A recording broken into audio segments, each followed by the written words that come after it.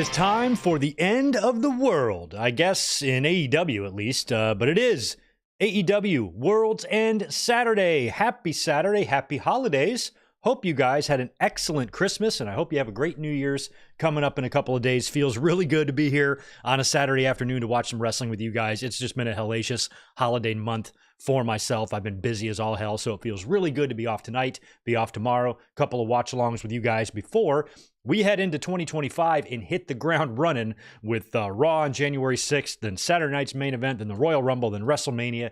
It's going to be balls to the wall. So I have taken the advantage of this week, since I've been working so much, to kind of chill out. That's why there was no additional podcasts or anything like that this week. I really needed just to regroup and refocus, and tonight is kind of a casual chill night. Just going to watch World's End together. We'll stick around, give the show a brief recap when it's all said and done, and that's what's on tap for tonight. Pre-show is on right now, wrapping up 5 minutes, less than 6 minutes left, until the show starts, and I'm looking forward to this one. Should be a fun night of wrestling. I don't know if this pay-per-view is really catching a lot of people's attention. I think the card is going to be very good. I think the Continental Classic, I'm hoping, will main event the show, since there's a 4-way for the world title.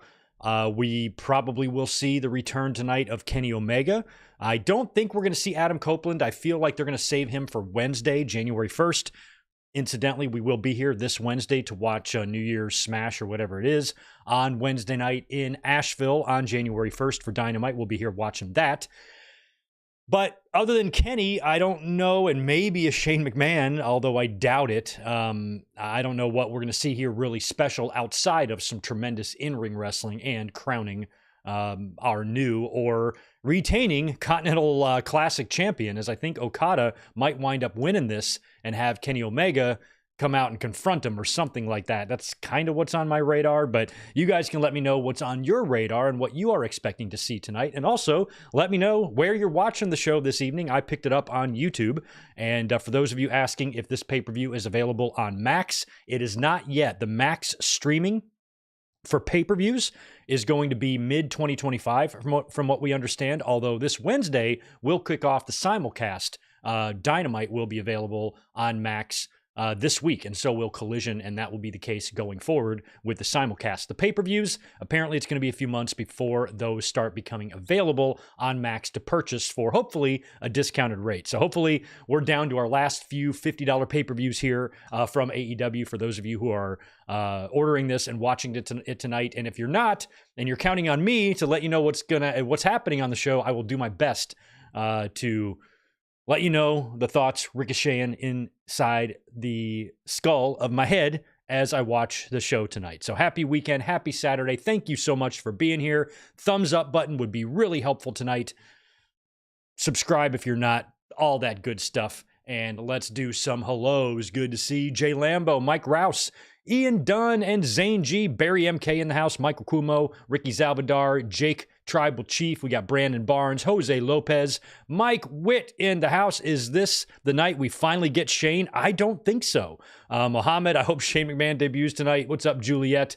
And last night was the series finale of Rampage, and I like how they kind of closed that out with the Death Riders kind of, closing down the show. I would have made it a little bit more violent, more retribution-y than that, but I did like the way they kind of closed out Rampage last night. And yeah, Juliet ricocheting, I noticed that pun as soon as I said it. Ruben Anthony, good to see you as well. Melissa, same to you. Everybody else showing up here, happy Saturday, happy World's End Day, and I'm ready to kick back. I've already got my Frosty Brew open. I haven't had much time to have any Frosty Brews this month because I've been so damn busy, so it's nice to kick back with you guys tonight and watch the pay-per-view. If I had a little bit more time this week to be more prepared, I would have prepared a big podcast to do after the show tonight, but this is going to be a 4-hour show. I'm going to start losing my voice by the end of it, and I didn't think I really had the energy or time to stay up here for 2 more hours after that and do a full podcast. So I do owe you some thoughts and comments on various topics in the wrestling world right now, but I'm kind of just gearing up for the beginning of the year because there's going to be some new looks on the channel. I've got a lot of things, some fresh looks, all the shows, and some shows are even changing names. I'm going to let you know about all that as we go into 2025 and start making, just a few cosmetic changes as we enter our 15th year. Count them, 15th year here on the YouTube channel. So I wanted 2025 to be a special year, and I'm kind of working on some behind the scenes stuff for, some cosmetic changes and, a big celebration episode we will do in April when the 15th anniversary hits, and a whole bunch of other fun stuff for the year. So we're gearing up to make 2025 a fun one, and that is part of the reason why I've been a little bit quiet this week. So thank you for always just being here and for another awesome year on the channel as we finish our final pay-per-view watch-along, or at least current pay-per-view watch-along, but we will be back tomorrow to resume our classic pay-per-view watch-alongs that we do most every Sunday, unless there's a pay-per-view or unless I've got prior obligations. We're here every week to do classic watch-alongs, and we will be here tomorrow to watch WCW Starrcade 1999. You sick freaks voted for that, and we will be here tomorrow to watch it. The link is already up. Keep that in mind. And now we are 1 minute away from the show beginning. It looks like we got the big video package here closing out the pre-show. I think that's awesome that 2 pay-per-views in a row now we've had Guns N' Roses songs. Did November Rain by GNR last month, and now, Welcome to the Jungle. Back when I used to go to WWE events all the time, I'm pretty sure it was the SmackDown tapings. Michael Cole and Taz, when they started doing like the announcer entrances for the live crowd, like before the show starts, Taz and Michael Cole would come out to Welcome to the Jungle. And so I always remembered that. So it's cool to hear that song again in a wrestling setting. Knees.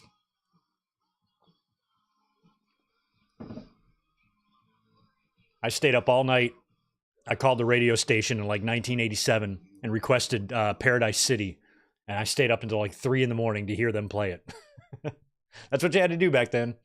You want to hear your song, you have to call in and ask for it. Can't just fire it up on your phone the way it is now. All right, here we go. World's End is starting. I love that we can buy these on YouTube. It's so much easier than fucking around with Bleacher Report or Triller or any of that stuff. All right.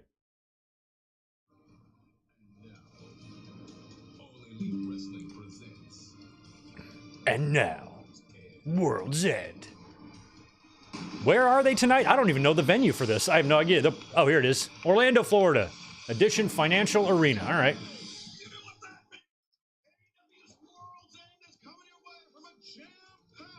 Good-looking crowd there. It's not a huge arena, but it's full. That's what matters. Wrapped all the way around there, them fans. I did see the Wrestle Tickets count. I think they're doing 6,000 or 7,000 for the show tonight, which is not bad. All right. So, oh shit, we're going to be opening up with Osprey and Fletcher. All right. Put on your seatbelt. Jose Lopez. No, I am not a fan of country music. Do not like it. Nothing against country music fans. Nothing against country music singers, unless they're MAGA or racist. Other than that, no issue with them. Just don't personally enjoy the genre.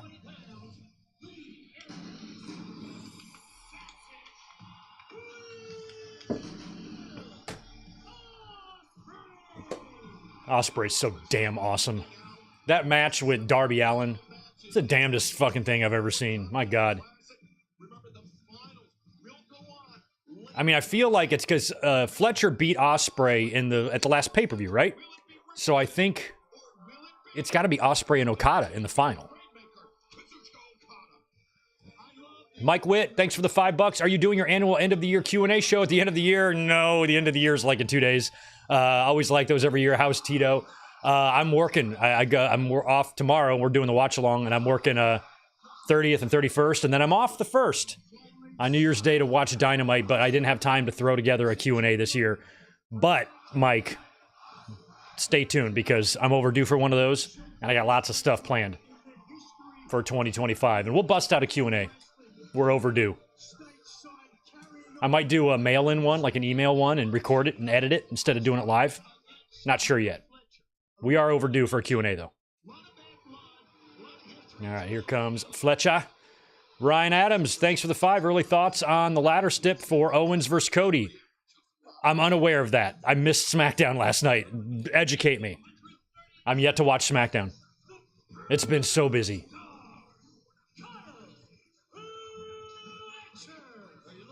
When is the ladder match? Are they hanging? It's like, is it the thing where they're hanging both belts or something, right?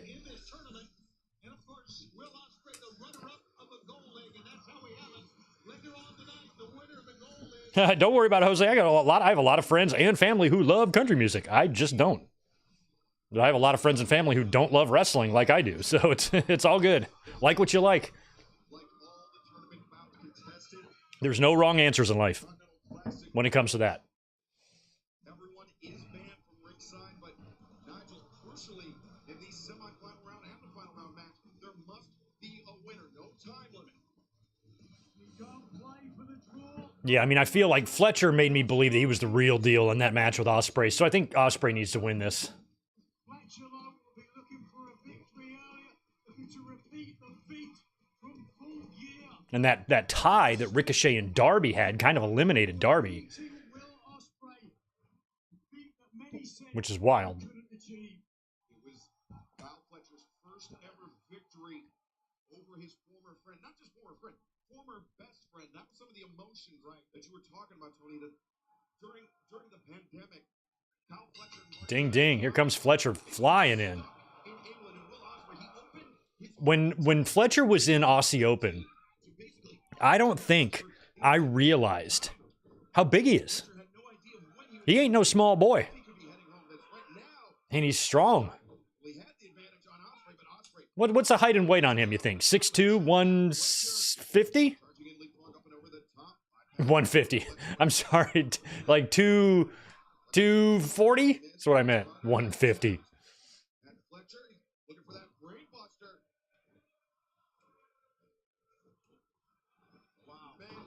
Nice.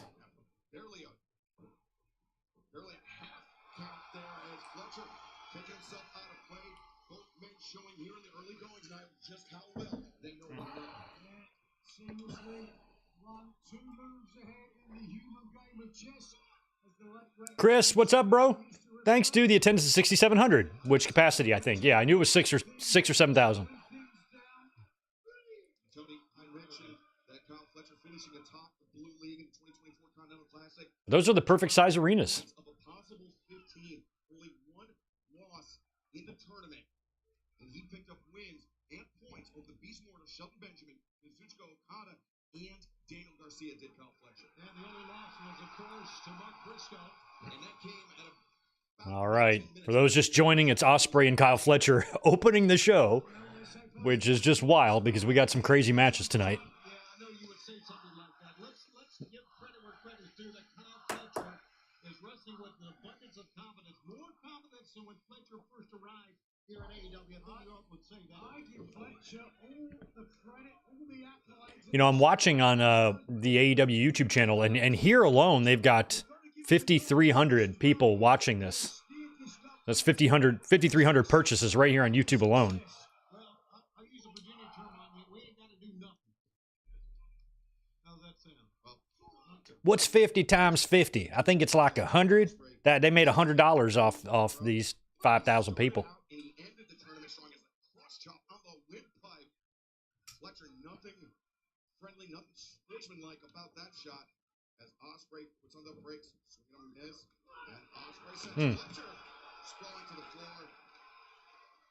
As Osprey, now with his eyes on Fletcher on the floor, right in front of our broadcast position. And Fletcher Nope. knew what was coming. Look out. Osprey, though, very nimble. Holy shit. That nimble Osprey. Takes down Fletcher. Incredible agility from the area session. Living up to the name. Look at that. Perfect landing, but a nice forward roll just to take away some of the momentum. What's up, WWF fan? Good to see you. Appreciate the 5. Hope you're enjoying the holidays, Greg. Do you think we get any big swerves or surprises on the show? You know, well, speaking of Swerve, he's not booked. I do think he could get involved in the title match. It's weird to see no Swerve and no Lashley and no Shelton or anything like that going on here. Unless they've added a couple matches that I wasn't aware of. The only surprises I'm expecting to see is Kenny Omega. I think Kenny Omega is like a given. Because he's wrestling in a couple days. Oh! At Dynasty, at Wrestle Dynasty or whatever. And I think AEW would like to have us see his face first before he goes there. It was incredible that Osprey was able to continue as we take a look now. This incredible physique on Carl Fletcher. This man has grown from a young man with potential. Back to live action. Just lawn darted Will Osprey into the ringside barricade. Fletcher wrestling this match with an abundance of confidence. I really like Fletcher. I don't know if he would have been able to find this little bit of success had Mark Davis not gotten hurt. Yeah, 100% certainly injury early on. Look at that response. Yes, Osprey not better. There was just nothing that like super stood out about him, but there is now. He's like a little combo of like Randy Orton and Billy Gunn or something. Like he's got this cockiness that isn't forced or Will Osprey is busted open badly. Oh, you can see the gig right there. Ugh. Terry Allen Jr., appreciate the $3. What stuff you eating at dinner? You know what? Normally on pay-per-view days, I throw ribs in the crock pot. I'm not even cooking tonight. I got to figure it out later. I'm just going to make do. Pay-per-views end pretty early here for me, so I still have time to leave and go get food or something later. But I did not think about dinner tonight. That's how busy I've been. So normally I've got that all planned out. I got steaks in the fridge or ribs in the crock pot or something happening. And I got nothing happening. I might have to have a McRib. I'm about to eat McRib for dinner. Let's all give a lot of love, like a ton of love. Shower Ryan Adams with love, who just dropped $50 in the chat. Thank you so much for that, Ryan. You are the best. You're climbing up that that list there of the yearly super chat contenders. Aldis threatened to fire Owens if he didn't return the Winged Eagle belt. Owens wanted a rematch. Cody came out and said, we have a match where a ref can't screw Owens. Aldis says both belts will be up for grabs in a ladder match at the Rumble. Oh, God. So that's a Rumble match. Yeah, I got to get caught up on SmackDown. I missed the whole damn show last night. And then last night I was working on other stuff, setting up this live stream, doing other shit. Didn't even watch it. So I got to get caught up, don't I? That's why we didn't do a podcast tonight, because I'm unprepared. So it is. So this is going to be Kevin Owens' third championship match at the Royal Rumble since 2021? That's crazy, son. Oh, wow, he licked Osprey's blood. Holy shit. Ryan, thank you again for the update on that and for the generous drop. Appreciate that.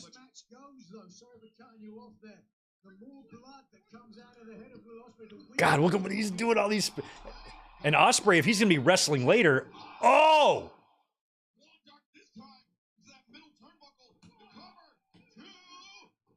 Oh.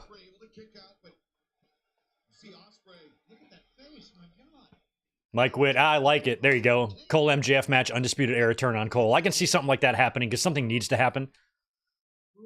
Ooh. That's Eddie Guerrero level drippage.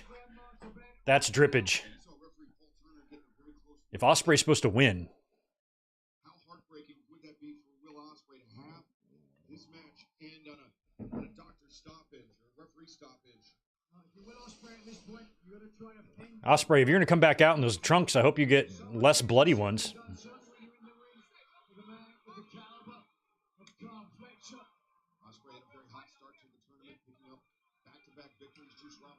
Damn, Osprey's bleeding hard. Yeah, I want to see the Chelsea Green segment. I saw them hyping it. I saw Chelsea do a little promo when she was in makeup, getting ready. So I was interested in it. It was just, my brain has just been fried all week. It's just been a week. My body is kind of like recouping. Oh, nice.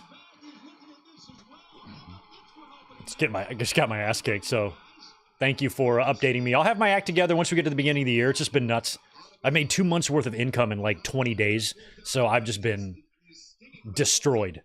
But things are turning around. I'll have more time. I'll have more time for wrestling in just a couple days.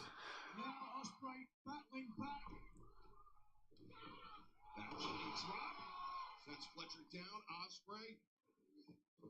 Now kicking things. Nice, nice, nice, nice, nice. As he now Snakies. Snake eyes. to the turnbuckles and a high boot. He drops the Proto Star. Right now, Moonsault standing. Osprey's wrestling with one eye. No. What? What was that? Did he just hit a standing Only a 2 count. black arrow or something? Trying to whip that blood out What of was that? This is garish, yes, certainly.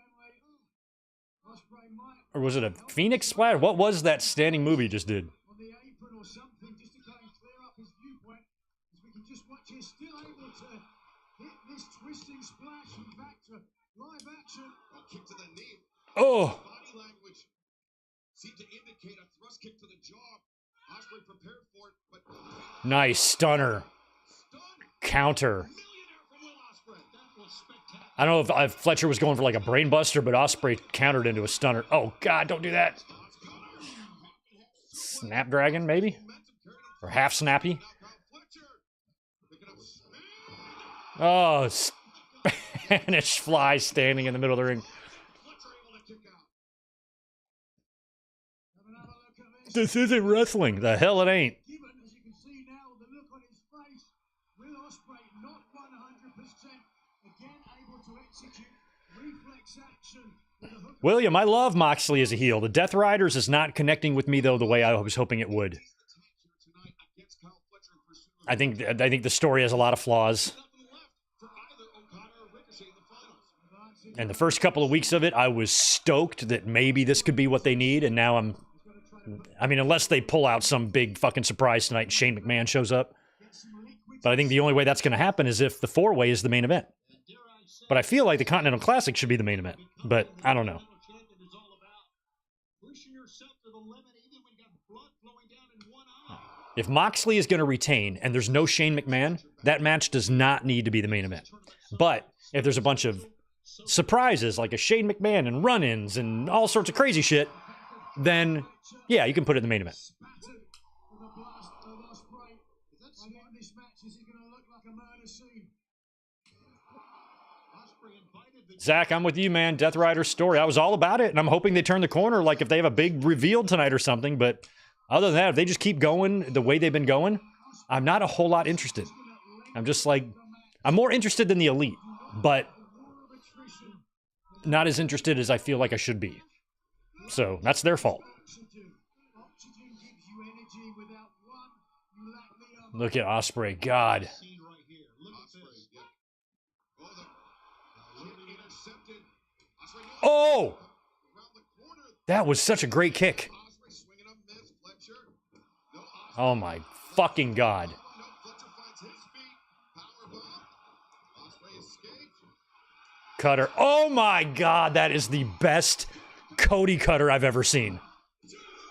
There was a springboard cutter, but that was executed and sold about as exquisitely perfectly as you can do. You can see everybody come out of their feet. They thought it was over. Cody's never come close to hitting one like that. The jaw of Fletcher. But back to live action. Osprey was lining up for the hidden blade. Do Osprey and Cody have any matches? From like maybe 7 years ago or something? Oh! Damn. Poison Rana. Hidden blade from Fletcher. Look at that blood in the ring. It's like splattered. That overhead shot was incredible. Incredible display of Pacific Oh, I was watching a little bit of that game, Mike. Thanks for the update. epitome. Check out that last football game that just ended. When you get a chance, 30-24, Bengals over Broncos. OT. Crazy. Well, good for the Bengals.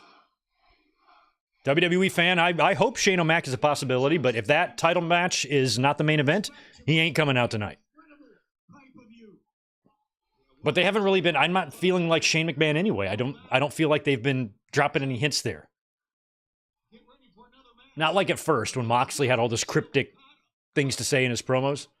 Head to head. Fletcher Face to face. play. Oh, God, headbutted him right in the face. All that blood. Headbutt. That is Trying to test that is brutal. that moniker that Will Osprey wears. These guys tested for all their diseases and shit. I would not want to be swapping blood with people. Not so sure that is Osprey's enough.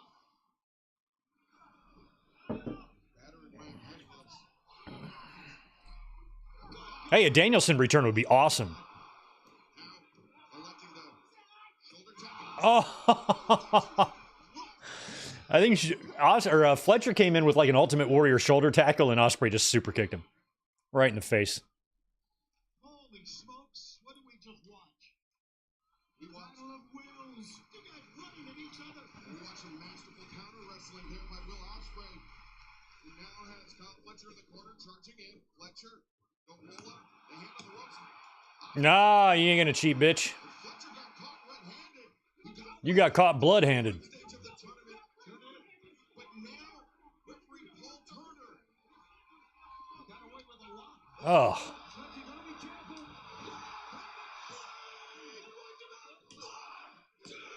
Oh my god, I thought that hidden blade would have been it. So good. I mean, Osprey's got to win this match. I can't imagine him losing here. Is he going for it? Nope. He almost hidden blade the ref. God damn. These kicks are just brainy. God, he nailed him. And Osprey kicks out. I was about to say, man, maybe that could be it. Ooh. Come on, Osprey, you got to counter this. Last ride?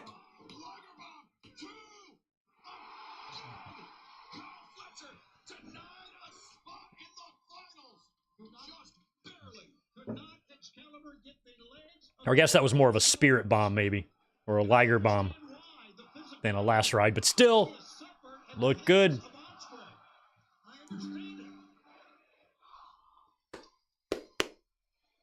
This is awesome. Justified. This is awesome, Chance, because this is awesome. And the fans are not lying about this. God, those welts on him right there. Osprey, I thought you got to counter one of these moves here. You've just let Fletcher just toy with you here. You don't counter this, man. Counter something, Osprey.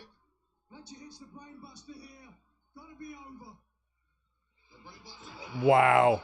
Nope. Come on, you got to hit a blade in here somewhere. Styles clash. Boom.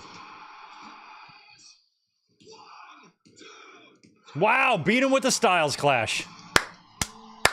What a match. How do you think that ranks to the last one, where Fletcher won? Which match do you think was better?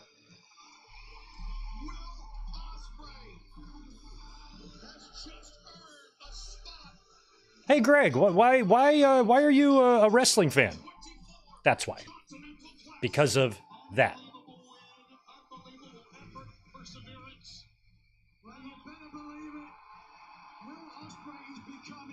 Nice. Chris Ludak, man. Thanks for the 5. Glad you're doing this watch along. I did my 4th hard training session in 5 days, so I hope I don't fall asleep. Any New Year's plans? My New Year's plans, I'm going to be with y'all. Right here, New Year's Day, Dynamite, New Year's Smash. It's my only day off this week, is Wednesday. So I'm going to be working New Year's Eve, and I'm even be working Monday night, so I'm going to miss the final normal Raw. We'll be back watching J6 together, live. I was like, Raw's got a new logo and everything, so I spent last night putting the new Raw watch-along and review links and overlays together.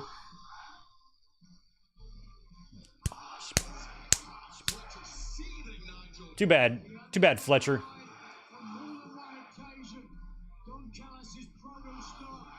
So is it going to be Osprey and Ricochet, or is it going to be Osprey and Okata? I think it's going to be Osprey and Okata.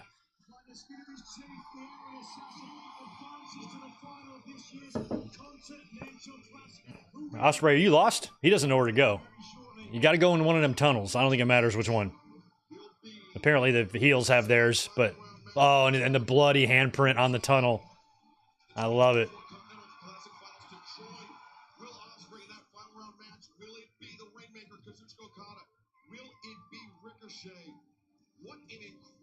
I feel like it's got to be Okada. We've already got Ricochet and Osprey already. Once or twice already, haven't we? In AEW, so...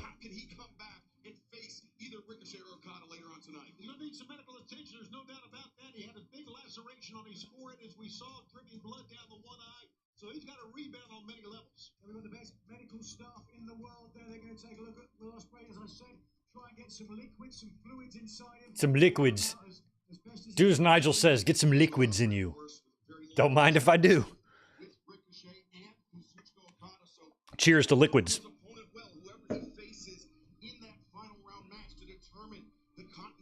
Yeah, Mike, Osprey and Styles. That would be great. I got to say, Osprey does a better Styles clash than AJ does. AJ injured a lot of guys with that. It's a dangerous move, and it makes me cringe, but I feel very comfortable when Osprey delivers it because he knows how to do it. But Tony, I have to ask, we know Will Osprey moving on. Who do you have between Kazuchika Okada and Ricochet to join Osprey? Are they gonna go Ricochet and Okada next? They should. Got to knock these two out quick because they got to come back and wrestle the next one.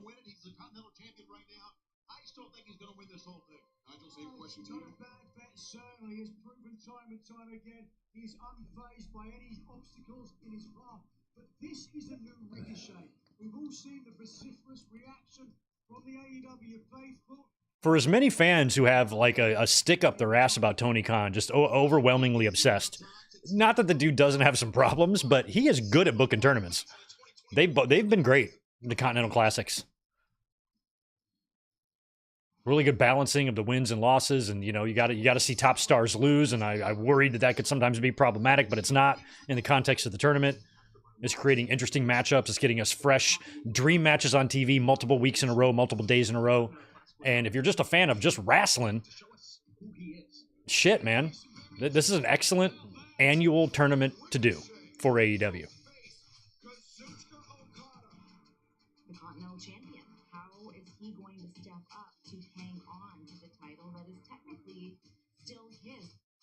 Because Okada, he didn't win the tournament last year, right? It was Kingston.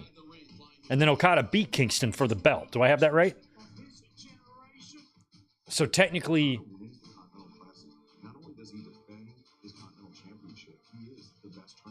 Yeah, I feel like that's the story they're telling here, is Okada winning the tournament and then being confronted by Kenny. So I'm going with Kenny. I'm going with Okada over Ricochet, and then Okada over Osprey tonight.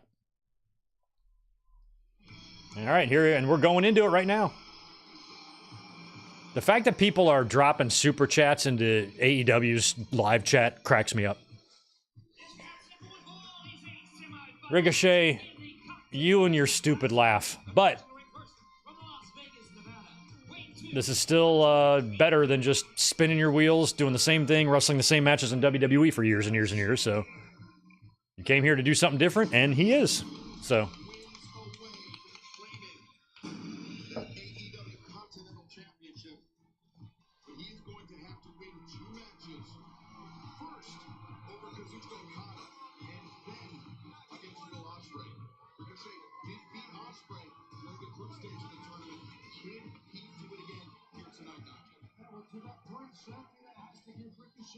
some confidence as he looks ahead in potentially his final two matches in the tournament. The victory over Osprey. Also, I guarantee you, he was just watching that last match. Man, I wish fans, I see that that Rick O'Shea sign in the crowd.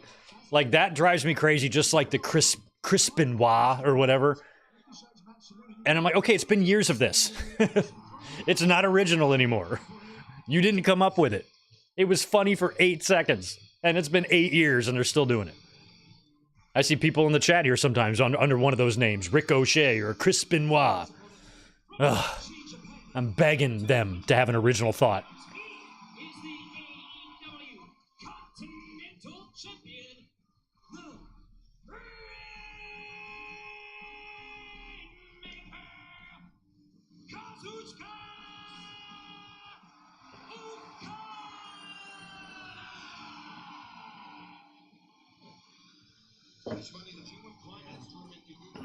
Yeah, William, best of luck, man. You need meds, liquids, and a New Year's resolution of getting well. Well, here's to hoping you get well.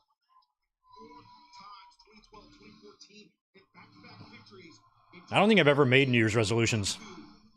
I'm not upset with myself at the end of the year. There's not a whole bunch of things about myself I need to fix, you know? Like, I don't have that mentality. Like, I don't join a gym for 3 weeks and then quit, you know, every year. every single gym, every January is packed. By February, they're all gone again. Tonight, in Okada's freshman outing. His freshman outing, but not obviously. You're talking about the man who is the youngest man ever to win the G1 Climax, and now he is a Continental Champion. Again, I do not see him being dethroned tonight. Ricochet's going to have to wrestle, I think, a perfect match. All right, Ricochet and Okada. There you take a look at the championship belt that Okada owns right now. Yeah, I think the fans are going to be strongly behind Okada. Where have the Bucks been? I haven't even seen those fools in a while. Such fanfare, and the fans have turned on him. Well, do you think they did that, Tony? What's that? Why do you think they did that? I think it's been his attitude. It's been the way he's approached things. I think fans see through this. I think he suffered a couple of unexpected losses. And he didn't handle it well, quite frankly. Ricochet. Well, perhaps he's not used to this level of competition there is here in AEW, but to his, not his detriment, but You know, honestly, I kind of think these two should have opened. I mean, how are they going to top that Osprey and Fletcher match? My God. Those guys already had a ton of blood. Well, he couldn't pull the hair, so he pulled the ear. there you go. Grab something, right? It does look like AEW has the multiple ring mats there. I don't see a shitload of blood on the mat, so they must have cleaned it up or pulled off the mat. Ricochet definitely appearing to be gotten to by not just the fans in New York this past Wednesday, but also the fans here in general. The outpouring of vitriol towards Ricochet has been astounding as Ricochet. T. Harris takes down Okada. Nice. Kicks out the Rainmaker to the floor. Here with the preeminent agility, Ricochet. Oh, Okada's already back. Oh my God, he nailed him. Jesus. Thanks for the $10, Mike Witt. I think the best ending to the Death Rider storyline would be if Mox destroyed everyone, and then the one person to save everyone from Mox would be his best friend Eddie when he returns. Something like that would work. For sure. For me, Nigel, is Kazuchika Okada, his journey into professional. No, that's a good one too, Michael Kumo. Your New Year's resolution is to not die. So far, so good. Yeah, I think that's everybody's New Year's resolution. Try not to die. Really broke out when he went You can do that. You're doing all right. in Japan in 2010, which is, I mean, all about the influence of Ultimo Dragon. So very interesting that this is their first ever one-on-one meeting. Indeed, similarities between both men who started the right way. Like so many great legends of the past, spending their time overseas, developing style, getting different experience with different, more experienced veterans. It's amazing the reach of Ultimo Dragon. I called many of his matches back in the 90s. What a sensational performer. Yeah, they changed the ring mats. What I think they do is they tie a bunch of them down on top of each other. That way, when one gets, they can just untie it and slide it off, and you got a fresh one underneath. That's how WWE does it. Look at that. Tremendous. You didn't learn that from Ultimo Dragon. You did not. Damn, Ricochet. I love Ricochet. God damn it.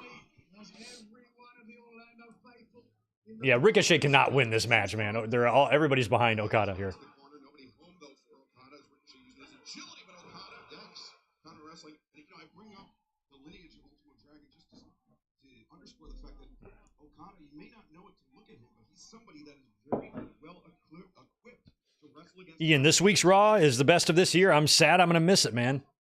Ricochet. I mean, we're ending an era on Monday night. You know, I got a dentist appointment that day too. I'm a mess on Monday. I got so much going on. Dentist, work. Oh, he's going to hit the ropes. Ricochet. Wow. Suicida. What's going on? Like a missile, right? Trying to cool down the fans at ringside beside themselves. Ricochet. Jawing with the fans. I've never seen Ricochet looking this confident. And now Ricochet on the attack. Okada returns to the ring. Okada's back struck our desk. Very hard. Just disrupted our desk. Moved it a couple feet back. All right, Mike. Oh, we got Cardinals Rams on right now. Understand why Okada Are any of them any good?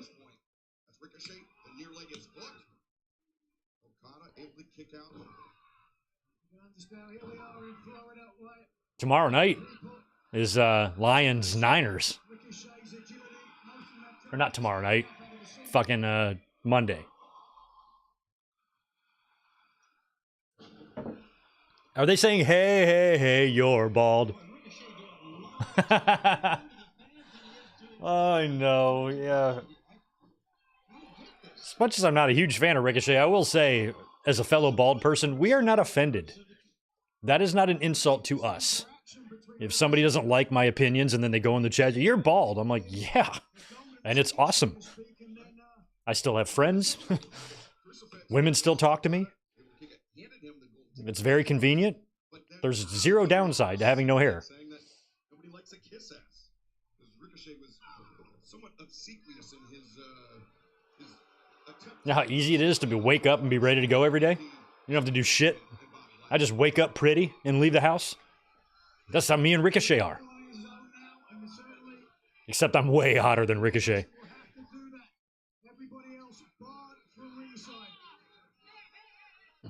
It's a good thing Samantha doesn't know who I am, Ricochet. For the winner of this match in the finals later on tonight.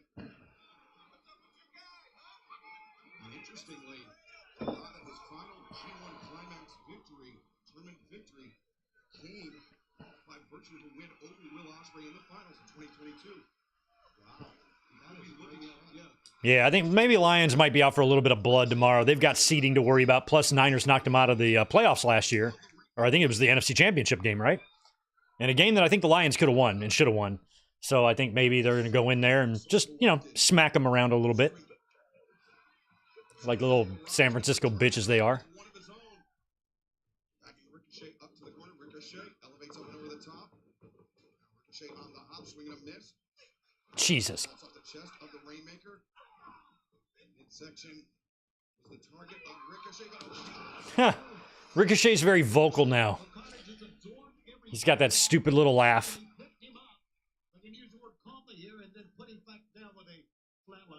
And he just let out like a scream when Okata flapjacked him up in the air.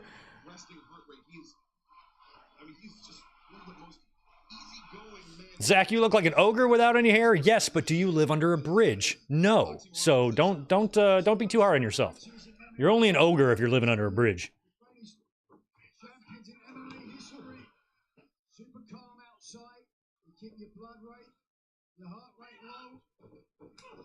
Yeah, then it's Lions Vikings after that. So holy crap, Lions need to win.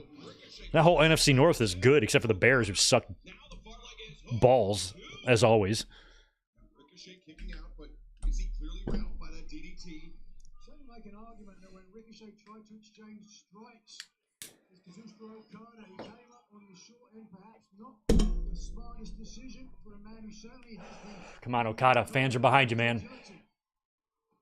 Perhaps that's just the bottle of Ricochet thinking he can stand and trade with the Rainmaker, but Okada likes that tombstone pile driver, but Ricochet knows that quite well.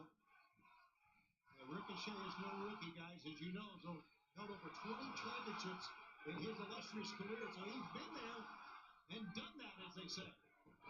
Nice. Okada, the evasion. Boom. Jeez. Swinging a miss by Okada. Ricochet. Backdrop. And off the middle of the moonsault. Lion salt.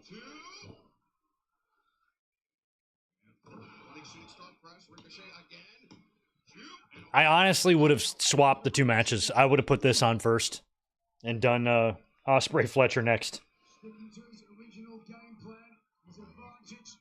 I mean, I'm sure when Ricochet and Okada were coming out, they're probably like, thanks, assholes. Thanks a lot. Absorbing some punishment and waiting for the opportunity to turn things around. Okada not moving, lying in wait, perhaps playing possum. We're about to find out. Ricochet so dangerous off that top rope. Has his feet 450. No. All the way over. You're right. Great adaptation from Ricochet. Alabama slams. Oh no. Neck break, like a white noise neck breaker. That looked good.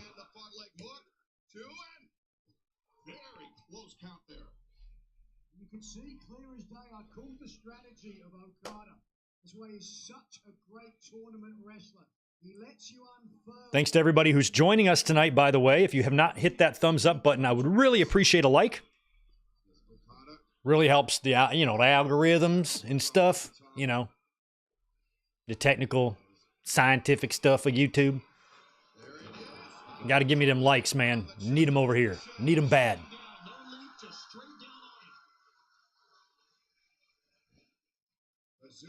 He's got it. Ha ha ha. He's feeling it here tonight against Ricochet. Will it be Kazuchika Okada? Ichiban. Rainmaker. Classic. No, Ricochet. Fireman's carry just hoisted up Okada. As Oh. Okada, though, landing on his feet, rolling Ricochet through. Ricochet, though, falls over the top. Great counter. Powerbomb attempt. No. Wow. Ricochet back to that fireman's And carry. Okada is big, too. That's a... Back elbow. That drop kick, my God. I know a guy, I've got a friend or a colleague. He's the chef or the sous chef at the hotel across the street from my restaurant. He's like half the height of Okada, but has the same face. It looks exactly like him. But he's like 5'5", not 6'3" or whatever Okada is. That was a very awkward landing. Sure was. The Continental Champion. And a very late kick out, but Ricochet now to the top. Wow, that's a nice overhead camera shot of the shooting star.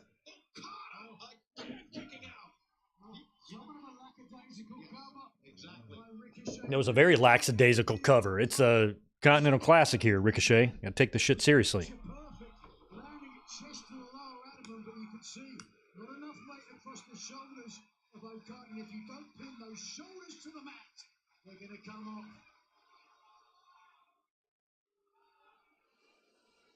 Loading up. Spirit gun. What is a spirit gun? You shoot me with spirit? Ricochet coming in. Okada avoids. By the country mile. But now. Jeez. On the knee strike and then the roundhouse kick. Another nice drop. God, I could watch Okada throw drop kicks all day. I'm gonna be dreaming them Okada drop kicks. By the way, perfectly healthy piece of childhood, all sugar candy with nothing weird in it whatsoever. Ricochet's biggest downfall thus far in this match is paying too much attention to this great crowd here in Orlando. Yeah, it seems like one of the biggest hurdles is himself here. Sometimes it can be difficult to focus on the task at hand, but God. it looks like it now, Ricochet. For the second time. Come on, catch him, Okada. There you go. Okada drives Ricochet down. He's got him up. Yes. Oh, he nailed him with the Rainmaker. Is he going to kick out of that, or is that going to be it? Yes.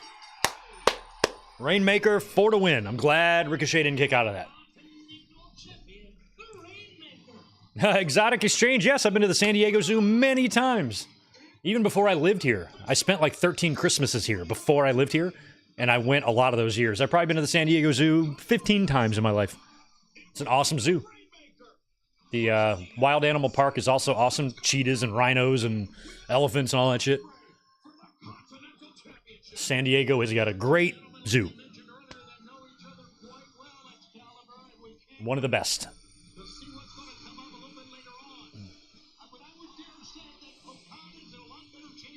Yeah, Okada is definitely not as... I mean, he had to go on after Osprey, but still. But we are also undoubtedly looking at an instant classic. Ricochet, shut up. What happened, Ricochet? Did you lose because you're bald? Oh, they threw toilet paper in the ring. I love that that's going to be his new thing. Yes, he will, but Oh. There we go. Here comes Swerve. There might be some Swerve and Hurt Syndicate here stuff. Maybe this is where Ricochet joins the Hurt Syndicate. he's had some barbs. Well, here's Swerve. We talked about him earlier. Ricochet likewise back at Swerve. Mike, Tito is that little checkered behind my boom arm there, that little checkered blanket. He's under there. There's a little fort. If he sits on the table, my little Good Mike Work logo is going to be in the way. You won't be able to see him. All right, Swerve. What's Swerve got to say?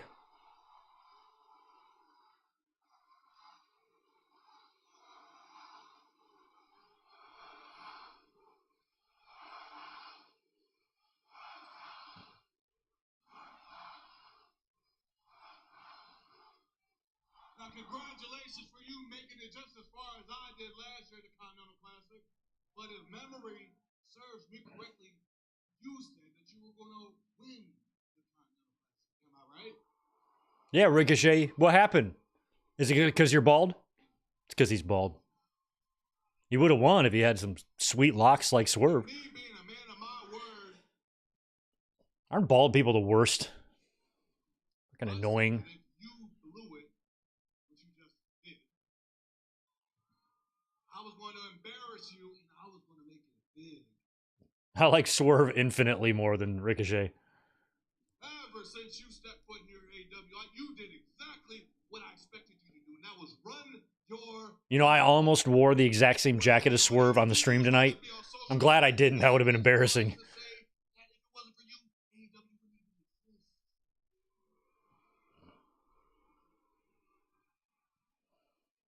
So, what I'm alluding to is basically, you talk a lot of mess, Ricochet. Mm-hmm. And I, Swerve, gotta be the one to come out here and clean up your mess. You know the best way to clean up a mess? Mop it up. Oh, Nana's out here dancing with a whole little wagon of toilet paper. They got one of them like little dog strollers full of toilet paper. This would have been, I would have been wanting some of this if this was 2020. I had to steal toilet paper from a restaurant. I was so desperate. We want to help Ricochet. Put it right, stuff it right down my pants, walked out the door. We want a clean slate going into the next year for Ricochet, right? We're going to forget about 2024 and we're going to move on to 2025. What kind of toilet paper is that, I wonder? Being presented to you by Prince Nana in your hand, we're going to wish Ricochet here a Happy New Year. Well, if somebody accidentally shits themselves in their seat, Nana's got you covered. A Happy New Year, right? 1, 2, 3. Happy New Year. Oh, yeah. I mean, we've seen some, if they get a bunch of fans doing that for Ricochet entrances, that could be, it's all around him. What's the matter, Ricochet? You mad because you're bald? I'd be mad if I was bald, too. He just came out and humiliated Ricochet.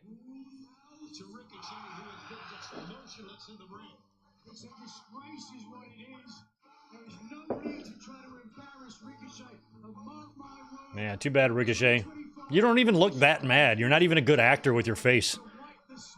Yo, Vontae, thank you for the $10, my friend. What's up, Greg? I won't be at Mania, but I will be in Vegas for the first time in February for my birthday to see my favorite group, New Edition. Holy shit, they still tour? They're all alive, right? I guess so, right? Damn, wish I was able to be at Mania.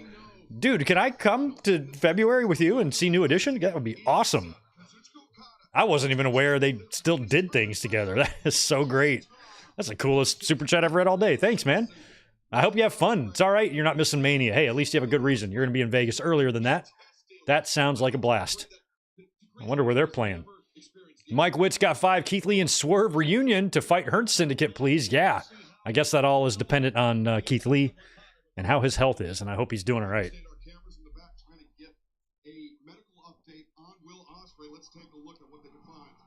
Yeah, let's get a medical update on Will. Is that how you get it done? You do it in front of the TV monitor standing up? You don't go in the trainer's room or anything? Ricochet, go. You need to wipe that off. Physically, mentally, have you ever been in a situation like this before? I don't look too bad, do I? There's something on my face. Is there something on my face? Is there something on my face? Yeah, a lot of blood. But I thought to myself, you know what? It don't matter.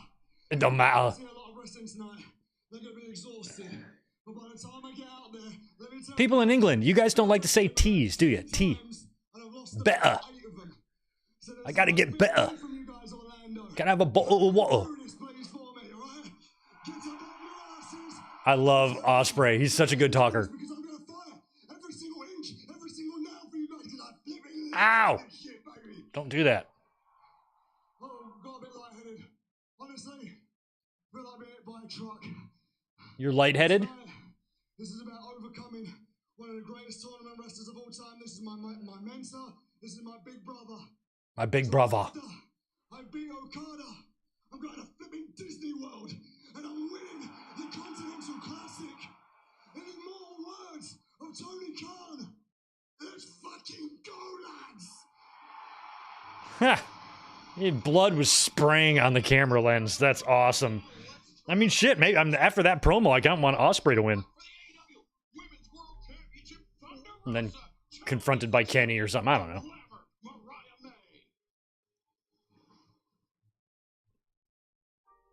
From the graveyards of Tijuana to the rings of AEW, Thunder's been a beacon for the women's division, defining what it means. John C., just the Continental Classic so far. Osprey over Fletcher and Okata over Ricochet. And now we're getting Thunder Rosa and Mariah May up next. Because there's 2 women's championship matches tonight, so I feel like after this match, we're going to get Takeshita and Hobbs. Then after that, we're going to get Max and Cole. Then after that, we'll get Mercedes and Stat. And then it's either the Continental Classic Finals or the World Championship.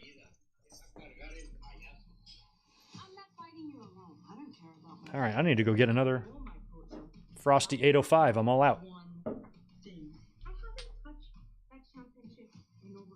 Oh, Mariah May, you are something. How precious it feels to hold something like that when you win it or looks really good. What are we having? A Tijuana street fight. No DQ, falls count anywhere, weapons are legal, and whatever Thunder brings up, I'm gonna touch your paddle, and I'm gonna take your soul. She needs it. But the woman from hell is not done. I haven't followed a ton of this angle. I don't think Thunder Rosa is going to be taking the title off of Mariah May here, but I do like the match. The Tijuana street fight. Let's head to the ring in the debris effort. Justin Roberts to make it official. Ladies and gentlemen, this is a Tijuana street. I wouldn't want my nickname to be the Dapper Yapper, because then I'd feel pressure to dress dapperly every night, and I don't like to do that. I like to wear sweatpants and a t-shirt. I'd rather be Mick Foley than Justin Roberts. The only way to win is by pinfall or submission.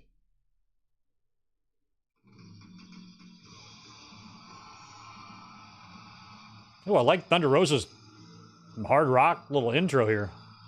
What, oh, so this is a Tijuana street fight, and of course she's got a piñata. She kind of looks like Ortiz, kind of, right? Kind of wish she had the big fro hairdo.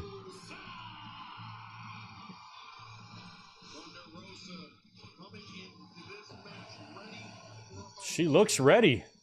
For the AEW Women's World Championship. And I think Mariah May is going to give the challenger every bit of that war. Who's this guy? Is that her little dad? Is her little tiny little dad? She got a little midget dad, or mini dad, excuse me. Miniature dad.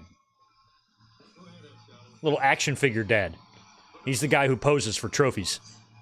Her second reign as AEW Women's World Champion to begin as special as her first reign did.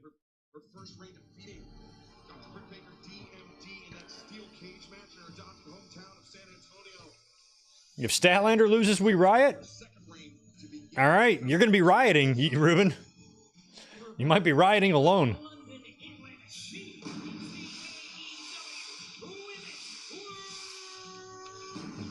I like she's wearing some like cargo pants. Mariah May. And let me say this about this matchup very quickly. Thunder Rosa seems awfully The Glamour. I don't really get the nickname. Shouldn't it be like the Glamorous, not the Glamour? She's a fighter, and she readily stepped into this match knowing what she's up against. 100%. That is the way you dress for a Tijuana street fight. A once in a generation star. Oh yeah, go mess with little tiny Papa. Little tiny little Daddy Rosa. I'm obsessed with Daddy Rosa. I hope he goes and he looks like he can go squash some Koopa Troopers or something. Thunder Rosa's dad and I think the Miz's dad are up there with my two favorite dads. Or my all-time favorite dads, I should say. Rosa, of course, you mentioned the former AEW Women's World Champion, was never defeated to lose the title, had to vacate it due to injury. Kept her out of action for months and months, and now she's returned with some serious fire. Senton going into the ribs of Mariah May. The leg is hooked. What's the scene in Elf where the famous little guys and all the shit. An elf. And Will Ferrell keeps calling him an elf. You're an elf. Does Santa know you're here? Oh, it's so funny. Women's champion, but I would say that this style of a match has got to favour Thunder Rosa. She's been in a number of speciality matches of late. That Dia de la Muertos match, the bull rope match as well. But look at this, by the seams of things. I mean, Mariah May had already took off the bandana and Thunder Rosa and choked her with it. I like Rosa's Daisy Dukes. Champion, figuratively and literally, against the ropes. Thunder Rosa now charging in. Uppercut to those ribs. It's been a great year for Mariah May. So what I do like about Mariah May is that obviously she's just a hot blonde bombshell. She's gorgeous, but she can be gritty and she can be bloody and she can get nasty, and that's what's great about her, you know. I would say it has been the year of Mariah May. You've been saying that every Saturday that I know you. What would they say? Simping ain't easy. It wasn't Mariah May's night earlier this year when she met Thunder Rosa one-on-one. Thunder Rosa picked up the victory in that match. Here comes a chair. Let's get some toys. No added rules like or lack of rules like a Tijuana street fight as Thunder Rosa now bringing the hardware into the ring. Tijuana street fight, man. Tijuana's like 20 miles from me. It's like I basically live in Tijuana. What a sick and sadistic individual Thunder Rosa is. Is Mariah May stunned enough for Thunder Rosa to be doing all of this? Jeez. Bringing all this plunder into the ring. Yeah, Thunder. There you go. Mariah May needs to roll out of the ring. I was going to say that, and there she did. But turn around now. She's stunning. Mariah May trying to put some distance between herself and the challenger. Remember, there's falls count anywhere. It's anything goes here in this Tijuana Jeez. fight. They're up there on the stage now. I like how they have bikes up there, pallets or wooden boxes, like banana boxes or something. Rosa able to kick out. Good job of trying to end it quickly. Get this over with and not have to go through anything else. What's that? Bricks? Oh. What is that? Tequila? I have a feeling that's iced tea. That's some brown ass tequila. That's a reposado. Oh, that definitely. Oh, and the bottle didn't even break?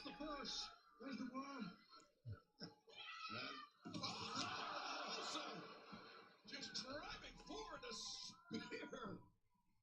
Now Thunder Rosa the cover too. Mariah May able to kick out. Spitting tequila in the face of your opponent. My God. Mariah May filling her opponent with spirit. Literally and figuratively. Filling her opponent with spirit. Thunder Rosa. Look at her eyes. Oh, I would destroy. That's a funny spelling of Tijuana, but I would destroy Greg Gagne in a Tijuana street fight. Greg Gagne would not fit in Tijuana. He would be incredibly out of place. I'm not even sure if Greg Gagne has ever had a taco. I'm not even sure he knows what a taco is. Now is the Glamour. AEW Women's World Champion Mariah May. I mean, it's So rare you see Greg Gagne is the type of person who would think ketchup is too spicy. with the in-ring ability of a Judy Grable. Oh, what did she hit her with? A glass? A beer bottle? Over the head of Mariah May. Whatever it was, it's all legal in this Tijuana street fight. I'm hoping Mariah bladed there. She might not have. Nope, she didn't. Just as tough. Mariah May definitely showing her toughness here, and she's going to need even more of it to survive this assault by Thunder Rosa for the AEW Women's World Championship. I think Mariah's fortunate her head didn't get split open on that one. For the deep lacerations in the forehead of Will Osprey earlier. Mike, you spell Tijuana kind of how you spell marijuana. Kind of like that. So many people gunning for the goal, including even a former friend, Nina Shirakawa, who had her goals in the title. And latest challenger before tonight for that AEW Women's World Championship Ugh. was Nina Shirakawa. Right now, Thunder Rosa. You are not going to be my mommy. I love a fiery, angry Thunder Rosa. Mariah May has to realize, one, everybody's gunning to become women's world champion in the women's division. Wow. And number two, her attitude and the way she approaches herself. Yeah, Tony was on 0 Hour because that's where Tony Storm belongs. I mean, Tony Storm is an up-and-coming, young, fresh, hungry talent who's been given an opportunity. So, she wrestled Rampage, and, she needs to be on some collisions and a lot of pre-shows until she starts to prove herself. Mariah May, one of the reasons we used to sing, England rules the waves. I've never heard that. The whole thing with her flew over so many fans' heads. I was having people tagging me in tweets like, it's ridiculous that she's wrestling on Rampage. I'm like, will y'all just shut the fuck up and pay attention for a second? Like, goddamn. What the hell is wrong with you guys? Why are you waiting in the wings to pounce on anything you can to pretend to be mad about? Like, just give it a second. Before you rush to Twitter and start typing your balls off, why don't you just wait a second and see what they're doing? And now, see, it makes sense, doesn't it? And everybody's losing their shit over it. That's not how you book one of your top talent. Oh my God, shut up. Jesus. Nice. A little airplane spin into a DVD. Thunder Rosa slow to capitalize. The far leg hooked, and Mariah May with time to kick out. Slow to capitalize because of equilibrium was damaged as well on that turn. Not a bad job, but she couldn't cover in time. Mariah May unleashed that vicious headbutt, to the side of Thunder Rosa's jaw. He's a little bit staggered. Oh, here we go. Time for some candy. Time for some candy. What is in there? I hope, like, thumbtacks? It's got to be a pinata of thumbtacks. Yeah, that's what it is. Oh, no. God, that is so gnarly. I still, after all these years, seeing thumbtacks for the first time 30 years ago, I cannot wrap my head around it. I cannot wrap my head around them taking a bump on thumbtacks. Through that virgin skin. A package pile driver? No. Oh my God. God damn, I don't want to even watch this. Oh my God. Oh, that hurts so bad. You can tell it's killing her. Oh, you can tell it's killing Thunder Rosa. Jesus. She was trying to sit up the pain. I don't care what kind of reputation it would give me in the locker room. I would straight out say I am not doing thumbtack bumps. I do not care. Well, that means you're not going to win the Rumble. Well, fine. I'm not winning the Rumble then. I don't give a shit. I'm not doing that. Then all the boys are going to think you're a pussy. Don't care. Not doing it. I am not doing a thumbtack bump. Those smelly, angry fans in the crowd are not worth it to me. Not doing it. Hey, Daddy. Hey, don't take us... All right, that's where he crosses the line. I'm on Team Daddy here. She took his cane, mocks him. Look at him taking it like a boss, though.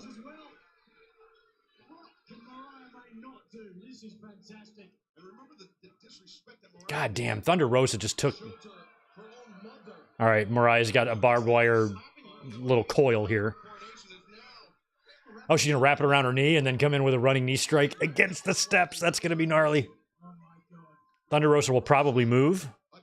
Yeah, she moved. That's karma. God, she's still got those thumbtacks sticking in her. I'd be like, pull them out of my ass. Ugh. Well, that too, but that was brutal. That was beyond all bounds. Now, I don't think we're going to get a food fight hitting each other with giant burritos. That actually sounds good. I'd actually go for a giant burrito right now. I've really grown to love Mexican food over the last 15 years, living right down here at the border. I was like, oh, I see now. Now I know what authentic is. You are right, Tony. Is now Mariah May paying the price for involving Thunder Rosa's father into this match. Is Mariah May? I mean, those thumbtacks are still front and center in the middle of the ring there. They're not going to be able to avoid those once they get back in there. All right, now we got tables. When Mariah May was going for that pin on Thunder Rosa when she was laying in the tacks, I've never seen a wrestler sell the pain of those like that before. Like, she wanted off of that. She was, like, arching her back, like, trying to do anything to relieve what must have been horrific pain. I'm not sure I can watch any more of this. Surprised Mariah May's not bleeding a little bit. She looks sexy when she's bloody. I don't know why. She just does. Yeah, and that's exactly what I think she wants to do with it now. Thunder Rosa is still with them things in her. Just drives me crazy.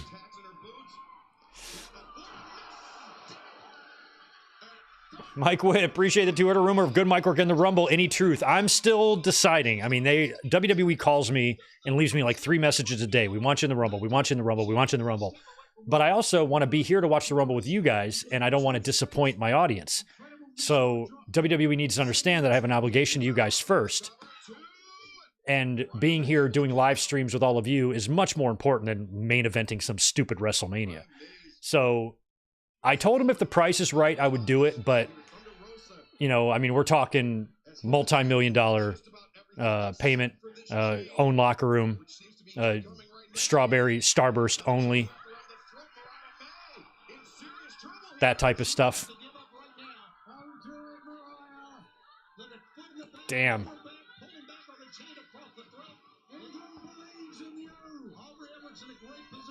She has got that chain around Mariah's throat with a boot in her back, just pulling back. I was going to say something really morbid there, but that would kill the mood. So I'm going to just put that thought away. But somebody we loved very much died that same way.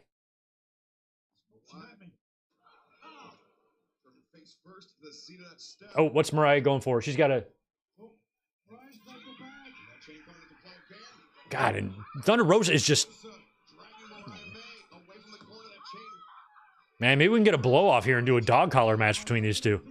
Mariah is going for something. Brass knuckies. Oh, dirt.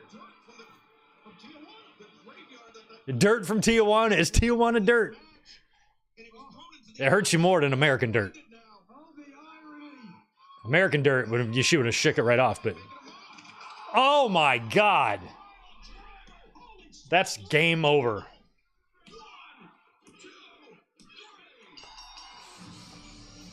Holy crap. Pile driver through the table. Off the apron. Good match. That girl likes it.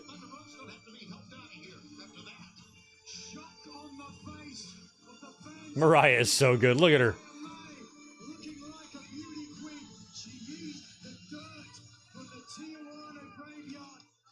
And she possesses many of the assets prized by the superficial man.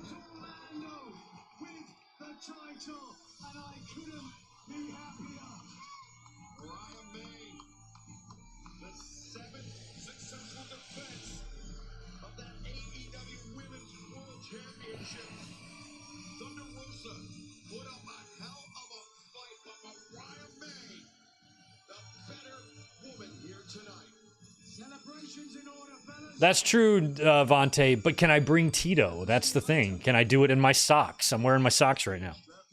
Can I come down to the ring with a little 805? $150 in bonus bets if your bet wins. Simply download the DraftKings Sportsbook app and sign up with promo code AEW. And now for a word from our partners. Chipotle or Taco Bell should have sponsored this. No, they shouldn't have. That would be sacrilege. Watching our special, aren't you? No, I just got this great NFL offer. Guaranteed, all up front. The best Mexican food is in a little hole-in-the-wall shack or out of the back of a truck on the side of the road. That's where you want to get your Mexican food. The dingier the place looks, the likely better it's going to be. You got a leak. With DraftKings, new customers turn $5 into $150 if your bet wins pay instantly in bonus bets. Have a not for dad match. I think that match kind of was not for dad. Or it was for dad. Not for wife. Hey, I was right. Oh no, I wasn't. I was thinking it would be Takeshita and Hobbs next. We're getting Adam Cole and MJF. And this is, I didn't even know this was for the Dynamite Diamond Ring. I had no idea. Oh yeah, I guess I should have known that.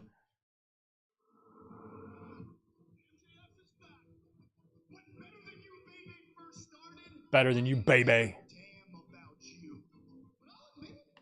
When does that Happy Gilmore movie come out?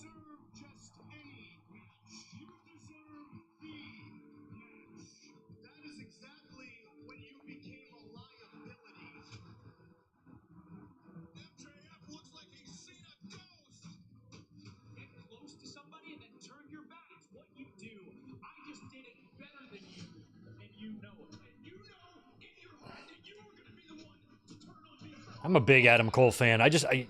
Can he just work out a little? You know, I don't need him to look like Brian Cage or anything, but I also need him to not look like an 11th grader who's yellow.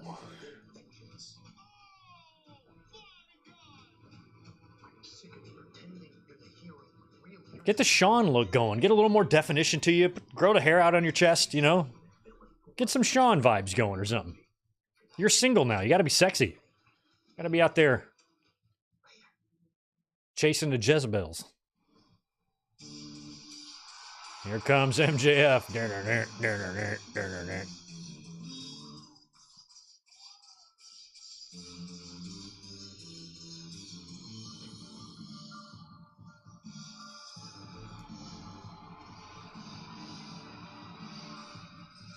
How many World's Ends have there been? Is this the third one?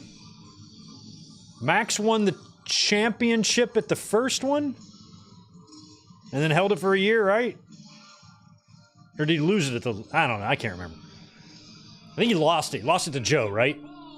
Did he lose it to Joe last year? That's what it was. I think he lost the title to Joe last year?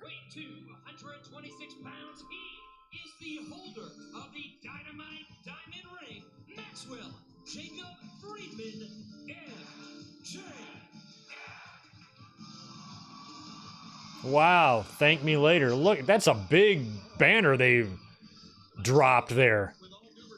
That thing's got to be 90 feet wide. That's as big as the screen at Dallas Stadium.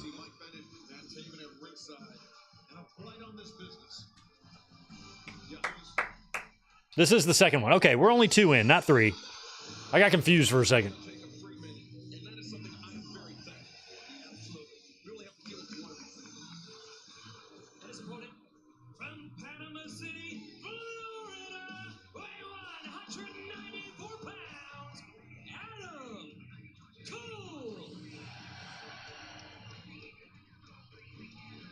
Hey, you know what? I gotta say, like, he doesn't have the yellow tanner on. He just looks pale. That's better than yellow.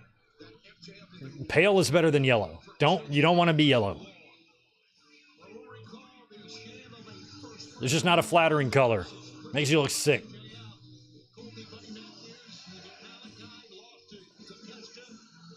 Orange isn't much better, but it is not as bad as yellow. Mike, thanks for 2 more. Maybe Elizabeth can enter the Rumble for the Women's Rumble. She'd stand a better chance than I would. She can crush a watermelon with her legs. She's got the strongest calves and just thighs. She's just a brick house, man. She hikes miles upon miles every day.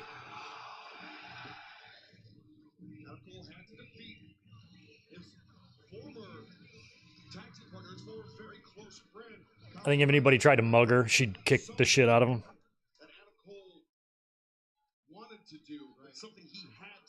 All right, Dynamite Diamond Ring. Is Cole going to win this Diamond Ring? I think MJF has got to, like, he's had this thing the whole time, so, and it's rarely on the line. I don't know what the point of Cole would be to even win it.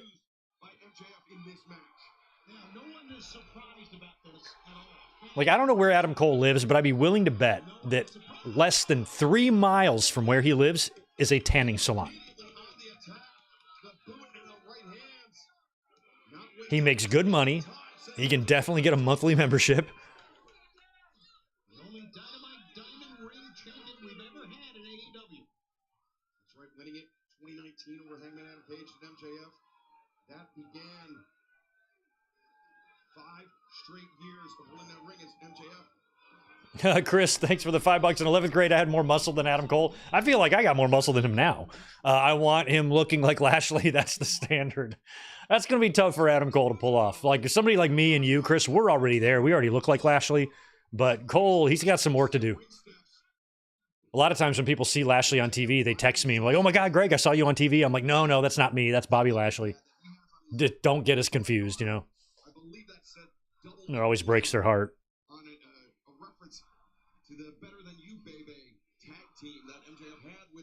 Oh, he moved from Florida to Pennsylvania. Well, that'll do it.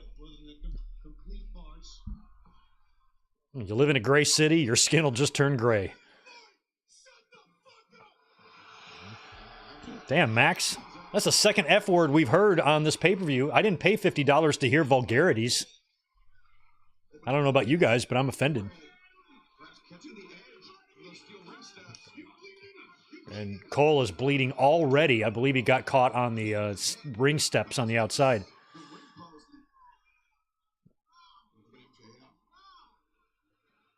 Yeah, with the Undisputed Kingdom guys there, kind of safeguarding the ring, the diamond ring, I should say, I feel like they're going to turn on Cole.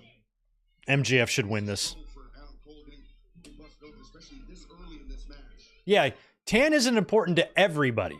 I'm not saying everybody needs that. Like, Kane was fine being white. Sheamus was fine being white. Some guys, I think, would look better, like Adam Cole, if he just had a little bit of a tan on him. Yeah, that's not a blanket requirement for everybody. I'm just saying in his particular case, I think it would help him to have a little color on him, you know, just a little bronzing, not a yellowing. You know, maybe grow out some hair on his chest. You know, just do some light workouts. Try to get yourself a little Shawn Michaels, Rick Rude action going on. You know, get yourself in the tanning bed. It's cosmetic business. You know, you gotta look good.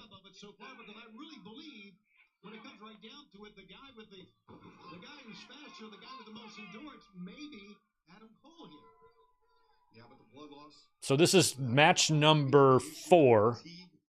And the third match with blood.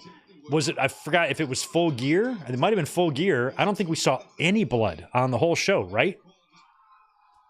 And now we've got it in 3 out of 4 matches. There's not enough words to describe what a piece of garbage MJF is. And I think Adam Cole would agree with you. I know. Is Jeff Jarrett retiring on Wednesday? I don't know. Maybe he is. He got the win tonight over QT Marshall.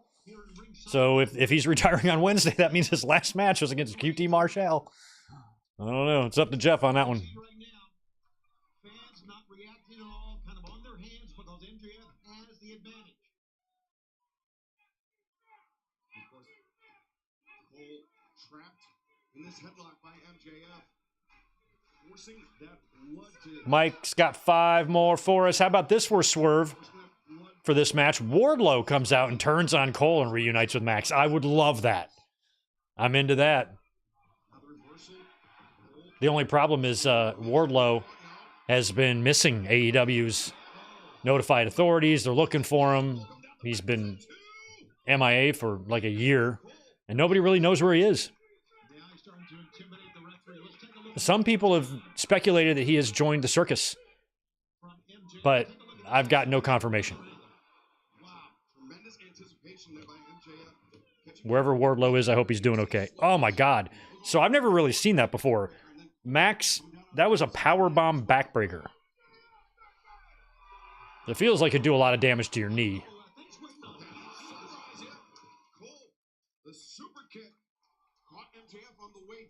Oh, Jeff's got some type of announcement on Dynamite? Oh, okay. I was not aware. I'm still out of the loop. Trying to get back in the loop.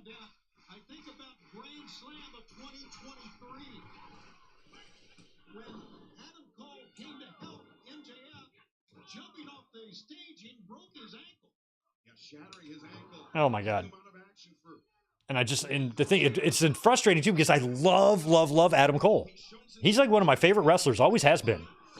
And I just feel like it'd be like back in the day when I was a Bret Hart fan. If he just came out to the ring like pale and slow looking and stuff, I'm like, come on. Where's your energy? Where's your aura? Where's your vibe? Your presence? You know? He had that at one time. Remember when he just eviscerated Karrion Kross on the mic in NXT? Like, that was great. Like, give me that man back. I'm like, that's why Adam Cole is where he is and Kross is where he is, you know, but Cole has really dropped off. Injury didn't help, but... Oh, Cole tweaked his knee, and Max immediately sees it and targets it.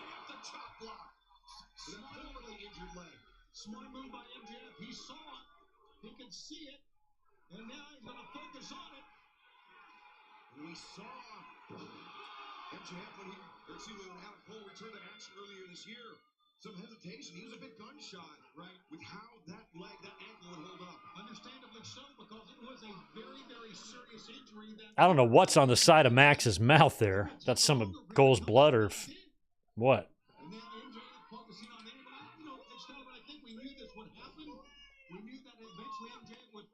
Oh, thanks, Ryan. Apparently Wardlow got injured at the circus, at his circus job. So he's not coming out tonight. That sucks.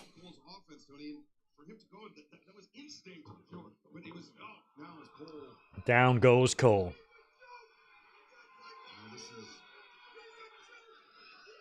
There's no deciding with rolling out the ring right now. Cole and trying to regain something. Yeah, this is tough to watch for Adam Cole because remember that injury. I mean, it was career threatening. Cole didn't know if he would ever be able to wrestle again. And now MJF. Look at this. Disgusting. Ugh. MJF wrapping that left leg of Adam Cole around the ring post. Yeah, we are not going to even listen to him talk to these guys. We're going to talk over him, whatever he's got to say. And look at this. And we got like 6,200 people watching here on the YouTube channel. It's about $300,000 in income there. They've made just off of over $250,000 just off the YouTube buy rates alone.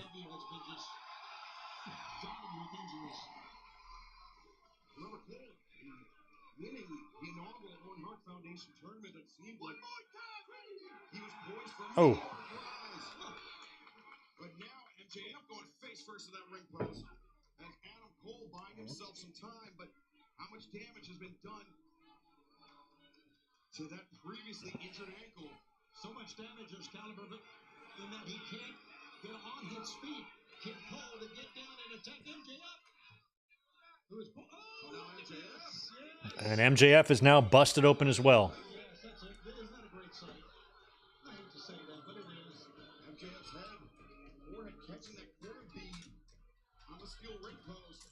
That's how easily it can happen. That's exactly right. As now both combatants with the blood flowing freely from their foreheads. But it's MJF who can get to his... Whoa, how about that firing back by Cole? Cole intercepting the right hands, firing back one of his own. 3 in a row. 4, 5, 6, 7, 8, 9. Cole just battering MJF and now climbing the ropes. Taking out more than a year of frustrations with MJF. Taking him out with his right hands is Adam Cole. Cole better Stay on him. Oh, look at that. That's the way to do it. Returning the favorite, MJF.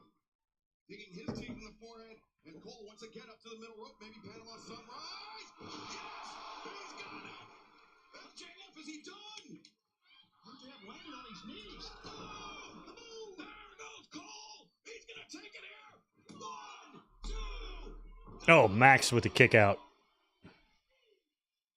Yeah, Cole's got to wonder now what it's going to take to keep MJF down. Ref bloodied in bullfight. My old school, my old hometown, East Carolina, is showing up on my on my phone. Apparently, there's a fight in the East Carolina and NC State players, and a referee got a nasty cut under his eye. Eastern NC, man, crazy people over there.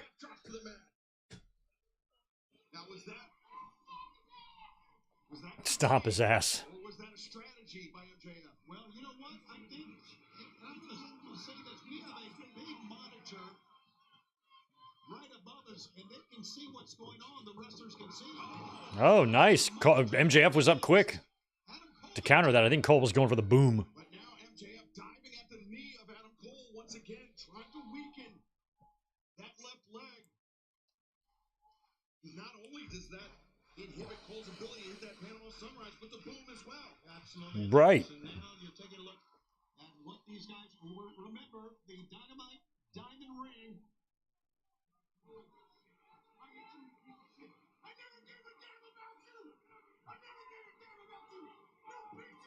You piece of shit. Nah, that were just... Adam Cole looks so funny hitting those punches.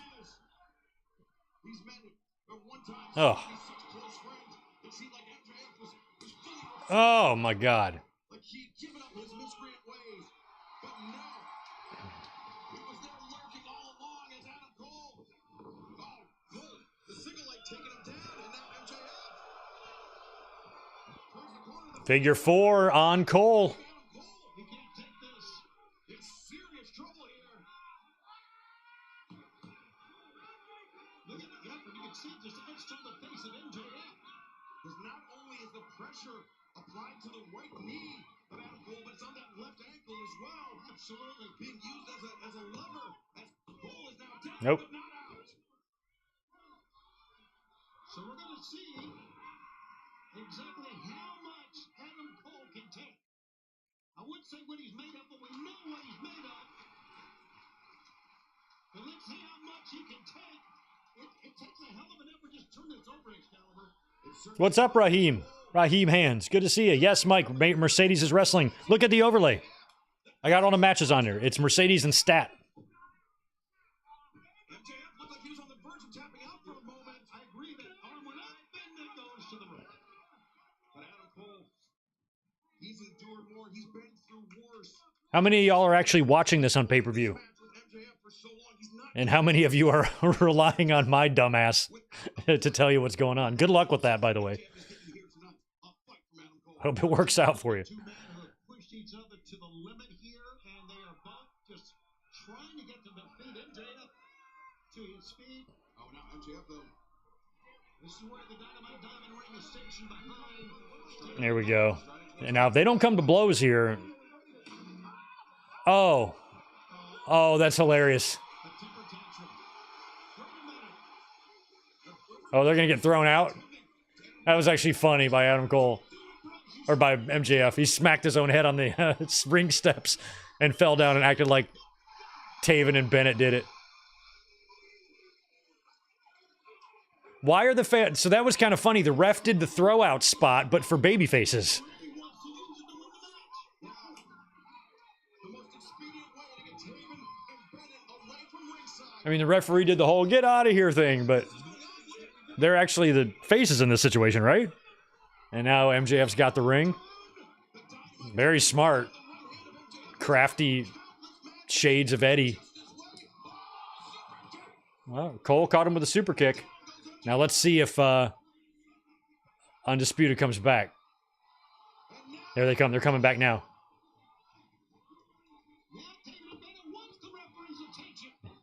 Yeah, now they're trying to up. The referee's going to see this. Oh, low blow. Uh-oh. Oh, heat sinker. Is that going to be it? He's going to count? And he counts. And he won. All right, that's a weird finish. No turn, unless some turn happens after the match here. I'm almost glad there wasn't a turn because that was a really brilliant move by MJF to get those guys thrown out.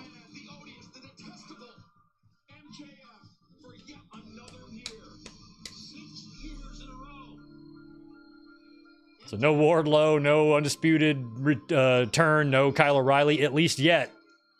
But if Max goes for a chair and goes in to do more damage, we'll see a post-match angle here. And he's got a chair. All right, something will happen.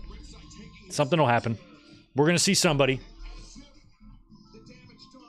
I feel like this is definitely setting up some sort of surprise or something. Now that the match is over, what's stopping Taven and Bennett from coming out here?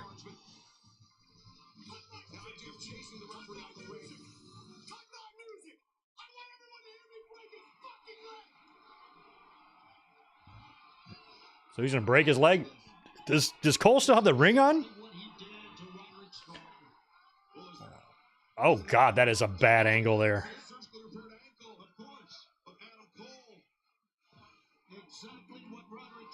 Are we going to get some music? Nope. That's got to be Wardlow. It is Wardlow. No, it's Roderick Strong. Okay. I was like, man, Wardlow's running fast. It's Roderick Strong. Okay. Now who's this? O'Reilly? Yep. All right, so what's going to happen here? Are we going to get are we going to get Bobby Fish?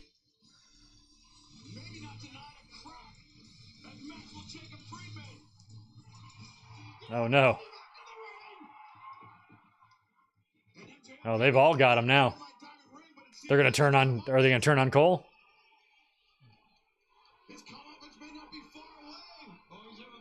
What's going to... Are they all going to turn and, like, stare at Cole like the Invasion Alliance reveal? Nope. Oh, no. Okay. They'll take him out.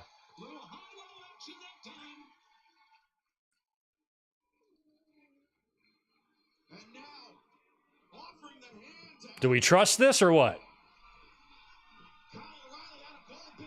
Do they take him out? Oh, now they're going to let... Boom.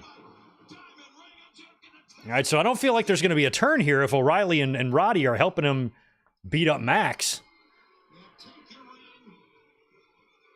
Take your ring. You keep it.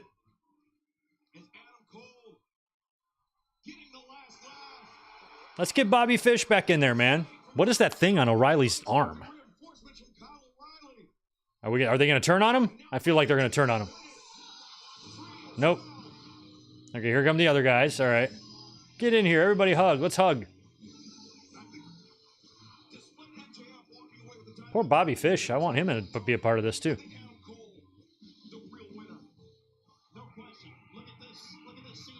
Do we trust this?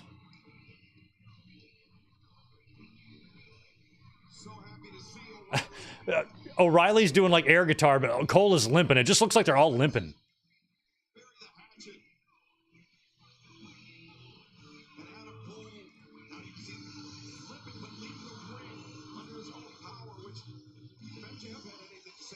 This is like when Shawn briefly rejoined DX in '99, and it was like you just didn't trust it, remember? Like when he was like commissioner or whatever. We saw a little bit of that last week, Rock Bottom. So maybe it was 98. Do they...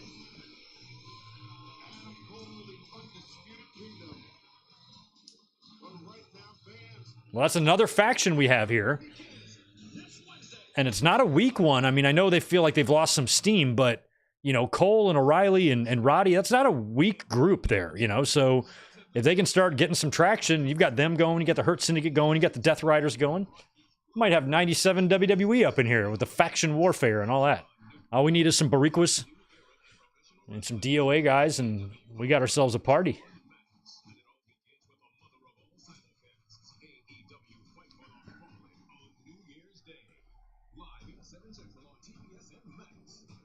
Yeah, so on Wednesday, when we watched Fight for the Fallen, oh yeah, I said it was New Year's Smash. It's not. It's Fight for the Fallen on January 1st. I'm watching on Max. That's what we're going to be watching. It's a weird picture of Julia Hart. Okay. Jarrett makes an announcement regarding his future. Interesting. Okay.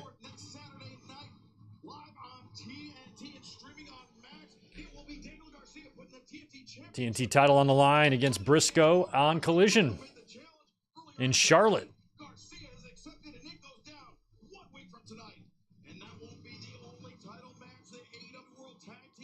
Action Andretti and Lio Rush against Private Party as well at Collision.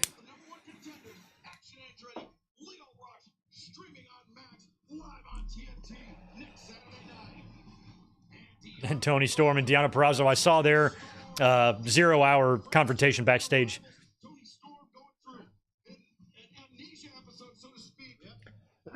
An amnesia episode.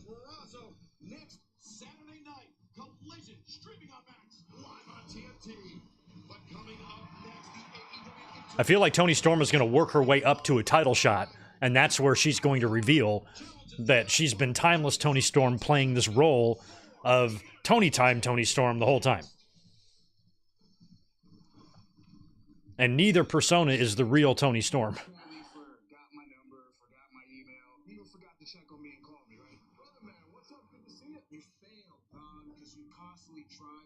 Don Callis, did you just call Hobbs brother, man? Well, I'm definitely rooting for Hobbs here. I like Takeshita, but I wouldn't give Hobbs a title shot here right when he comes back if I wasn't going to have him win the title.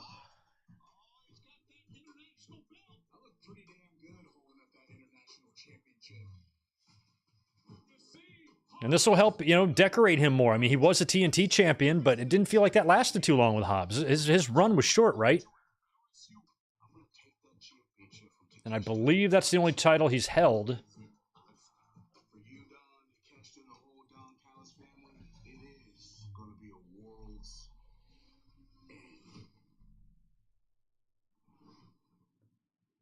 Hobbs is just freakishly scary. It looks like if you gave him a brick, he could just bite it in half and swallow it.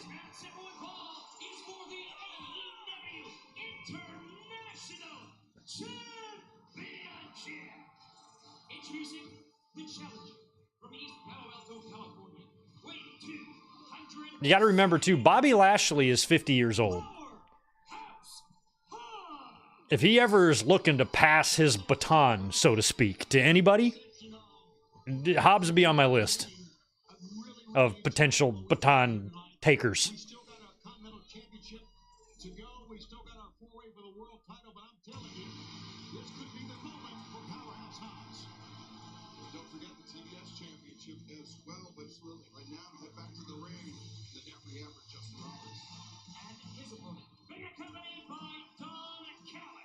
Osaka, Japan, weighing 232 pounds, he is the AEW International Champion, the Alpha Kanusuke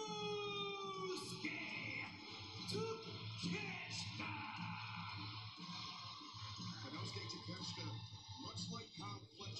I like Takeshita a lot. Feel like he should be further along by now in his career than where he is.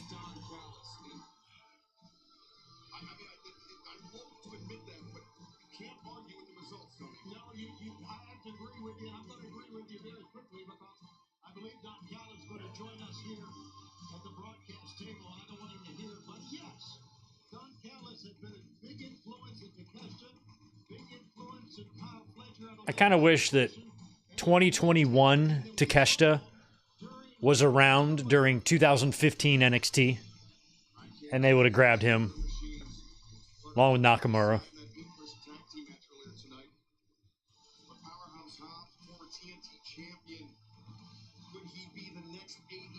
I feel like he would have already been a Rumble winner by now, at least. Or at least gone as far as Nakamura has.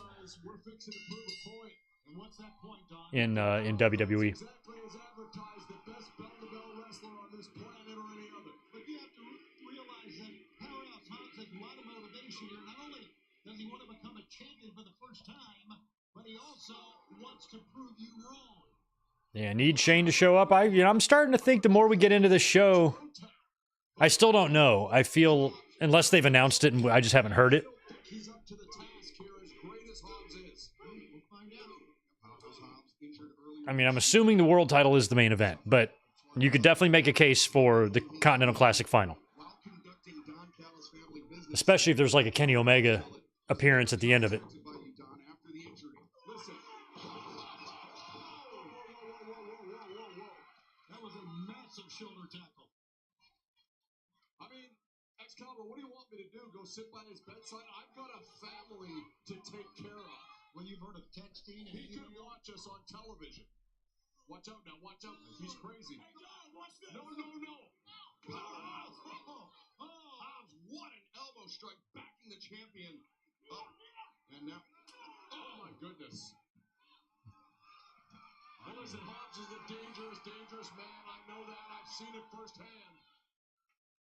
It's not I think AEW's announce tables are nice and everything. I just hate that it's the very dangerous person. carbon of what WWE does. Now, granted, on TV and stuff, I know they've had the desk off on the ramp a couple times and stuff, but just even the little plate, the little angle plate with the logo and stuff, that's all done like the exact same. It's like they probably have the same table guy the WWE uses. They're a little higher than WWE's tables, but it's still the same exact concept and setup.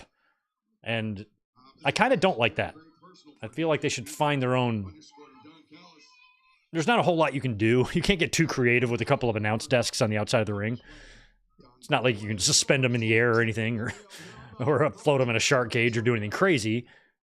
So you're kind of limited with what you can do. But I would at least try to make it look different than what WWE's doing, and not look the same.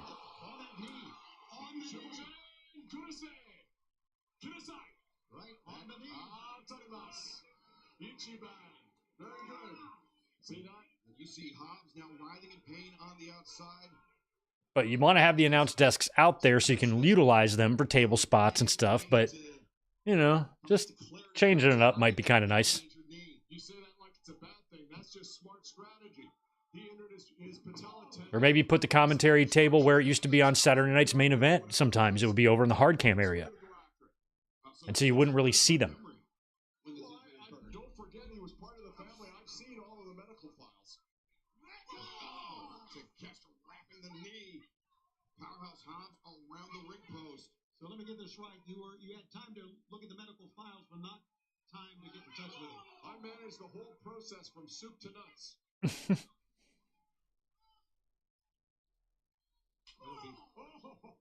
Don't ever say process again. Process. Don't ever say process again. Hobbs is in real trouble here now. I've seen that look on his face. That's the look you get when you're not sure if your knee. I don't mind Canadian accents. I like Canadian accents. Canada's our 51st state. We should love them. So much in his life. I got no problem with the word process. On a night where he could claim the AEW International Championship, it is perhaps potentially slipping away from DDT by Takeshita. Great focus by Takeshita. And of course, this is his fourth title defense since winning the International Championship. And look at Paco. Lashley's not 50? I'm 47. You're 47? Me, you, and Lashley are all 47? Oh, okay. I thought Lashley was getting close to 50 these days. But 47 pretty much is 50, so I'm still right. Besides, he's 48.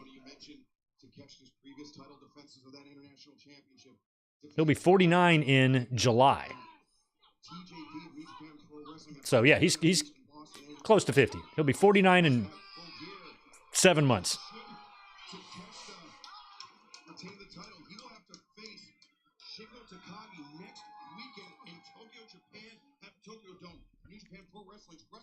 That's right. It's Takagi and Takeshita. No one loves you. You get it? The family does. Look at Takeshita now. He's looking. This is a move we probably wouldn't be able to execute, but the knee has been weakened. You're taking away the base. Wait a second, Hobbs, though. Trying to fight through the pain, but Takeshita showed Wow, that's strength right there. Jesus. bringing the big man in, and you saw how Hobbs was immediately clutching that right knee upon impact. Gotta wonder how much of that is structural damage, how much of it is psychological. When you've had an injury like that, you're always worried about that knee. And look at Takeshita now just Yeah, Victor. Well, AEW's done that. Dino, I don't know if they still do it, but Dynamite was up on the stage for the first few years there, right? All of them were. And WWE's done that. Remember, Raw was up there for a little while during the Bischoff days and stuff. So both companies have moved their shit around. I just think like making it look exactly the same. The spacing, the size, the way that the tables are constructed, all of it is the same. Just try to get a different twist. Play around a little 3D model on your computer. Just come up with something that looks a little different. Do some round tables or something. I don't know. Anything just to set it a little bit apart. But he can't get up there. Not many people can Irish whip a guy the size of Hobbs, but with that knee, Takeshita was able to pull it off. Didn't work out to his advantage. Hobbs has gotten so, like, I mean, obviously bigger and crazier, but at the same time thinner. Like, his legs look really slim. Can't get the velocity behind those running clotheslines that he normally He's still a fucking moose, but he just looks a little less thick. He's just more rock hard. international champion can Takeshita. Oh, I love saying that. Hobbs takes a step back, measures his opponent, and comes back with more punishment for the Are they chanting beef? He's getting plenty behind this one, Don. Look at Hobbs just doing whatever. Hobbs is one piece of beef. Hobbs, you can't grill him medium rare. He's going to be tough as hell because all his muscle. So you're going to have to slow roast Hobbs. power slam by Hobbs. Cover two. He's going to have to be like an all-day thing, you know? Grimace upon impact. Holding his knee is 12 good hours. Slam, but watch Hobbs' face after the impact. That boy's a brisket. that hurts me just looking at it. And he grips the knee on the attempted 3 count. Yeah, Hobbs driving down with that right knee, his lead leg. Well, yeah, Victor, back in the day, you know, like Gorilla and Bobby, they would call the matches from up in the damn skybox, but So what he's saying is untrue. Your people. Yes. you wouldn't have, but now like the announce tables being part of matches are such a staple that I think both companies are scared to ever get rid of that. Here, because we talked about not letting Hobbs Fans have been programmed to be used to seeing that. Elbow to the crown of the head. While Don Callis is backtracking. And Hobbs. His thunderous elbow strikes have been paying dividends for Hobbs. He can't. He just that leg's too much here. That's just wow. He's gonna drop it right on his head. Takeshita. Yes, do it. Oh my God. Powerhouse Hobbs inverted. Takeshita drives him down. 1, 2, 3. Oh, Hobbs kicks out.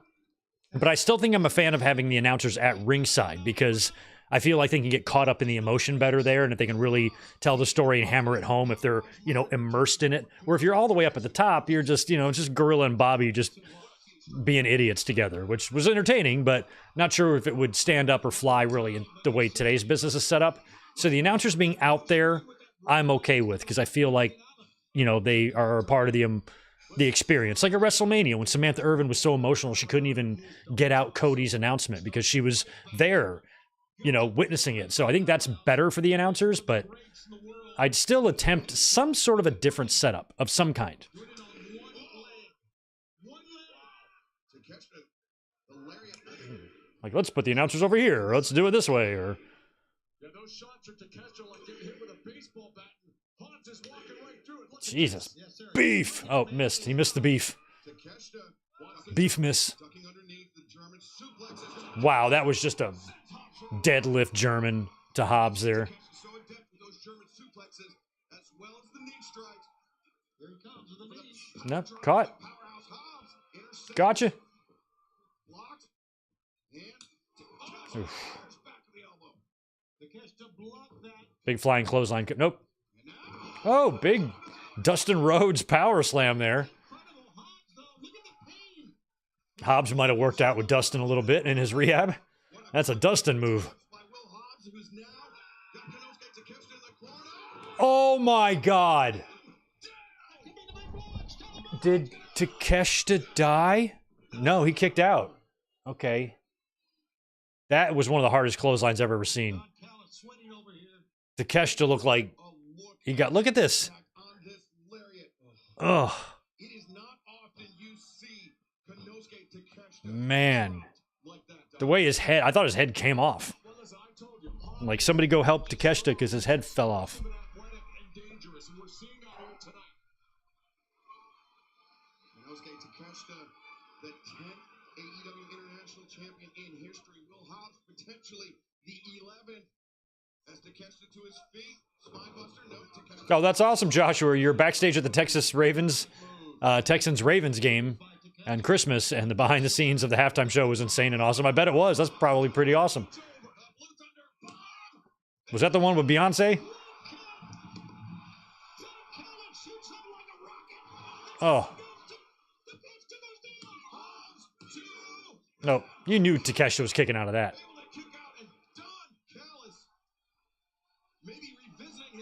I like the girl in glasses and the orange behind the announce table. She's been funny all night. As Powerhouse Hobbs.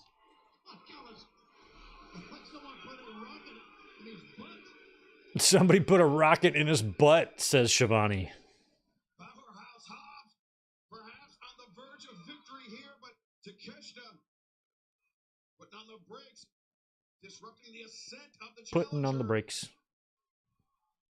Superplex. God, with these two guys.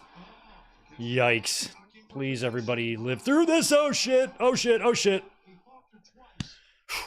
All right, they botched that. Going for a superplex on the top. They both fell down, but everybody is okay. The black fingernail polish on Takeshita is still intact. And that's what's important. Well-intentioned, but not a medical professional. I know a lot about knees, and I think it's gone. But remember that I know a lot about knees, and I think it's gone. when he suffered the knee injury, he fought through I know a lot about knees, too. I've got, let me see, two of them. How many do you guys have? I think most people have like two-ish, you know? So we probably should all know the same about knees. And they're going for it again. They're not even... Oh, my God, and they nailed it so good. I'm surprised they just didn't... They just didn't abandon the spot. Big senton. They stayed committed. And Takeshita not done yet. Well, Hobbs, he's still Hobbs to get up, but he cannot. Powerhouse Hobbs struggling. No, that knee shot. That knee shot, huh? Konosuke Takeshita. Big power slam. Or spine buster, excuse me. Power slam.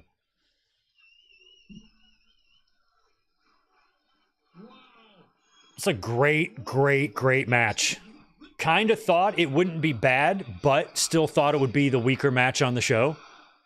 It's holding up. We see you like this when your guys are wrestling. I mean, they've had a lot to follow. They've had some good matches.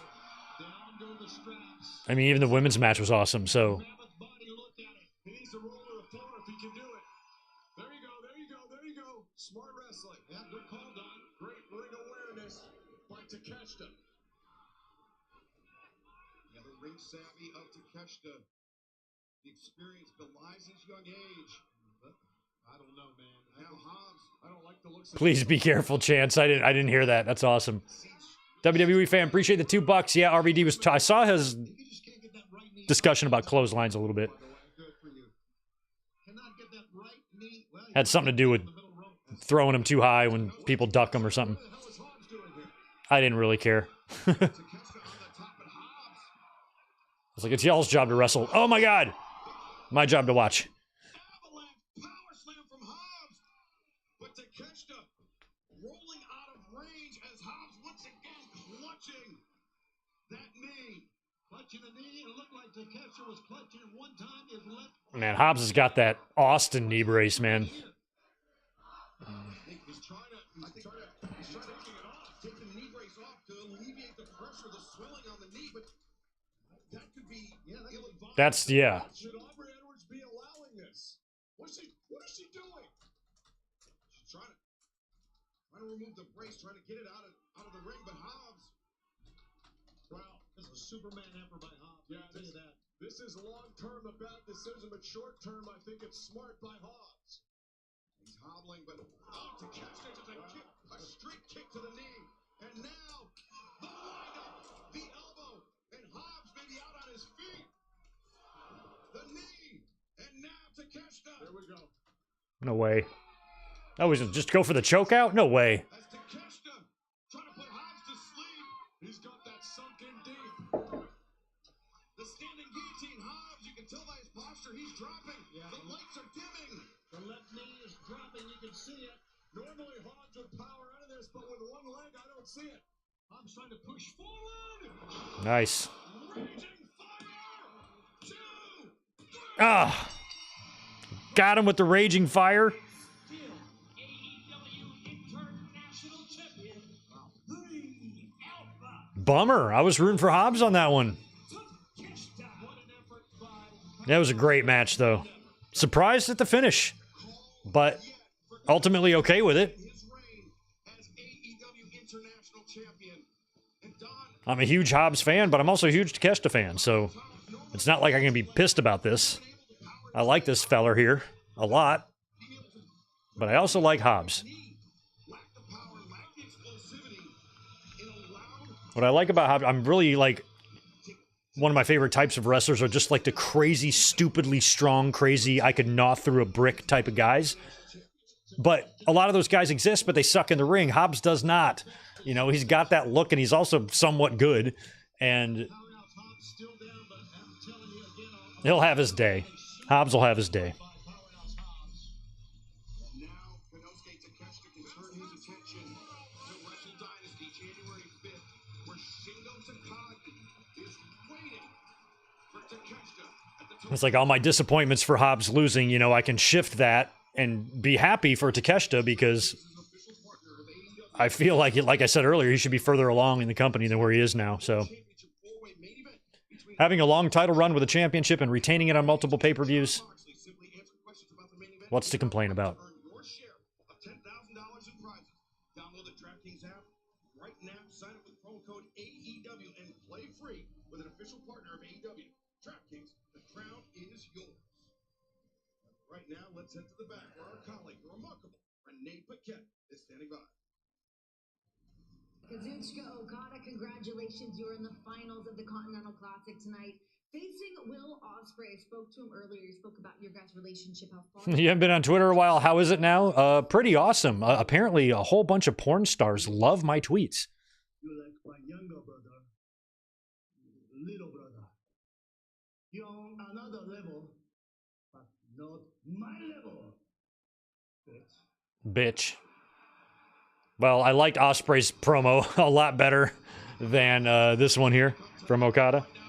And I'm guessing that match is going to be next after this one here, Mercedes and Statlander 2. CEO of the TBS champion and her challenger, Chris Statlander, next.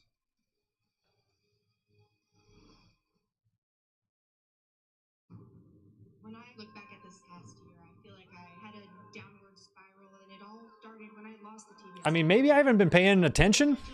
I don't feel like Stat's got a chance here, but maybe they are booking her to win the title here. I don't know. To right some of my wrongs. Chris Statlander wrestled almost a flawless match, but the injury I mean, I don't feel like Toni Storm, or I'm sorry, Mariah May is going to be dropping the AEW title until she does something with Toni Storm. Mercedes. So if Mercedes were to lose here, I think she'd target the world title, but At World's End again, I am going to show you that money changes everything. she's very confident and it's taken her a long way here in AEW. and for the first time since Mercedes has been there, I feel like she's found her footing, you know, like she's starting to kind of get used to being there. And a lot of her first few months were kind of a dud. And now I feel like she's busted out a few good matches, just coming into her own a little bit. So if she's warming up, I would keep heating her up, you know. Second ever TBS champion, Chris Statlander. On the night she became the TBS champion, she created that reputation for herself. The defeater of the undefeated. Mercedes Moné, the CEO, coming into this match with an undefeated record as well as the TBS championship. All right, Stat. Has A lot bigger, a lot stronger than Mercedes. for the CEO.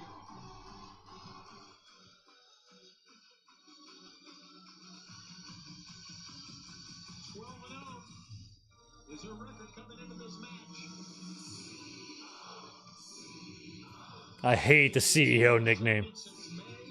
Nobody in the crowd is chanting it. 3 people in the front row were going CEO, and everybody else in the crowd was looking at their phone. She feels like what she did this year was a bit misguided. She went down a dark path, and it all began when she lost the TBS championship. And we've seen recently she's tried to mend fences with Willow Nightingale as of late. But now Statlander with an opportunity to match. It's a very elaborate outfit. For Statlander, Mercedes Moné in full gear. Lots of pieces. And it was a match that this woman, Mercedes Moné, very narrowly won.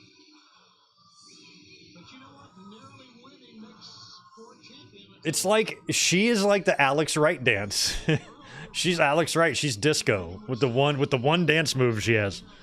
She doesn't have several dance moves or a routine she does. She just has the one move.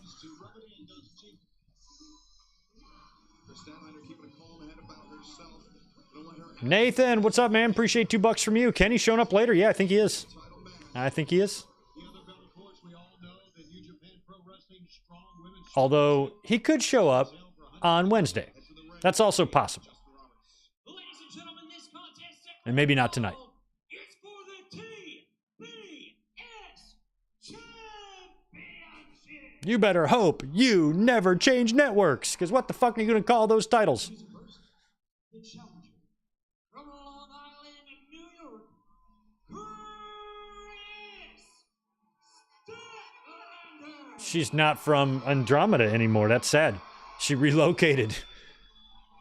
Can you imagine the U-Haul fucking money that would cost to move from Andromeda to New York? Is the reigning and defending Sasha is so hot.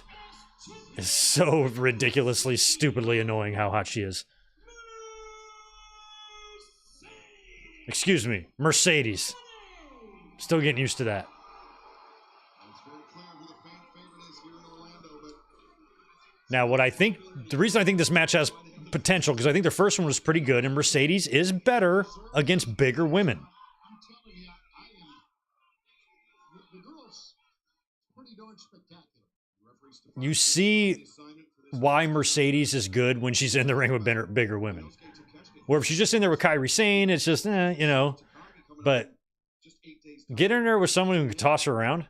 will be heading to Japan, heading to the Tokyo Dome, where she will face Mina. She doesn't get enough credit for like being a legit good professional wrestler. She is. Double title match coming up on January. But she has hot and cold periods. Now she's concerned about her. TBS championship here tonight. And It's quite the back end of that gear there on her. great poise being shown by Statlander. I mean, Statlander should just do nothing but More experienced Mercedes Moné. use her strength. Statlander is going to win the power battle. Yeah. no doubt. But Mercedes not only is a great wrestler, is there's a lot of thought. I don't know what my favorite Mercedes match would be, Great ring strength. because I never rewatched any that she's ever had. But it would probably be that one where she main evented NXT. That was like with Bayley, right? Or that one she had with Charlotte where she won the belt by putting like the bank statement on the guardrail, like up in the stands. Like that was so much fun. That Hell in the Cell match was good. She had too. But I think that one with Charlotte in the stands, I just remember really loving and thinking was fun. We might have watched that together during our watch-alongs back in the day. Don't remember what year that was. Her own agility there. Dropkick attempted. Nice evasion by Mercedes. A dropkick answers now. Statlander. Oh, nice. Statlander and her size can still do a nip up. That's good. We've seen a couple of minutes of what we expected Excalibur, a great TBS title match, because the last one was spectacular as well. Elbow strike. Statlander once again putting on the brakes. Herman's carry as the champion up, and Mercedes reversing the You know, Statlander's already got the size and she's got those broad shoulders. If I was her, I would become a psychotic ring rat and try to be the counterpart to Rhea Ripley in AEW. down to the floor here in the Addition Financial Arena in Orlando.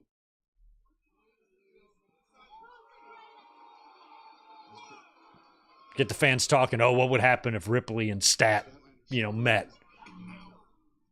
Mercedes setting Statlander face first in the steps we saw earlier tonight, how dangerous those rough edges can be, Tony. Yeah. We saw that. We saw that from on the outside when our first Continental Classic semifinal match happened. Adam Cole knows all about it. It's MJF. No, Mercedes, the knees against the barricade. As Mercedes Moné, she is feeling confident here tonight, but the LED board on those at far side was given the opportunity. God, well, you know that was going to happen, Mercedes. to stand on. the power of Statlander is giving her the edge. Oh, no. Oh, she's walking her up the side. I thought she was going to slam her on the steps. Statlander walked Mercedes up, barely, though, and put her on the... I don't think she could make it into the ring. I think Stat was losing... Her legs were getting wobbly there. I don't think she had enough in her to throw her over the top rope. Dispose her on the steps. Chris Statlander wanted to get Mercedes back into the ring. That's where... Oh, wow. That's the only place where the championship can change hands for Statlander. But then Mercedes, the cover, I think she was grabbing for the trunks there. But now, work on Rana, yes.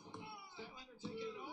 Like, I really don't like... I don't get off on, like, Great job of using criticizing, especially someone's looks. Like, how we were talking about Adam Cole in the last match, you know, and trying to put myself in their shoes and what they could do to do better. But I really think, like, Statlander just really dedicating herself to Deep, but Statlander able to power out.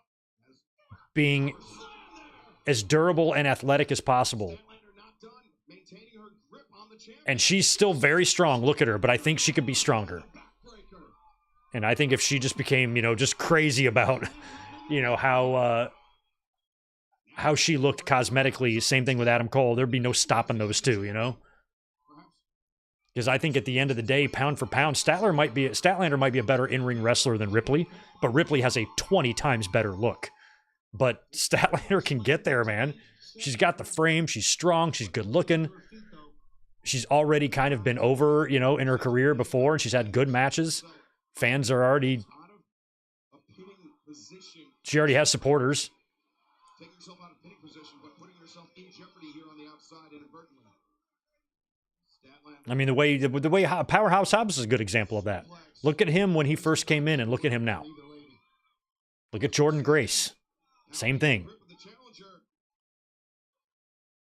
Mercedes did a good job of pounding the side of Statlander to get out of that. Jesus, this is scary. Her approach. Trying to bring Mercedes up a different way, but Mercedes digging in those elbows. So dangerous. Oh, look at that. Great escape. Mercedes Powerbomb. There's a table out there, right? No. Oh! on the apron. Statlander in trouble. I think she hit her left hip that Statlander that So that was kind of a powerbomb from the top rope onto the apron. talking about a hip pointer. Let's take a look at it one more time and see if we can see where she actually hit.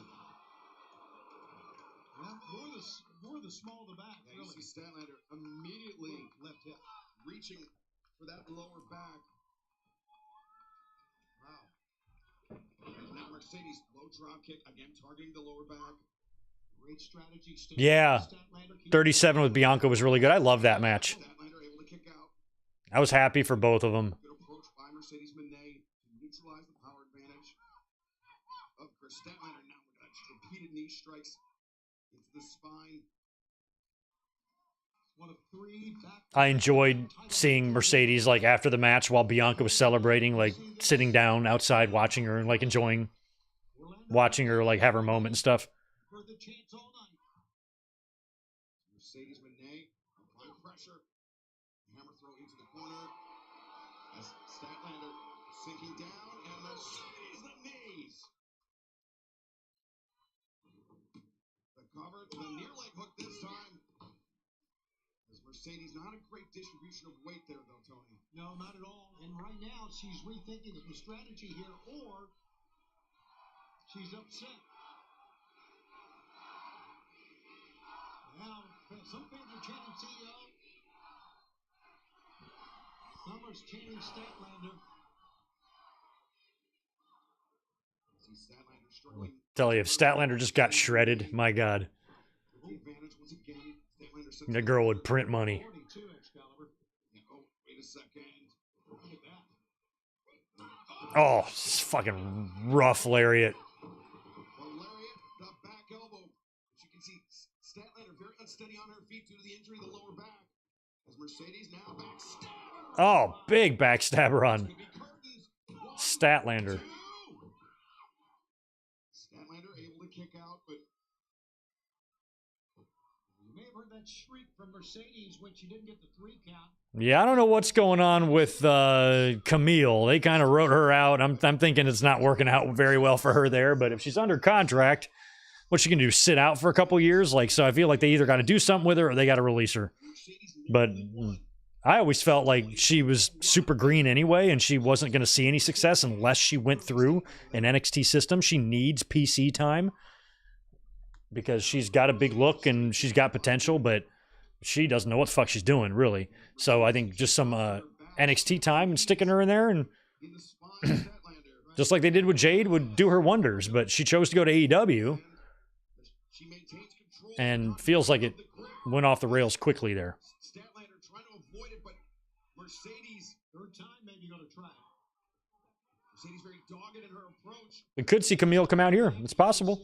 Statlander attempting a hand fight with Mercedes for your grip, and I think that's maybe She was like fired or something, right? Or they did something to her. that grip strength of her could aid her in escaping this. Right now, though, the knees are right up at the shoulder blades here. Well, at least they were. Yes, I am training to be a luchador. Greg Mysterio Jr. Statlander getting her vertical base back underneath her, backing Mercedes up into the corner. But Mercedes doing a great job of hanging on to those hands of Statlander. She's relentless. And there's the It's either that or Gregentude. Trying to figure out what name I want to go with. Smith, the referee, a big smile on the champion's face. She's allowing Statlander to get up. Mercedes, she likes that meeting. Oh, there you go. That was a mistake, as you can see.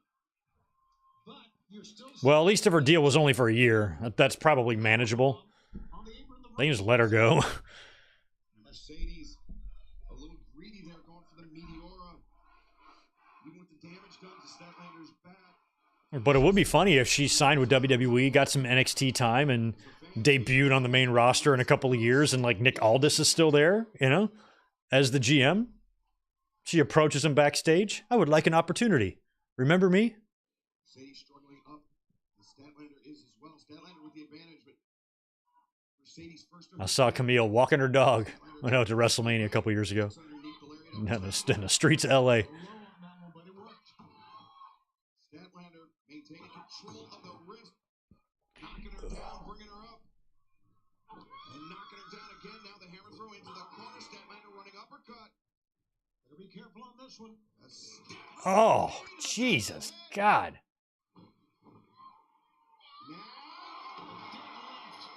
Oh, folded her right up. Oh, that was so good. Deadlift Germans. Takeshita hit Hobbs one of them earlier. Up in the air in the nick of time, and Statlander, I thought they just wiped her out. As you see Statlander, some exasperation being shown on her face. Look at the angle of this, the rolling German, as Mercedes high on the shoulders. If Statlander had been able to come down in a bridge, that may have been the match. That may have been the TBS championship for Statlander. Yeah, that's right. I agree with that 100%, that she could have won it with a bridge, but the match continues. No, Tombstone maybe, no. Maybe thinking Oklahoma Stampede here? No. Mercedes finds her feet. Statlander drives the champion down. The legs are hooked, and Man, Statlander cannot get frustrated now, Excalibur, and she's showing some frustration on her face. That one could have won her the match, but did not. And she thought it did.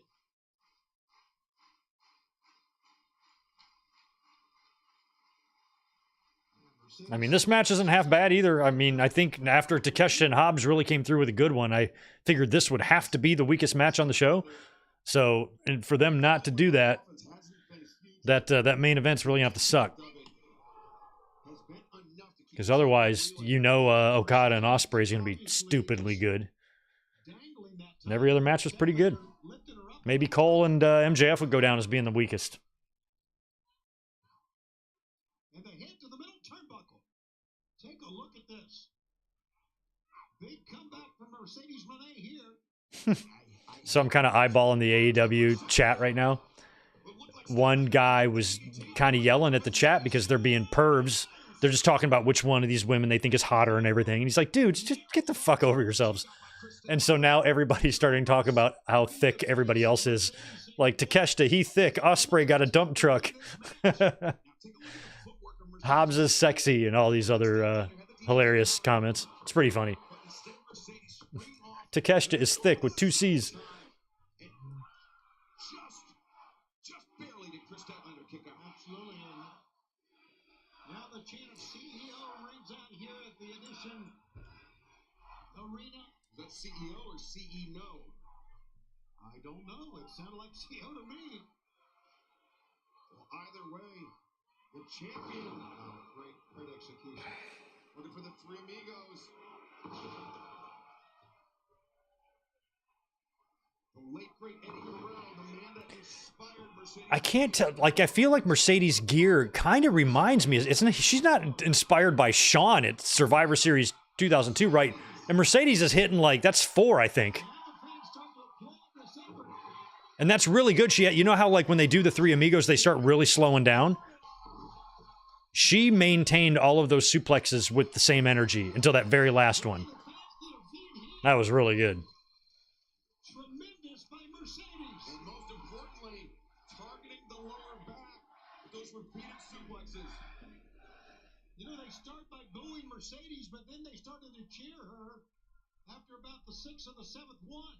Oh yeah, Shivani's easily the hottest.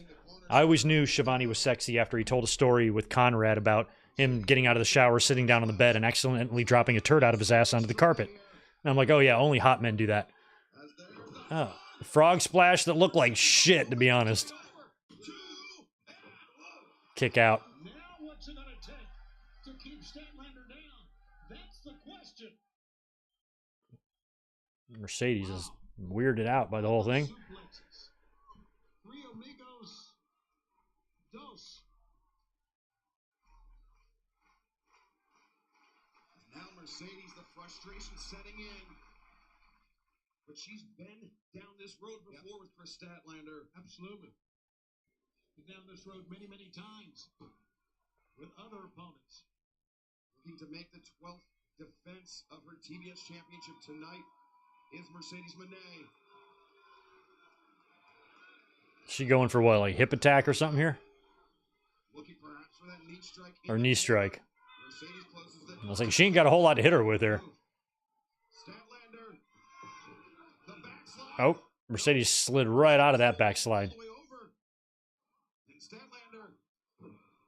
Again, bring Mercedes. Oh, wait a second. Oh. There's Statlander. Oh! Package pile driver. Is that it? Oh, she kicked out of that? Cody got stretchered out. She almost made Triple H beat up Kevin Owens. Or he almost did. And Mercedes kicks out? Actually, it looked pretty good, too. Her head went right... Oh, kind of... Ooh. Replay didn't look as good, but... But now the challenger finds herself back in this match. The spot was good. Right on the collarbones that time. Statlander, vertical suplex, no. Mercedes to her feet, jawbreaker. Second jawbreaker. Third jawbreaker. Wow. Statlander staggered. Whoa, that was a great right cross and a good return. These girls going at it. Champion cannot allow herself to get in a protracted striking exchange with a much more powerful Chris Statlander. One would think not, but I'll tell you what, Mercedes holding her own here. Statlander shrugs it off. Returns fire with one of her own. Oh, bitch slapping her around. Those slaps Nope, to the face. they're both to the floor. Oh, they pulled a ring apron right off. They must have planned that because that apron wouldn't come off that easily. This must be Not to prevent injury, but utilized in the finish somehow? they're gonna make a statement. Oh, Mercedes hit the moneymaker on the floor. Got to get her in the ring, though, obviously. We're going to get a count out here and have to do a third match? Nope. The referee's going to go out here. Stephon the champion. He's just waved off the ringside physician, Dr. Michael Sampson. Samson. I love that their doctor's name is Samson because whenever I hear the name Samson, I go, Samson. But Mercedes, the title can only change hands by pinfall or submission, so Statlander, like Mercedes, needs to get back in the ring. Mercedes makes it in every Get up there, Stat. on the count, all the way up to 7. Statlander. She's not going to make it? She's not going to make it. Mercedes to the floor. Oh. She went back down to get her. Oh, wow. She would have won by count out there, and Mercedes broke the count. Well, you know what? Let's give it to her for Oh. Wait a second. Oh, ow, Jesus Christ. See how the knee bent that way? So maybe they didn't mean to for the apron to tear off because they got her leg caught up in there. Statlander now struggling to extricate herself, and I guess not like that before, but now Mercedes content for a count on victory. Well, Get your foot out of there, Statlander. How dumb are you? Come on. You're not stuck. You can just pull your foot out. Oh.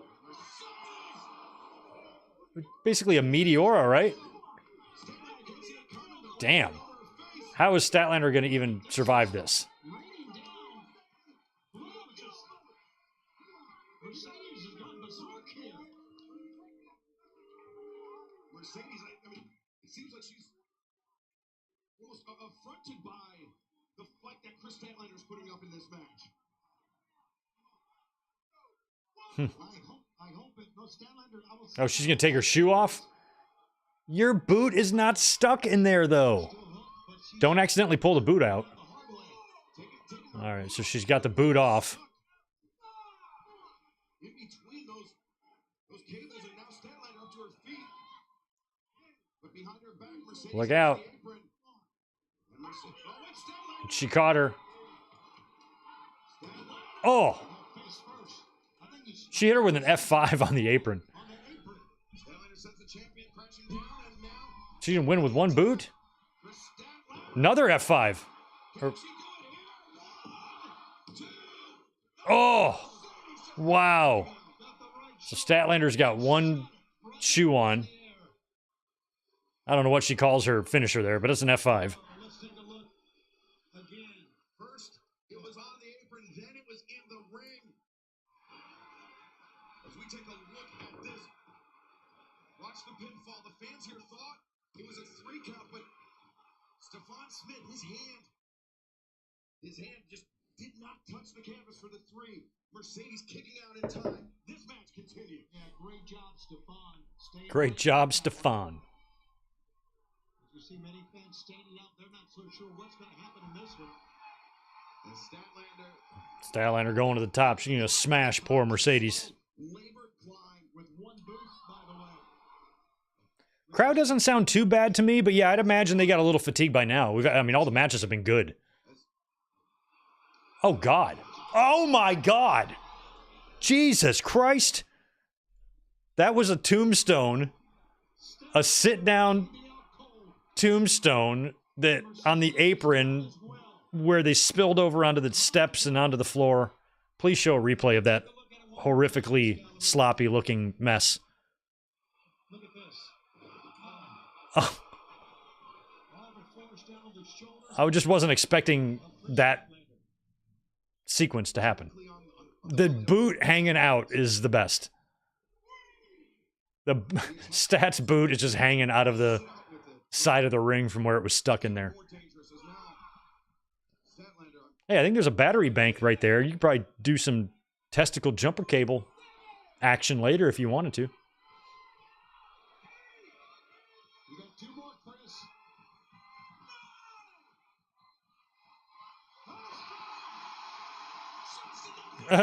Mercedes now seeing her. She's like, ah, shit.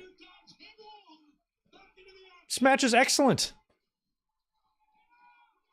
What an effort by Statlander. Just when we thought she was done. What an effort by Statlander, but can she continue after that pile driver? In the face of Mercedes, as if to say, what is wrong with you? Why don't you stay down and out of the ring?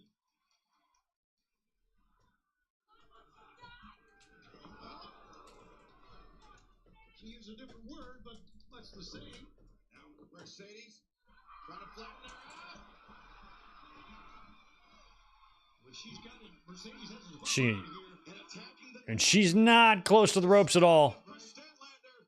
Exactly, good call. That's what happened on the outside moments ago. The Statlander looking for respite, looking to force the break at the You're so close. Oh, she broke it anyway. Oh, STF. Oh, yikes. almost as an STM. Remember the damage done to the lower back earlier, the neck after the pile driver. I mean, Stats fighting. Yeah, she got there. I thought she might tap there. That would have been a suitable finish. I would have been satisfied. Mercedes holding on for as long as possible to inflict the maximum amount of damage. She's shrinking.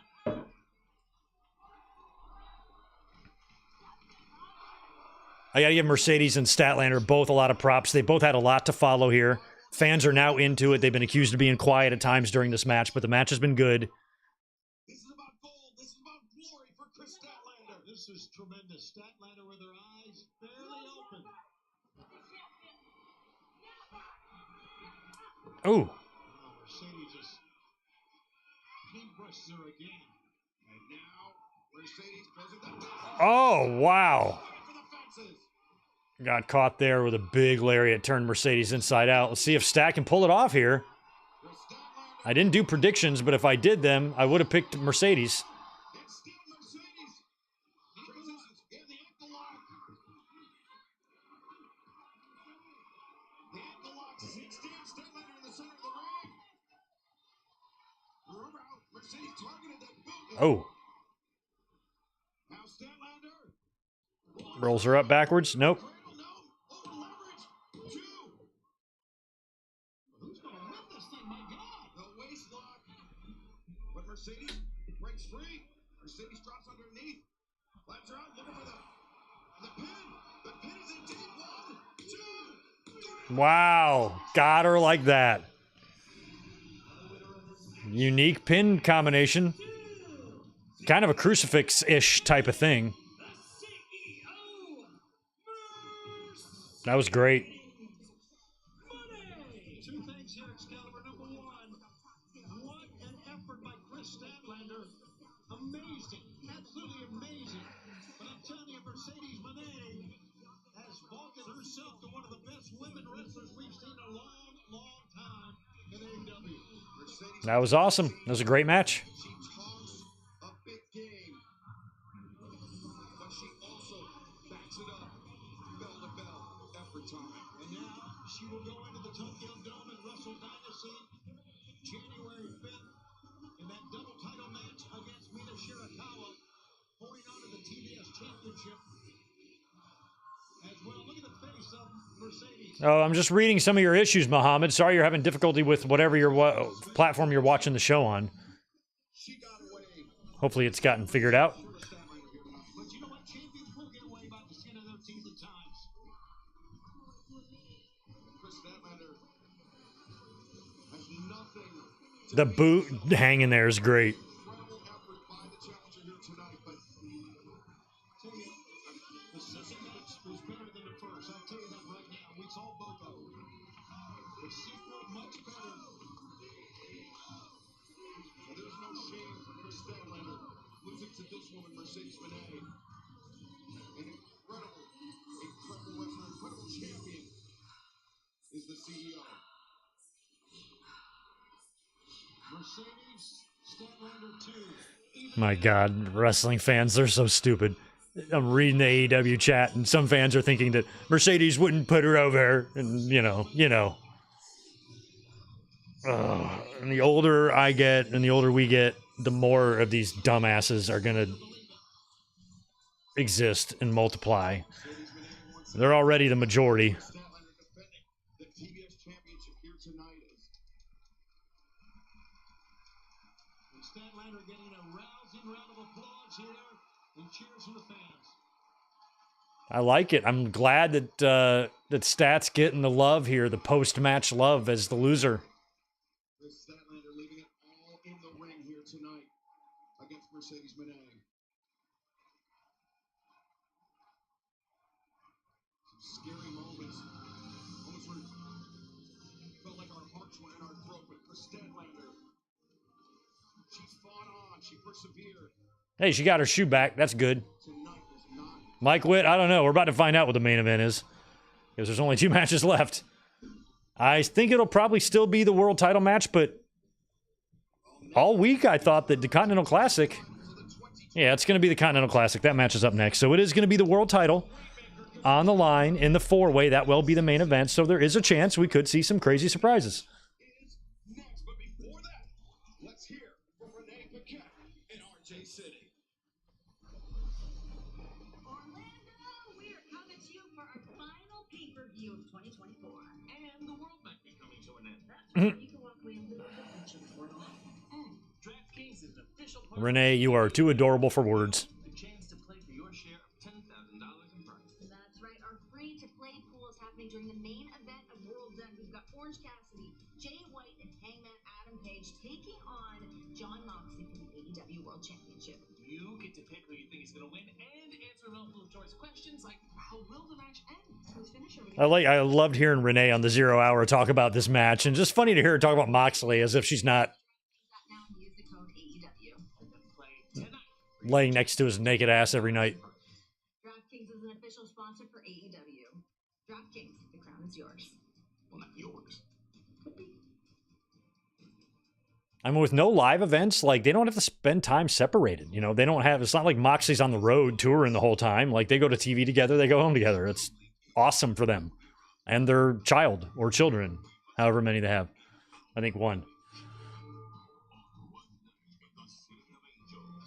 Oh, I am out of 805.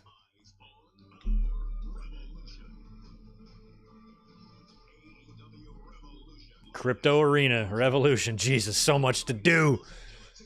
Raw's at Intuit Dome. Then we got Crypto Arena for Revolution. They're going to be Dynamite up in Oceanside, not far from me. Then WrestleMania in Vegas. My God, so much to do and go to.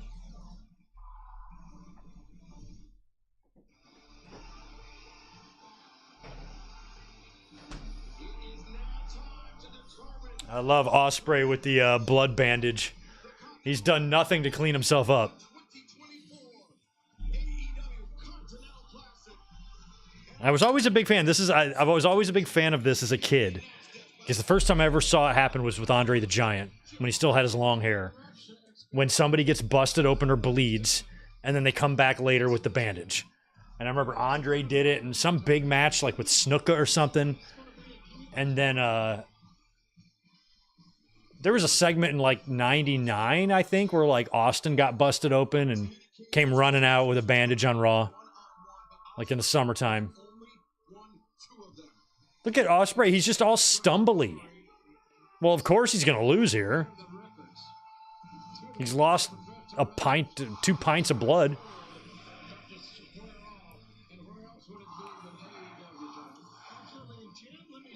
Osprey is really overselling to the point where if he was really like this, the doctors wouldn't let him come out here.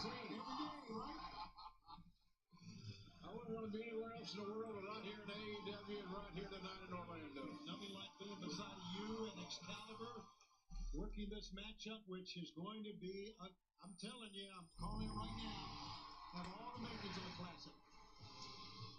And it is for the finals to determine the winner of the 2024 Continental Classic. Jeez, a Toru Yano and a Danhausen 60-minute Iron Man match. That's just like an hour of goof.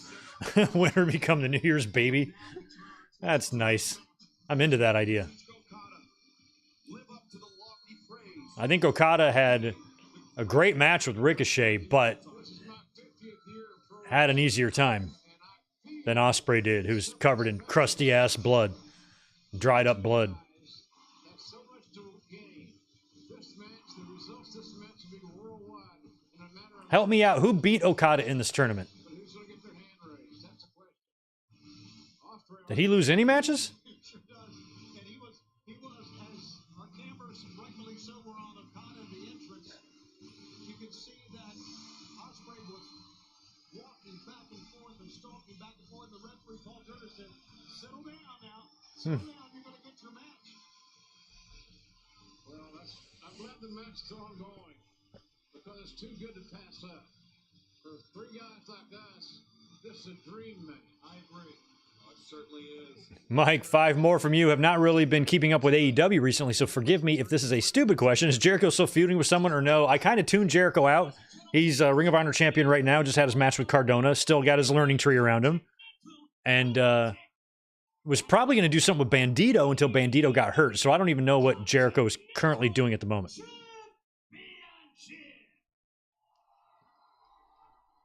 Introducing at this time from Essex, England. Essex, England. 120 pounds, the aerial assassin, Osprey. He's very special, fellas. Very special. To be standing upright after losing all that blood is an amazing accomplishment. From Aichi, Japan, weighing 236 pounds, he is the AEW Continental Champion, the Rainmaker, Kazuchika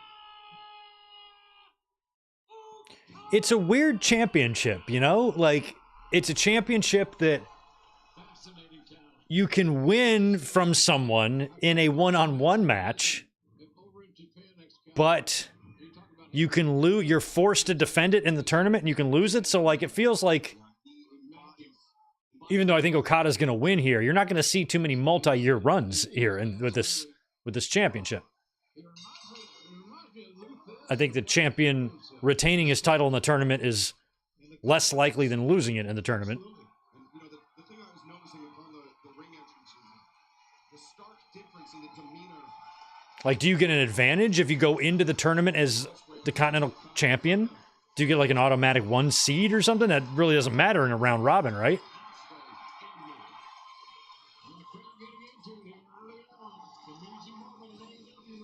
Hey, fans are loving this. I kind of wish Osprey was a little less gimpy-legged over here.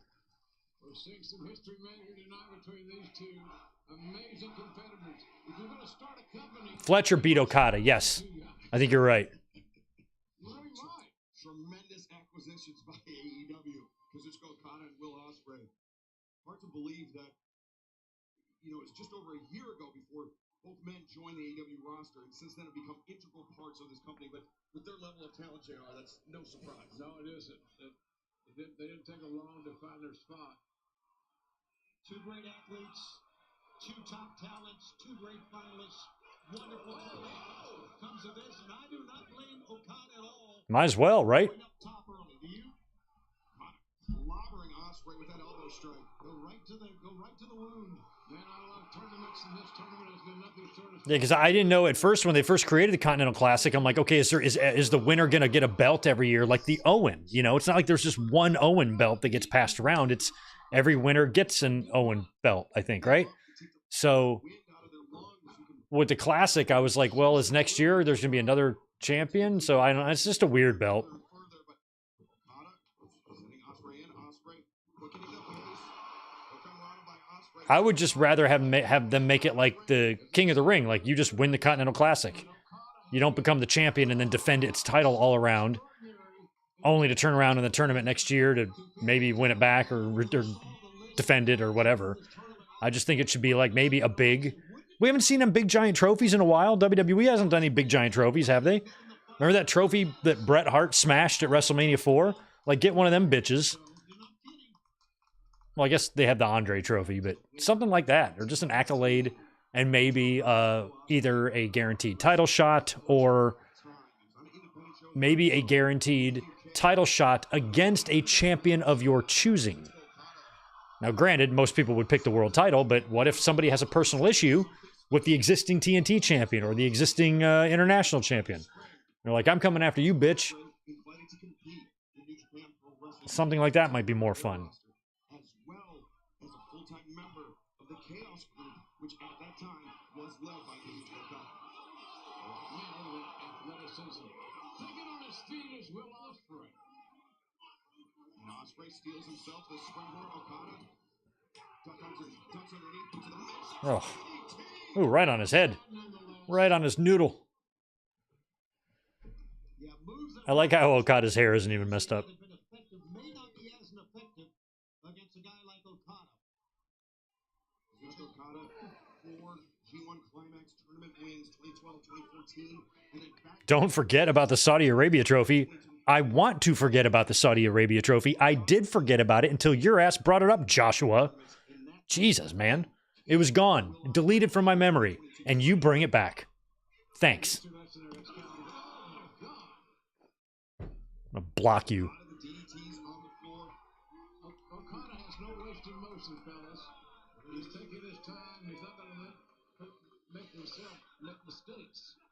Yeah, the economy of movement of Kazuchika Okada is, I mean, one of his hallmarks, one of his trademarks. And Will Osprey, though, now being driven down onto his head once again. As Will Osprey struggles. I mean, it's pretty clear what they're going to do here. Osprey's going to fight his ass off. He's going to probably get a lot of post-match love the same way Statlander did, but ultimately he's not going to win this. He's too... They told the story in the first match with him losing all that blood. The backstage interview where he's half off his rocker. Came out to the ring during his entrance, stumbling around like Jeff Hardy at that pay-per-view when he came out fucked up. So, him losing makes a lot more sense than him winning. And then at the end, when Okada is celebrating, we can have Kenny come out. All-American Championship. And Will Osprey, he said that he was suffering. And if they book Kenny and Okada for Revolution, I might go to that, because that would be cool to say I saw that match live after watching those Wrestle Kingdom bouts and stuff. I'm like, shit, man. Never thought I'd be able to watch that match live as a fan. And I have an opportunity here to see it here in the States.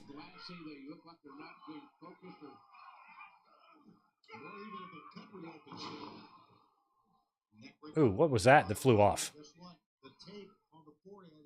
Oh, just bloody. Oh, wow, the whole thing came off. Ew. Is it dripping again?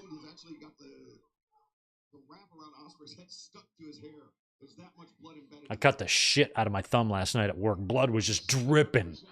I had to rush off, excuse myself, go deal with it. Band-Aid's off now, but it hurt like shit. Yeah, JR, to that point, no one wants to see this tournament end by a referee stoppage, but you got to protect the athletes at Caliber. You know, I'm with you on this concept. Yeah, I mean, that's a lot of pressure beyond Paul Turner, the official, but yeah, would they do? Are they setting up a potential ref stoppage here for this? I don't think you need to. I think Osprey can just lose all of his gas. He just lost all that blood, and eventually Okada takes advantage and puts him down. I don't think you need a ref stoppage here to protect him or anything.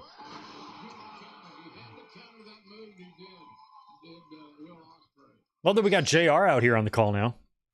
coursing throughout the body of the Rainmaker, Kazuchika Okada. Could be a turning point right here, Jim. Yeah, it could. It caught Okada off guard. He was not ready for that. Now we got a big Osprey chant. I mentioned Osprey's time in the Chaos Group. Kazuchika Okada. Body control's amazing. We're seeing him. All right, Osprey's trying to summon some energy. Big phenomenal forearm. But Osprey is looking at that one big move. The fatigue, perhaps, an issue as Okada able to kick out. It was the G1 Climax in 2020. Okada and Osprey facing off in the group stage. You know, I know in Japan that Osprey was kind of being mentored by Okada. Taught. He liked his work. He admired his guts. It kind of looks like the roles have reversed here now because it's Okada on the defensive and the match is being dictated by the great Will Osprey. Setting up the blade. I think Okada's going to see that coming. Yep. One thing to watch out for, Excalibur, is that Paul Turner was checking the forehead to see if that cut had opened up. Get a good shot of it there. Hard to tell if it has opened up or not, but It was the 2020 G1 Climax. JR, to your point about the mentorship that Okada provided to Osprey. That's where Yeah, Barry. to break away from that. They threw up the X sign for me. Referee come running in with rubber gloves. Patched me right up. I still won the match, too. That Okada did not see coming in that 2020 G1 Climax. Oh, yikes. Ouch, ouch, ouch. Yeah. Very easily could tear a tendon. He reversed Tree of Woad himself and sold the knee pretty On his face tells you everything you need to know. quickly. Hopefully that wasn't legitimate. I don't think it was. Take away the need, the power of Will Osprey. Would I trust Osprey with my cats? Hell yes. Osprey can babysit Tito anytime. That's right. Exactly. Good point. I come home, Tito will have a British accent. Targeting that right leg that was hung up in the ropes, Okada. This match is being competed at a scary, deliberate pace, which prevents a lot of crazy mistakes. Yeah, I mean, that's why we talked in the early goings of the tournament as Okada maybe take a tombstone on the outside. Osprey has no intention of finding out as he escapes. And Okada. Oh, I love that reverse backwards kick thing he does. Another Osprey cutter on the outside. I couldn't believe he got his balance on the top of that safety rail. And Okada may have lost some teeth on that one. Wow. Okada. Let's take a look again. Look at the balance here. Nice cutter on the outside to Okada. Okada seemed to be getting a little cocky there, especially in an athlete the caliber of Will Osprey in the opposition. Well, unless we have a couple of post-match angles and stuff, this pay-per-view is going to finish at a decent time. This match won't go any longer than 15 minutes, even if Kenny does come out. That'll give him a full hour to get the main event in to be under 4 hours on a 9-match card, right? Come back to limber up, to prepare to face world-class opposition for both men. 7 is the count on the outside. Or maybe an 8-match card. I think just 8. Now Okada stirring. He better run here. You better run, boy. As Okada breaks it. Osprey pinpoint. Another thing you got to remember, too, is for tonight in the main event, there's another cutter, is Christian. What if Adam Copeland shows up? No, he's going to show up on Wednesday. But if he showed up tonight and, like, turned and helped Christian win the contract or win the belt? Kazuchika Okada able to kick out, able to withstand. Will Osprey hit himself in the face. He's done this a couple of times in this one. Okada able to withstand the assault, but Osprey with the advantage. Osprey's got a wild look on his face here. Well, you know, he lost so damn much blood. You don't know how guys are going to respond to that. And Osprey maybe thinking Stormbreaker there. With those kicks to the face. God, And that chop. You can see buckling the knees of Okada. But Okada. Oof. The neck breaker. What a counter. What a beautiful counter that was. As only Okada can do it. What execution. Will Osprey with an injured neck, presumably an injured right leg, and Okada, he's got his pick. Big top rope elbow. Osprey was trying to get up that time. Too late, Tom. You're right, though. I admire Okada for taking a chance like that, Excalibur. Going to the top, coming off the top. He could have, his match could have ended right there. Right, yeah, very well could have, but just shows what a sense Okada has for his opponent. The level of fatigue as now lining up Osprey for the Rainmaker. That's what brought Okada to the finals here. Wow. Big John Woo drop kick sending Osprey to the corner. Let's not forget the second match for both men. Oh, missed the drop kick. Another standing shooting star. Got the knees up. The knees up indeed. God, that drop kick was crazy good. Momentum has changed before our very Rainmaker right now. Nope. Styles clash. Got him. Ooh. He almost won with that. A feat of survival, to say the least. God, these men, this is incredible. And I'm saying that because it's their second freaking match of the night. But Tony, we talked about it in the early stages of the tournament. There is no one that can pace themselves better in a round-robin tournament setting than Kazuchika Okada. Now, wow. Tilt-a-whirl slam, and Osprey has lost so much blood. Got him. Nailed him. Is that going to be it? Nope. Kicked out. Gonna have to hit him with another one. Okada can't believe it. Okada kicked out of the Rainmaker after losing so much blood earlier tonight.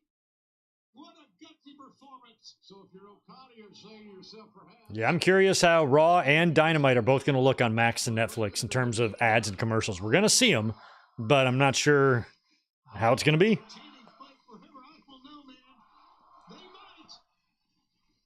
There must be a winner in this match. The finals of the 2024 Continental Classic. The AEW Continental Championship on the line. I am loving this match.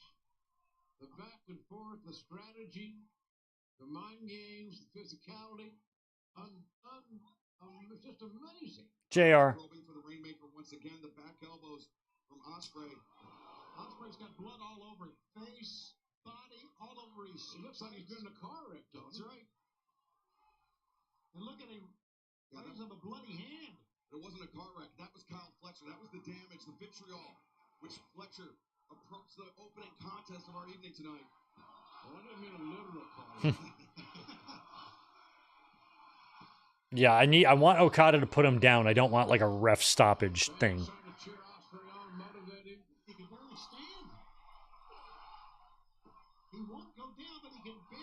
Like Okada should recognize that he's got to. This is the end of fucking best of the best. When Tommy gets a chance to kill the guy and he doesn't. Oof. Just do it.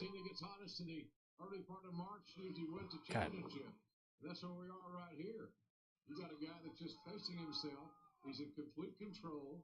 I made a footnote remark earlier about his resting heartbeat, but I kind of meant it.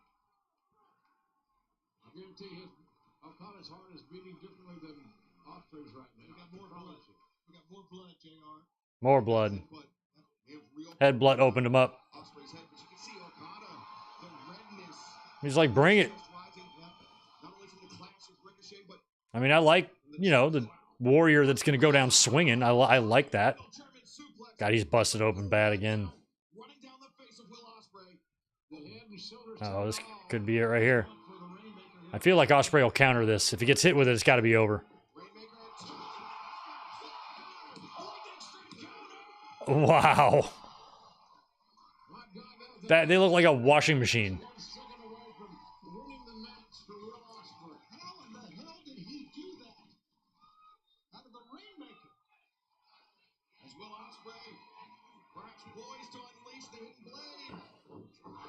Oh. Wow, no soul to drop kick. Super kick. Going for the blade. Nope. Oh! Osprey cutter counter with a drop kick. Now it's got to be. Nope, Doctor. This is so good. Oh my god. Oh my god. He's going for it. He's going for it. Stormbreaker. Hit it. Hit it. Oh, and he kicked out. My god. Fucking goddamn wrestling. Holy shit. Ugh.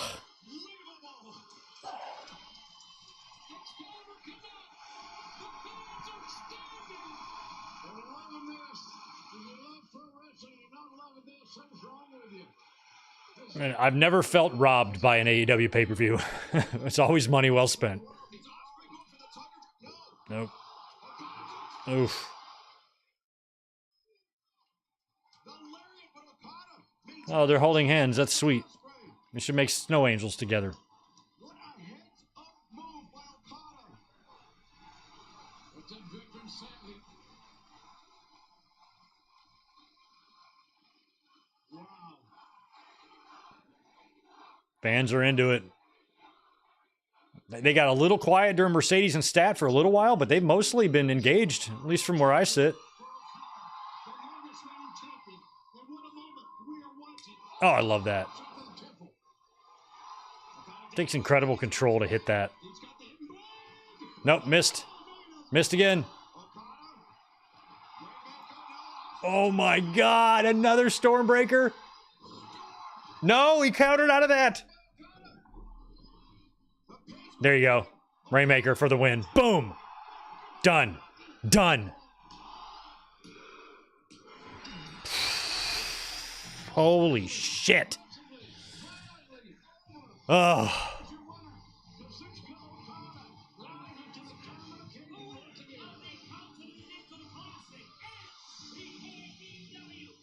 Unbelievable match.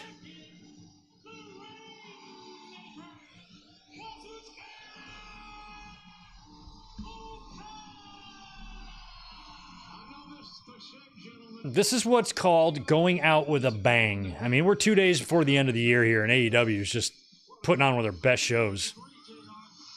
Respect for saying now the fans spinning on their feet. Kazuchika Okada now ties the record set by For the truckload of issues that seems to follow AEW around, they're pay-per-views, man. victory.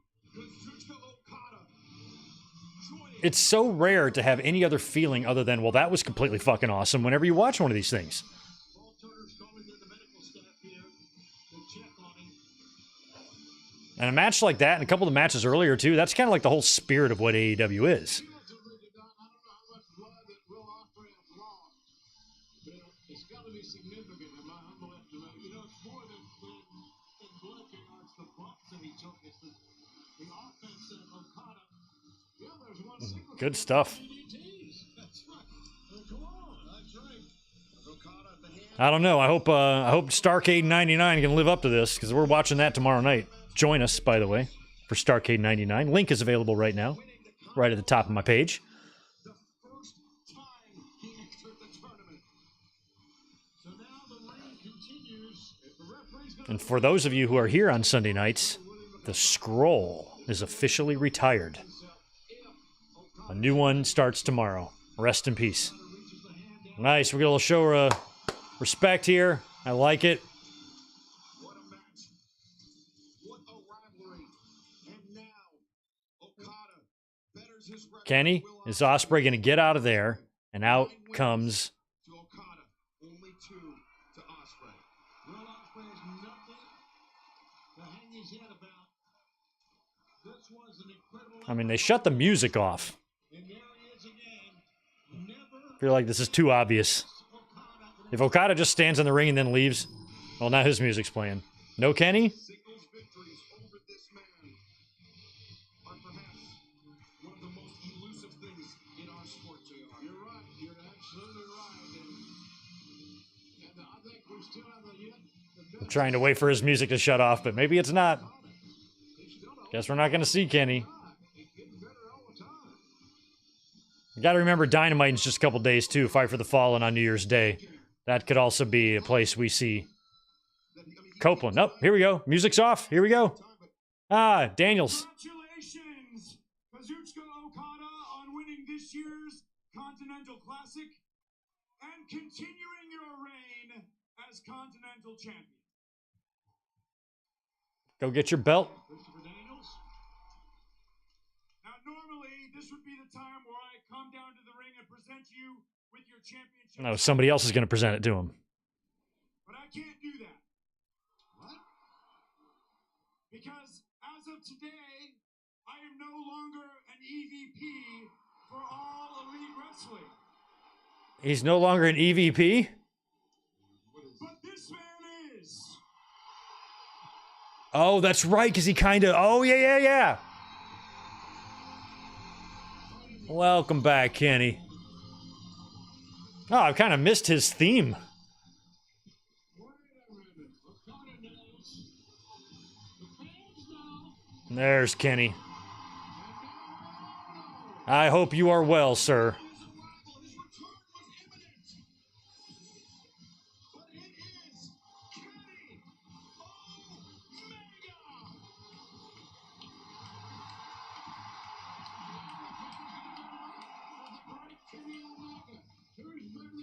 Man, Kenny and Okata here in the States in a match that will likely happen in my neck of the woods over here.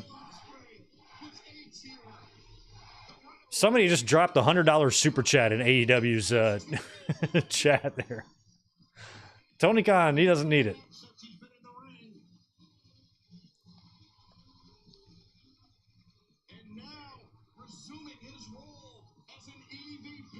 Oh, and he's got the belt. Oh, he's going to take it down there and present it to him. This is a wonderful AEW moment. Remember this one, fans.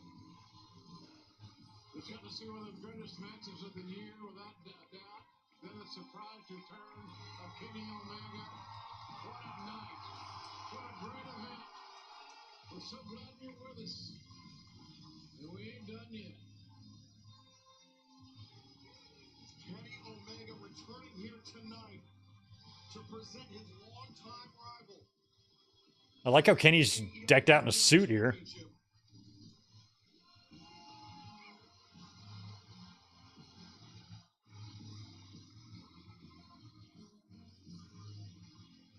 Kenny Omega.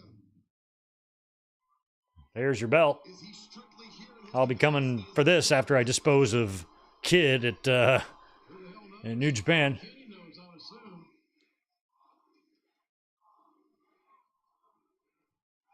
I'm guessing that's a Revolution match here we're looking at? Is that what's happening?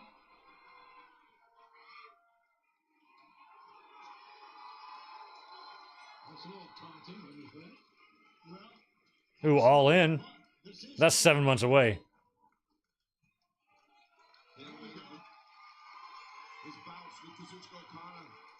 Are you gonna leave? Good, no physicality.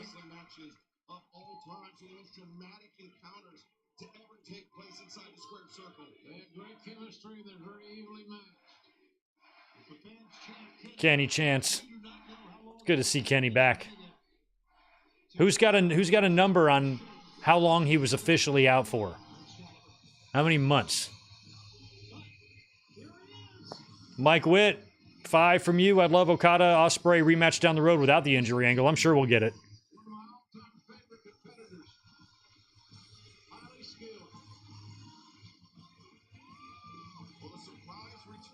Well, I'm hoping Kenny can stay healthy in this run.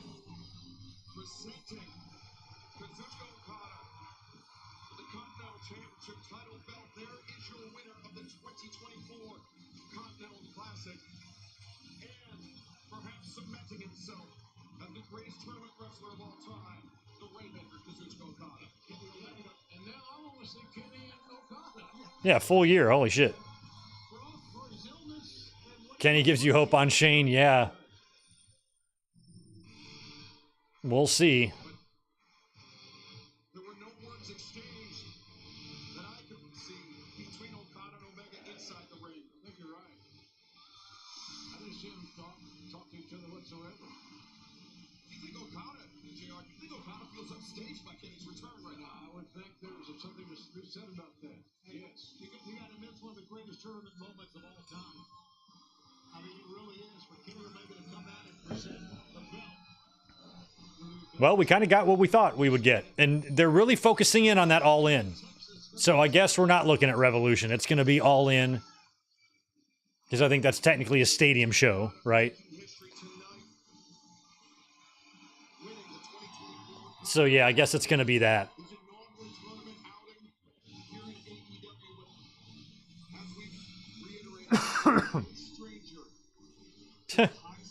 He gave the finger on his way out. Okada's the best. Very special. It's like the baseball players. They said Reggie Jackson had it all in the World Series. The big moments rise all tides, and we saw that tonight. I think Okada. Yeah, but that tournament was the best start to finish that we've seen. I mean, it was tremendous. Such great competitors, and you saw what the two did push each other for the championship. I watched every match, and every match became more compelling because they're fighting for something tangible, right, that we can follow and understand as fans. What a moment for Kenny Omega to come in as well. Jim Ross. Think of the return of Kenny Omega. We knew that it was It's kind of sad seeing him get old like this. He's going to be competing for New Japan Pro Wrestling in just about a week, but his return to AEW was so many rumors going on backstage. Rumors in pro wrestling? Are you kidding me? It's news. It's like chocolate and peanut butter, two great tastes that taste great together. But Kenny Omega, I mean, it feels so good to have him here in AEW, one of the founding fathers of AEW. These two fools standing up behind them. The one guy with his Japan belt, and then the woman, I don't know what she's doing. I bet their bathroom smells really bad. I think it very well could, because these four-ways are a challenging place. They're challenging to travel. The roads are rough. The water is deep. Every cliche you want to think of. But you can't trust anybody. It's every man for himself, the way I understand it. It's every man for himself, the way I understand it. Well, yeah, well, it ain't a tag team match, JR. He said, let's work together. Take Jon Moxley out of the equation. Turn this match essentially into a three-way. Do you think he's going to have any luck with that? No, I don't think. I think we're going to see a lot of conflict during this match. One thing for sure, Matt Menard in the pregame show said it's a 25% chance that Jon Moxley is going to win. With the Death Riders, I think that increases that chance that he's going to win. He's got a plan. He's had a plan the entire time. Let's see how it unfolds tonight. Jon Moxley not coming into our main event. Yeah, I've got mixed feelings on the Shane McMahon stuff. I want to see it just because I want to see the visual of that and the surrealness of that. And plus, I think it would create a whole shit ton of buzz. McMahon has gone to the other company and all that stuff. It would be great. But storyline-wise, I mean, I don't know. I don't know what I would trust. I never liked anything Shane did after he came back in 2016, taking up WrestleMania spots and stuff. But if he came back for a storyline purpose of McMahon, you know, funding this whole Death Riders thing and breathe life back into this and explain some of the questions we haven't had answered yet, would be awesome. Jon Moxley is determined to reform AEW into what he thinks it should be. As long as my heart is still beating, this is the closest you will ever come to the AEW World Championship. If anybody is going to knock out one true king, it will be the Switchblade. Well then, the championship is and always has been mine. AEW World Championship. I'm never going to stop until you are not the AEW World Champion. Throw it away. The only way I stop is if you kill me. I will do everything to win that World Championship. Who is going to stop me? Jon Moxley! No matter how you crowd the room, I will find my way to you. Will they neutralize Moxley? It's my responsibility to make sure that they never even get the chance to lay eyes on the AEW World Championship. Or will it be every man for themselves from the moment the bell rings? Yeah, I don't think we've done an AEW pay-per-view watch-along since Wrestle Dream, because I missed Full Gear. Is a four-way match for the All Elite Wrestling World Champion! All right, here we go. I'm glad OC's got his old theme back.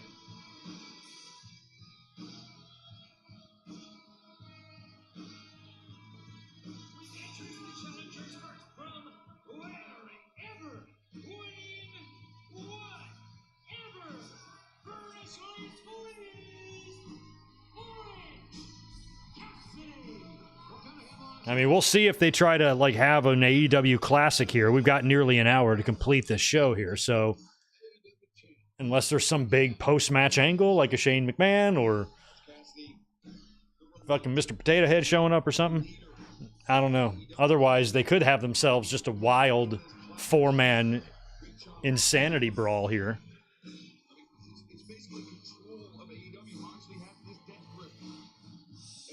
So the referee's got a patch of the World's End logo on his ref shirts. Have they been doing that for the pay-per-views? I'd love to know just for the hell of it, right? You know what it is, Shivani? Well, I can only assume it is more violence from other wrestlers like John Moxley employs. He like From me. here in Spring, Virginia, weight 229 pounds. Hangman. I like Hangman's theme, too. With the fire in the background. Next to John Moxley, been AEW World Champion before. And you're watching make his way to the ring right now. It's very interesting that we just had Kenny Omega return moments ago because it was Hangman engaged in Him drinking that in front of the burning house was the best. to capture the AEW World Championship.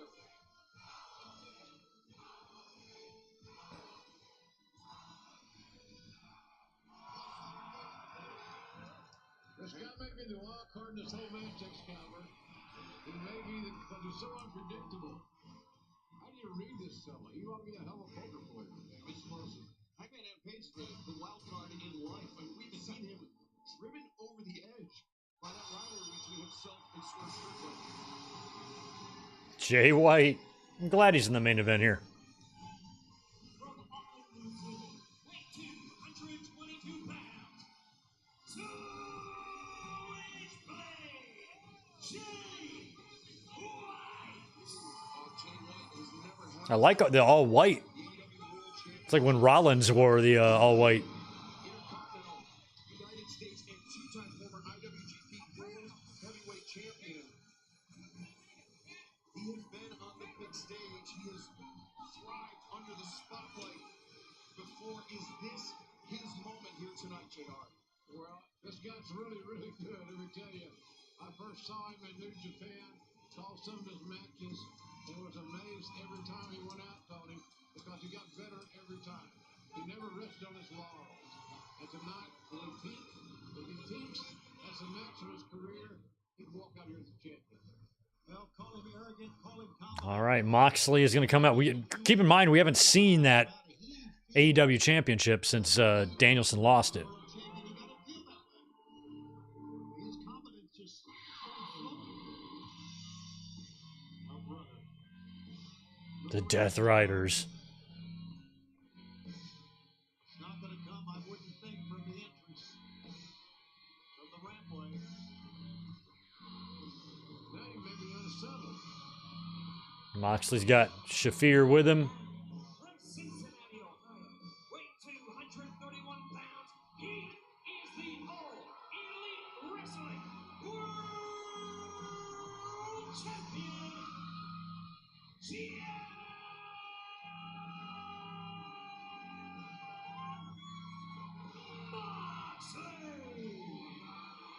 All right. Moxley in his fourth reign as AEW World Champion. He's held the title for more than a cumulative 400. I saw that, Juliet. AEW had the 24-hour stream of Hangman just drinking.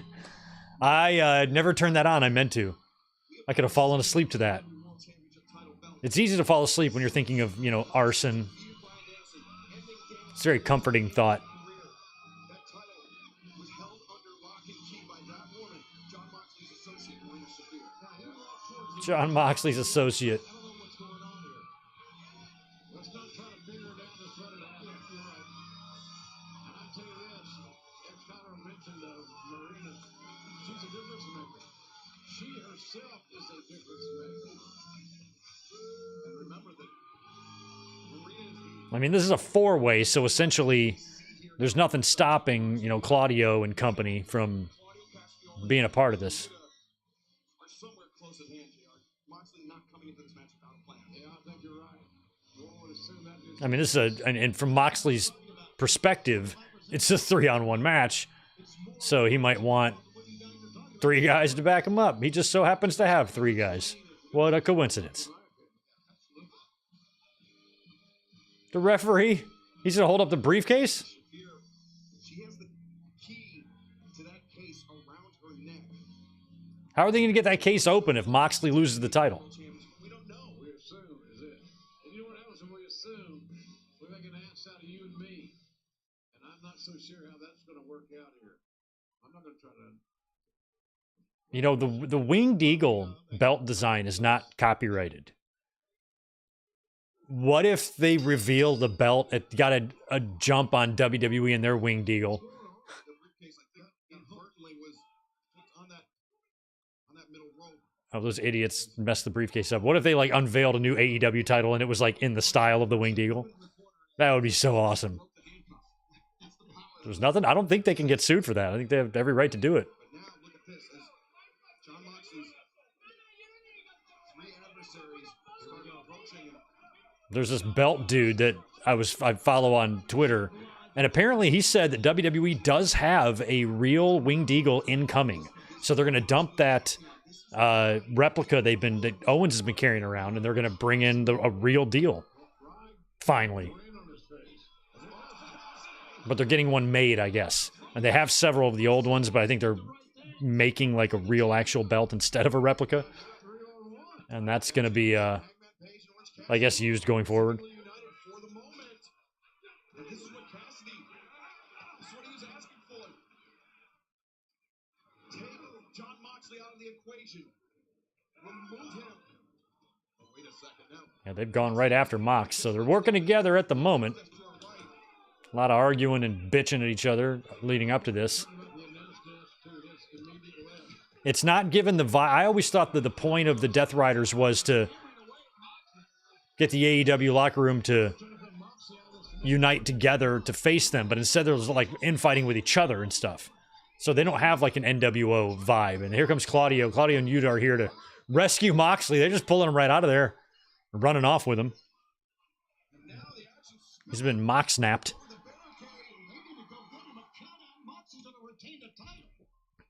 A count out? You can't do a count out in a four-way, Shivani. This match now, is that the case? I mean, I don't think there are countouts in the Yeah, thank you, Excalibur. I don't think so. What the hell? Go get him. I love that Shivani forgot. She's a dangerous woman, JR. She is. You don't ask her to make no biscuits.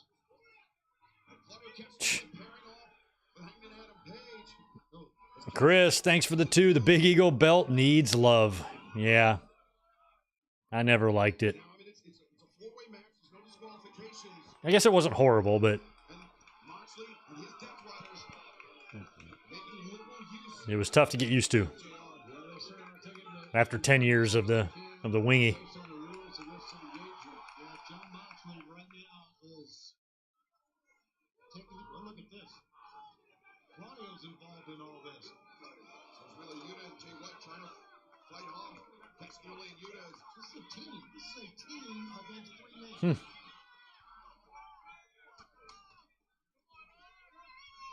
Moxley, you see with an abrasion. Where the hell did everybody go? Here they come over on the other side, JR. That abrasion on Moxley's left flank, left shoulder. I see that. Now security trying to intervene, trying to keep the Yeah, the security's trying to pull off. Did we see Pac in that whole ordeal? It was just Yuta and Claudio, I think. You got the opportunity. You got Hangman and Jay White across the arena. Now Moxley mocking Orange Cassidy. Maybe not a wise strategy.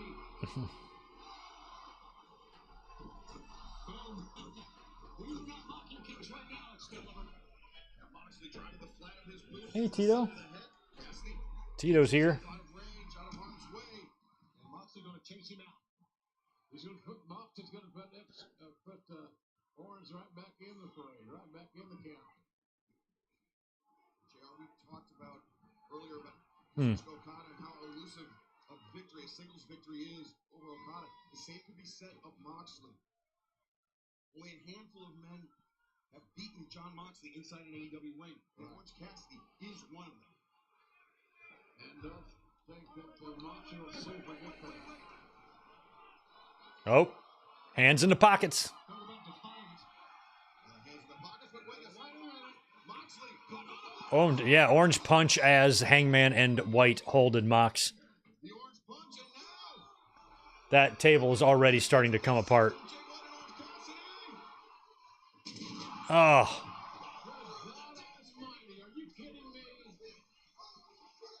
I've been witnesses to I think they're connected on the side because I saw one of the side angle corners kind of spaced or separated a little bit, and it looked like it was starting to come apart. So maybe they kind of rig it for the power bomb so it breaks. Yeah, smart move. Yeah, with Jon Moxley effectively eliminated from this match, it now becomes a three-way. Moxley, he does not have to be involved in the finish. It's not a three-way Excalibur. Moxley just did a table bump. He'll be back. Jay White. Remember, Jay White, 5 career victories over Hangman Adam Page in their 6 meetings. Well, this dude turn around. And if it does, we got a new champion. And the fallaway slam. Jeez. Corner. And now Hangman the cover. 2. Jay White there to break it up. This is what's great about a 4-way match. Even a 3-way match. Another guy in. Save it. Now Hangman digging his thumbs into the eyes, essentially Jay White. Jay White going to that middle turnbuckle, courtesy Hangman. Oof. And layered with barbecue sauce. That's hard to eat. Now another cover on Orange Cassidy. Hangman Adam Page. I really want Hangman Page to be the champion again. Who's up there? Pushing him. Oh, Christian. All right, there we go. There's Christian. Christian Cage, remember, the And he's got that thing up there. Page has that contract for the AEW World Championship. I really want Hangman to be champion, but I think you got to see this Moxley shit through. If he dropped the title here, it would be weird, right? So I feel like Mox has got to retain here for him to drop it at a bigger moment. Yeah, imagine But shit, Christian could be involved in this somehow. finally torn from the grasp of Jon Moxley, but then it goes back. Wait a second. And who's in this one? Oh, Hook. Oh, maybe Hook will stop Christian. That's Hook. Watching Christian Cage Hook. Oh, wow. The victory last night. Okay, so maybe they're going to use Hook as a way to prevent Christian. Young protege Nick Wayne, but it seems like Hook's business is far from over with Christian Cage. Remember, Christian responsible for that injury to Taz. So that's the thing. If something happens after this match and the champion is vulnerable, but they don't want Christian to cash in because they've got other storyline plans, you have to have a reason that Christian wouldn't cash in, you know? So if Hook is there to kind of foil his plans, then you explain that. Race for the bottom between MJF and Christian Cage. But now Hangman Adam Page, though, with the advantage on Orange Cassidy, sending him into the barricade. And Jon Moxley, by the way, as you can see, fans, still down and out here because he's not made his way towards the ring at all. And he's going to get out. He's going to be out the rest of the match or not. Yeah, Moxley is to the right of our announce position. He's clutching the back of his head in the remnants of the announce desk. Looks out of it. Looks really out of it. Hangman Adam Page sending Jay White now into the barricade. Let's remind the fans that barricade is an LED board on the far side, so that's even harder than most. Yeah, it doesn't move. No, it does not. No, Not an inch. It doesn't sell, does it? Hangman Adam Page now back into the ring with Orange Cassidy. Lurching in. Clothesline in the corner. Fans here in Orlando are chanting Swerve's house. See, here's the thing about this is that you got to get your business handled as quickly as you can because the longer one extends the match, it allows the other guys to regroup and get back in it. Exactly. Hangman. Yeah, JR, we know how four-ways work. Fans, he has to keep his focus on the AEW World Championship. Can't let those thoughts of Swerve Strickland creep back. If anybody hadn't smashed the thumber, hit me with that. I'd appreciate it. Thanks, Ahmed, staying up till 4:20 a.m. Jesus, man. It's 8:20 p.m. here. Swing by Hangman. Cassidy. Now, DDT attempted. Hangman. Counters. Oof. Now, Jay White back in. Jay White. I'd love for Jay White just to come out of nowhere and steal the title. Swings around. Cassidy. Nope. Good block. Oof. The cutthroat suplex. I'd like a Jay White and Seth Rollins match. This by Hangman Adam Page. Swing on him, yes, indeed. Jay White is just quick as lightning. He certainly is. We've talked about. He's like a slinky. He's always in position to do something. Like a slinky. Hurricane Rana there by Jay White. JR, I've never heard you describe anybody as a slinky before. What does that mean? You're just really good and consistent at going downstairs? Behind the knee. Now Orange Cassidy. Looking for BJ. God, Moxley is the back of him is covered in blood. Through the PK from Orange Cassidy. Jon Moxley's bleeding in his back. Yeah, his back. Look at his back and neck. Oh my God. The back of Moxley's head. Do you see that? Holy shit. Abrasions on the back. I noticed He must have... on the back of the head. I didn't see the blood, and that's why. He must have knocked it. Oh, that was on the power bomb. He cut his head open on the power bomb. Ready to defend his AEW World Championship. I love this combination. I love these two guys beating the hell out of each other for something that is so vital. I've never seen anyone bleed in the back. That's gnarly. It looks like... I like seeing the blood in the back of the head like that. He just powerbombed onto that desk, perhaps clipping the monitor. Or who knows what on the way down, but right now Moxley trying to pour it on, but Hangman undeterred, but Moxley likewise. Orange Cassidy just comes running in. Sent up to the apron. Moxley just leaped up. There you go. Left up the roll up and High stack almost won it. Blade Runner. Moxley reverses two. Jay White able to break free. High boom. Man, well placed. Dragon screw. Okay, you can see exactly where Moxley's cut too. Hit the back of his head on that table bump. Hangman for a moment and paid the price. Back and forth these guys go. My God. Oh! Moxley DDT'd by Cassidy. Moxley stays on the attack, Excalibur. He stays on the attack and continues to deliver strikes of significance. Strikes of significance. That's a key term to keep in mind. Thank you, JR. This four-way setting. Moxley caught by Orange Cassidy. All four men down. The physicality of this main event match evident on all the combatants. You gotta wonder as we head towards a brand new year if it will be the Death Riders still in charge, or maybe members of AEW rise up. One of these other three men will be a champion. Now, finding himself up now. Almost like a reset as Cassidy goes down and There's a sign that says, I'm trapped under a cow. Trying to get everything he can while he can. But Jay White's a fighter, guys. Look at this. certainly is. White knows that the odds aren't in his favor. I'm trapped under a cow. Oof. Discus lariat. Moxley may be out on his feet. Deadeye. We're going to get all the sequence of finishers here. There's the Blade Runner. Nope. Cassidy slipped free. Everybody's throwing out their A material. Yep, couple of orange punches. He's got him alone. As Cassidy now DDT Moxley. Went for the double underhook, went for the Death Rider, but instead. Boom. Nailed him. Down goes Moxley. And all in his green pants and everything. Hangman stops the ref's count. Hangman pulls the referee out. Well, that's one way to get it done, right? Yeah, Hangman disrupting the count. It may not be ethical, but you said this was an ethical match. Exactly. As now, Orange Cassidy, perhaps in the sights of the buckshot lariat. Jay White taken down by the boot of Hangman. Let's get ready to do another one here, Excalibur. Oof. Shot for Jay White. Oh, but Moxley. That got stop punch. Another Deadeye. A second Deadeye. If Shane ever debuts, they should have a fan jump the barricade first and attack somebody, and then the announcers just play it off like it's a fan, but if you look at him closely, like it's Pete Gas. And only fans who've been watching for at least 25 years would know that that's Pete Gas. And start putting it together. Something like that would be fun. And Maurice Shafir passed Moxley the chair. Wait, if he's here. Boot in the face. Buckshotty. No referee, the one you pulled out. You dumbass. Oh, there's Paul Turner. With the roll up. Ooh, Orange Cassidy almost won the title. Oh! Low blow to Cassidy. Boom. Blade Runner to Hangman. Moxley's coming up from behind. Stupid. Blade Runner to Moxley. Holy shit. No, Yuta's gonna stop this.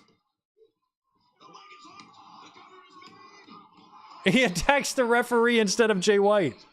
What the fuck? The Death Riders is doing whatever they have to do.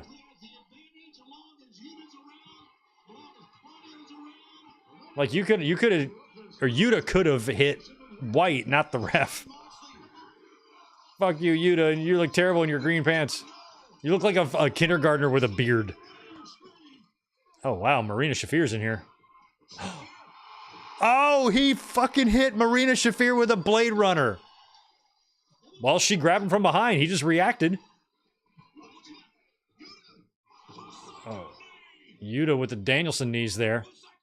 Oh no, is that going to be it? And Moxie's going to take him out? Oof.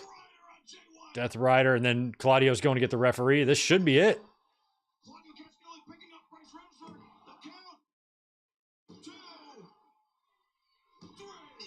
And Moxley retains.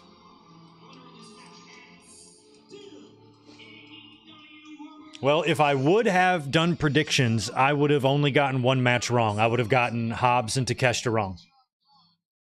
But everybody who I thought would win won.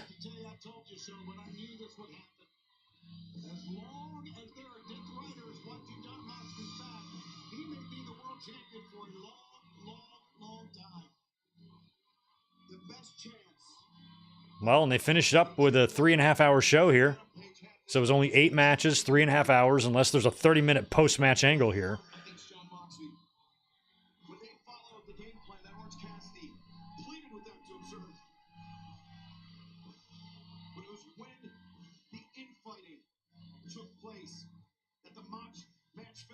Don't forget, Christian is still sitting up there, but I think Hook might be keeping him at bay.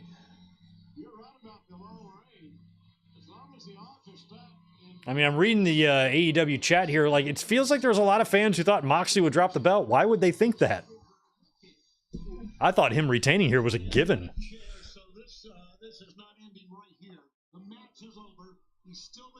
All right, so unless they do something here after the fact and we have somebody come out, I don't know. Maybe another return or something like that might be fun. FTR? Oh, that might mean... Well, if FTR is here, that means they might have some backup. They've not been medically cleared until the 1st, unless AEW changed their mind. If they stop in the entranceway, yep. Nope, they're still walking. Nope, they're stopping. Here comes Edge. Here comes Edge. Please be Rob Zombie. Please be Rob Zombie. Rated FTR. Nope, still, you think you know me. Well, I thought they were going to wait until Wednesday to do this in Asheville, where all 3 of these guys live. But they just couldn't help themselves. We're getting it early in Orlando. Welcome back, Adam.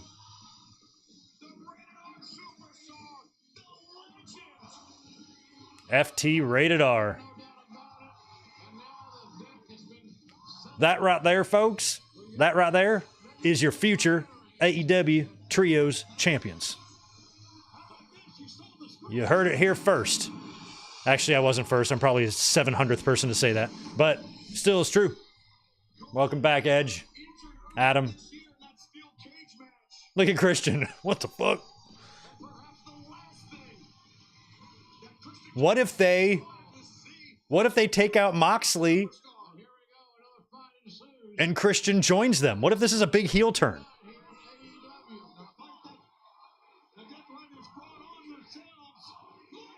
What if they take out Moxley right here, and then Christian comes down and cashes in? Shatter Machine. You better get out of there, Moxley. You know what's good for you.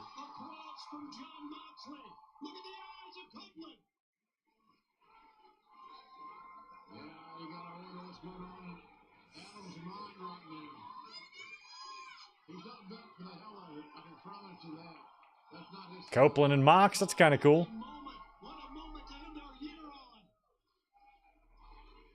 What if Copeland and FTR are in on it? Weren't FTR Shane guys too? I love that I'm still talking about Shane like it's going to fucking happen. There we go. Spear. Now does Christian come down and try to cash in and maybe Hook stops him? Or maybe he succeeds. Look at Christian's like, let's go. He's coming. Christian, you got backup. Oh. Oh my God. We might get a double turn here. Maybe Death Riders go babyface. Ah. The thing, the bar. Roman Reigns had a taste of that bar. Get away on the violence. Maybe this is the AEW John Moxley was looking for. Or maybe it's the AEW. Is Christian leaving or is Christian coming to the ring? Oh, they're pulling him out. Getting him out of there. All right, so I guess we're not going to see some crazy cash in. Good point. Just don't forget, he's still the AEW World Champion.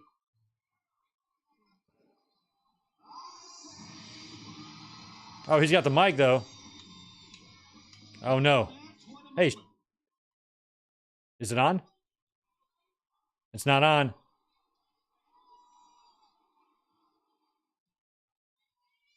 It's not on. There we go. Oh, shit. Oh, they're botching the fucking return. There we go. Moxley! You look at me when I'm talking to you, kid. Kid. Kid. Yeah, I called you kid because you were growing pubes while I started doing this. That's kind of true. You're all mine! Rated FTR! We're taking it all! Well, there you have it. God, I love AEW. There you Edge looks a little older. players in the game. But he says him and Rated FTR are coming for it all. And coming for them. All right, so I guess Christian just got out of Dodge. I thought Christian was coming to the ring at first. Edge is in great shape, or Adam's in good shape. Look at him. Not bad for... He's 50.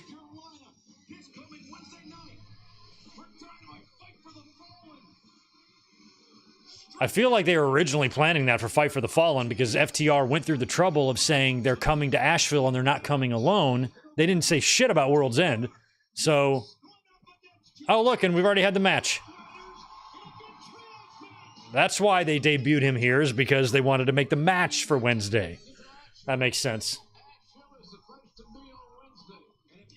And Adam Copeland is back with FTR with him. And we will be here watching that Wednesday together because I'm home on New Year's Day, so might as well watch Fight for the Fallen.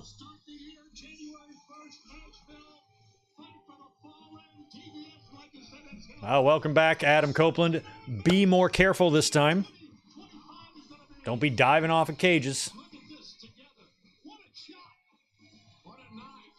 What a pay-per-view. And what a pro wrestling company we're a part of. And now the ranks of all elite wrestling of Team AEW bolstered not only by the return of that man, the rated R superstar, Adam Copeland, but Kenny Omega back. So those are the two surprises we thought going into this that we could see. Kenny Omega and Adam Copeland, and we got them both. I thought Adam was going to be saved for Wednesday, but they debuted him here so he can have his match on Wednesday. Which makes sense. Or not debuted him, but returned him here.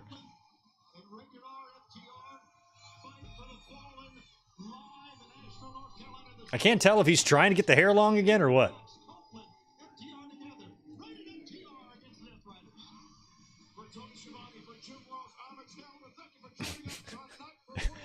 Adam Copeland looks like Dr. House, doesn't he?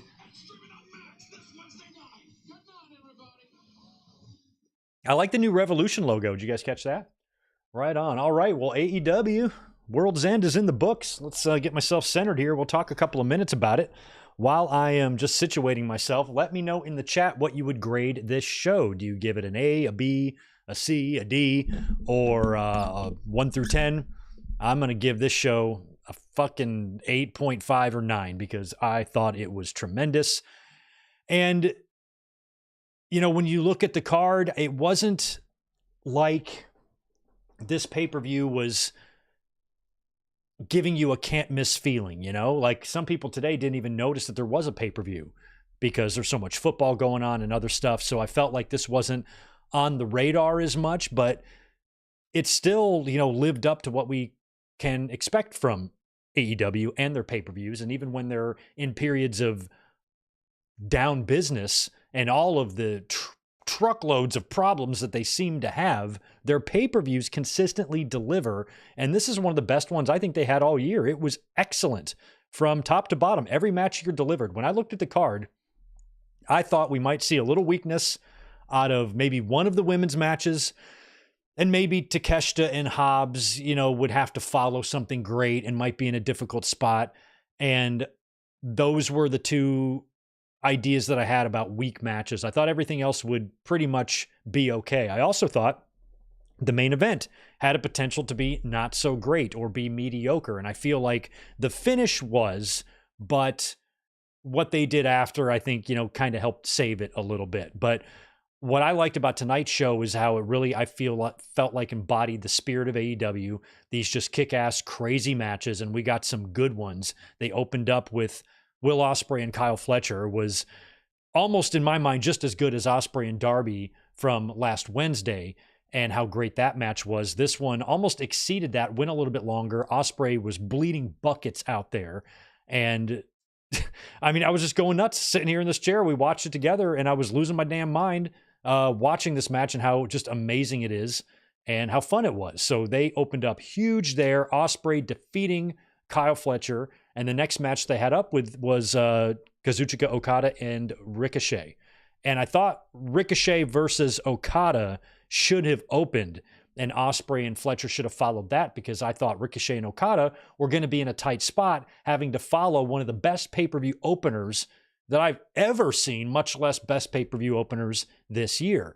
And they still delivered. The match was still good. They didn't reach the violent levels that the first match did in terms of blood and whatnot, but I thought, it still lived up. Okada puts Ricochet down, and then he comes out and gets kind of insulted and humiliated a little bit by Swerve Strickland. So we were able to get a little bit of Swerve on the show. I think after that, we had Mariah May defending her women's championship against Thunder Rosa in the Tijuana street fight. This was all kinds of fun.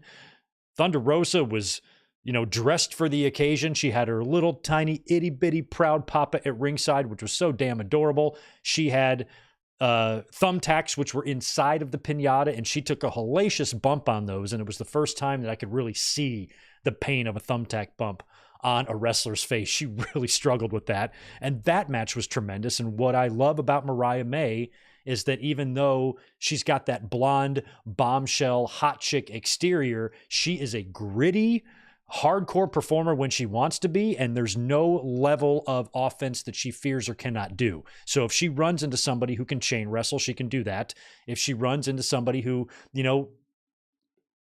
wrestles more of a babyface style, she can do that. And if she's wrestling somebody who's violent and gritty and who can get bloody, she can do that too. The girl knows all about violence and all different styles of wrestling, and she's awesome. So that match was terrific, with the finish, with the pile driver through the table or whatever it was, pinning Thunder Rosa in a match that I thought, because of the street fight stipulation, some of those matches with the women can tend to be, a little clunky or sloppy and mostly relying on spots. This wasn't like that. This whole match was really fun. They worked well together, and I was a huge fan of it.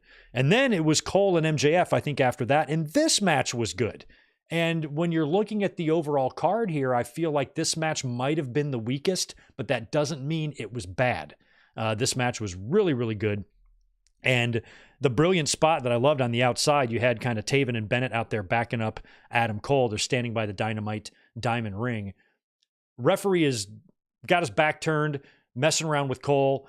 MJF is on the outside of the ring right in front of Bennett and Taven, and he slams his own head up against the ring steps and falls down.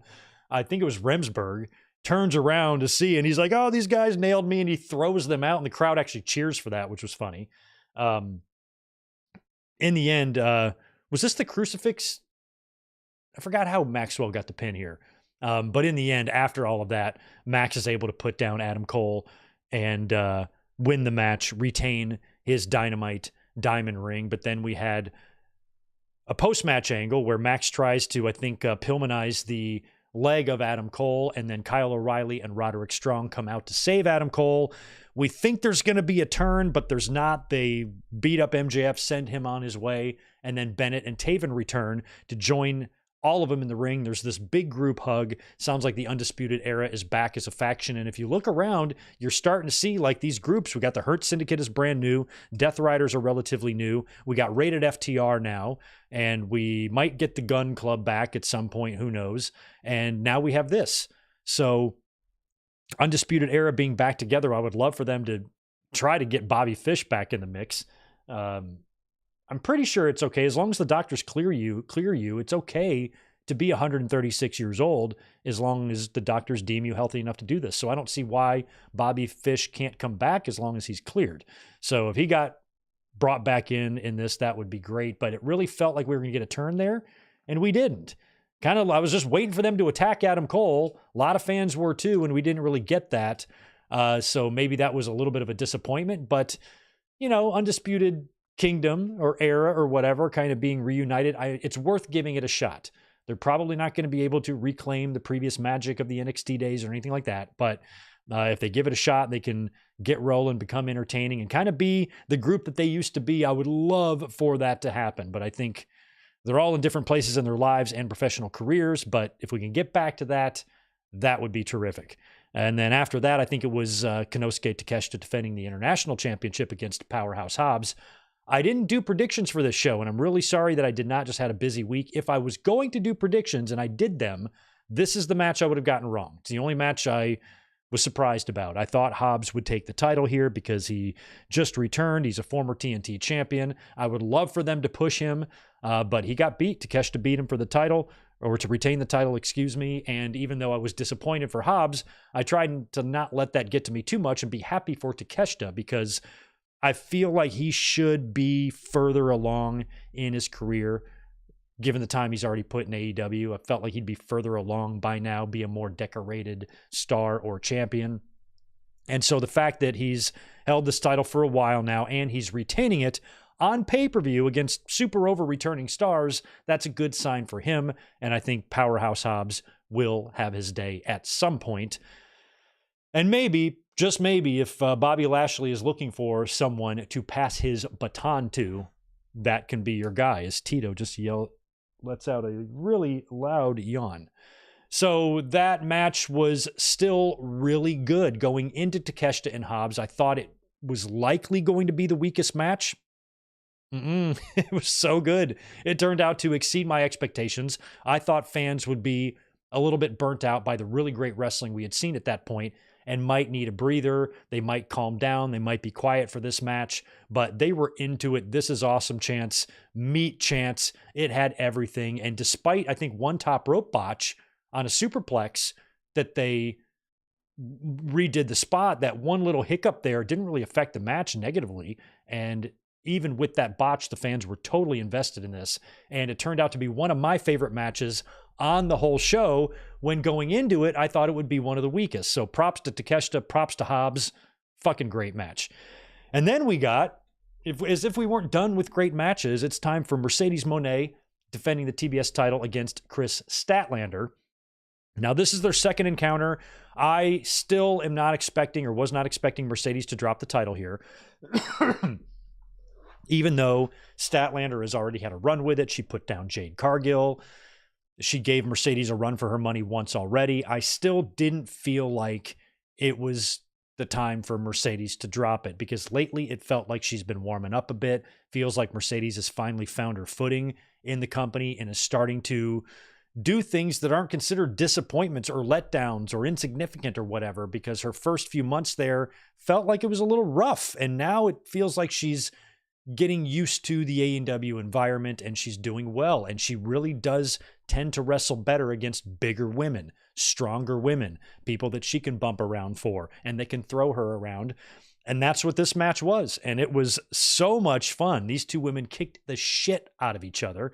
And a couple times there, I thought Statlander was going to pull off the upset. They had some unique spots in the match. The deal on the outside where Statlander is going to lose by being counted out, but Mercedes, stops the count, goes out there, grabs her by the foot.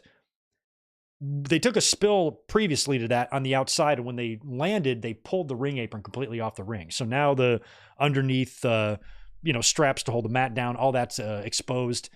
Mercedes takes Statlander's foot, drives it in there, and kind of sticks her foot in the ring ropes there that tie the mat down, and her leg gets stuck. So Statlander removes her whole shoe and gets back in the ring with one foot, where Mercedes is eventually able to put her down. Did she tap her out? Or that was the crucifix move that she beat her with after having her pretty close to tapping out in the bank statement and the STF.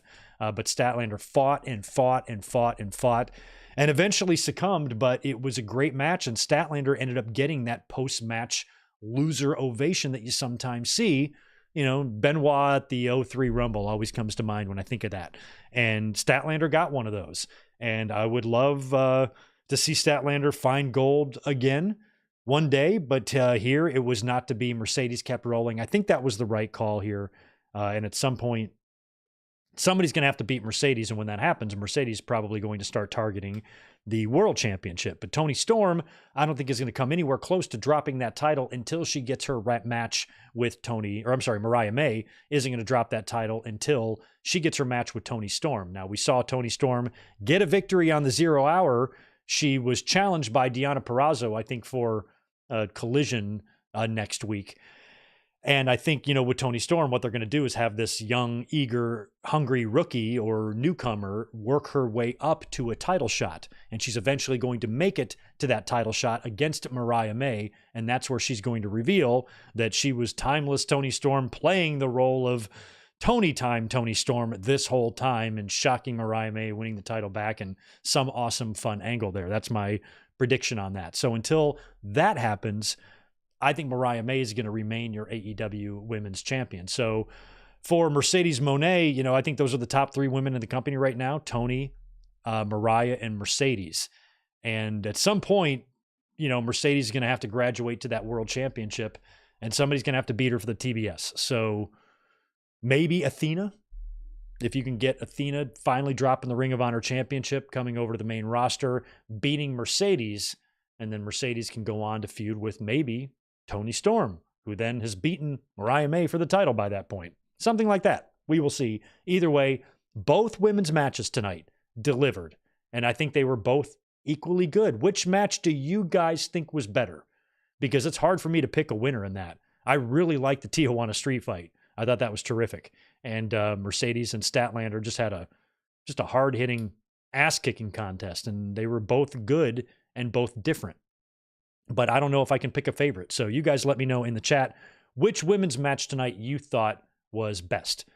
And then after that, it was time for the Continental Classic Finals. Kazuchika Okada against Will Osprey, who was bloody. He did a pre-match or post-match interview with Renee earlier on in the show where all that blood is all over him. He's kind of a mess. He's a little bit loopy. And when he's making his entrance here for the match, he's kind of wobbling. He's like a drunk driver driving down the road, just kind of wobbling a little bit. And I'm like, if this was legit, doctors would not let you go to the ring in this condition. He looks like Jeff Hardy at Victory Road or whatever that pay-per-view was where he was stoned off his ass. So Osprey is in there at a clear disadvantage. He's got the bandages around his head. He's lost 4.5 pints of blood. And now he's got to go in there against the Rainmaker, the tournament fucking champion here. And by the time we got to this match, I did think that maybe this one could be a little bit of a letdown, but it wasn't. Stupidly good, dramatic roller coaster ride of awesomeness. The fans were into it. They were going nuts for the whole thing. And by this point, we had seen good match after good match after good match. If the fans ever had a reason or an excuse to just be a little bit spent or burnt out, this would have been it. They got a little quiet in the Mercedes and Statlander match, but that didn't last long. They were back into it for the finish. So here with this match, they stayed engaged into it the whole time. And we knew the story that was being told here. Will Osprey was not 100%. He had lost a lot of his blood. He had a lot harder of a time with Fletcher, I think, than Okata had with Ricochet. And his physical condition, wasn't top notch. So he was at a disadvantage. Okada was eventually going to put him down, but not before. They had some tremendous sequences, some tremendous spots, tremendous near falls. I think I thought Osprey was going to win 3 times during all of that and surprise me. But each time there was a kick out or a near fall or whatever. And in the end, I was just waiting for Okada to hit that final Rainmaker because I think Osprey kicked out of 2, 1 for sure, might have been 2. And so during those final little sequences there, I'm like, anytime now, Okada's going to hit him with that final one, and that's going to be it. It finally came. Osprey got turned inside out. Okada wins. Handshake, show of respect. After the match, Osprey powders out, leaving Okada in the ring by himself, and we had a feeling that Kenny Omega was going to make his return tonight and that he would do so after this match. After Osprey leaves, Okada is celebrating, and Christopher Daniels comes out to the stage, and he announces that he is no longer an EVP. And I'm like, why is he saying that? I'm like, oh, that's right. He was kind of put into that position when Kenny was ousted, right? So he says, I'm no longer an EVP, but this man is. And out comes Kenny Omega wearing a suit. Great to hear the music again. Great to see Kenny after his bout with diverticulitis and his, brush with death earlier this year. And he's got the big match in Japan coming up on January 5th against Gabe Kidd right at Wrestle Dynasty. So I feel like AEW wanted us fans to see his face before he wrestled for New Japan. And it was great to see him back, and we got that confrontation with him and Okada with the All-In banner in the background. I thought they might be setting up for Revolution, which is going to be in my neck of the woods here in LA. And, oh man, I might have a chance to see Okada and Kenny one-on-one. Don't think it's going to be Revolution. I think they're going to stretch this all the way to summertime in July for All In when they are in Texas, and that's a stadium show, and they can maybe recreate one of those great Wrestle Kingdom New Japan matches with those two guys. That could be a shitload of fun. Felt like they were kind of leaning into the All In, so they're just giving us a little tease of that 7 months, before it happens. And we'll see if Kenny is going to wrestle kind of or work maybe a limited amount of appearances until then. I mean, he's in his 40s now. He went through a very difficult illness. So he might not be going, pedal to the metal, balls to the wall. We'll see. And we'll see how his match turns out in just a few days for New Japan. Welcome back, Kenny Omega. That was very cool. And then finally, we had the four-way match for the AEW Championship. Jon Moxley defending against Orange Cassidy, Hangman Page, and Switchblade.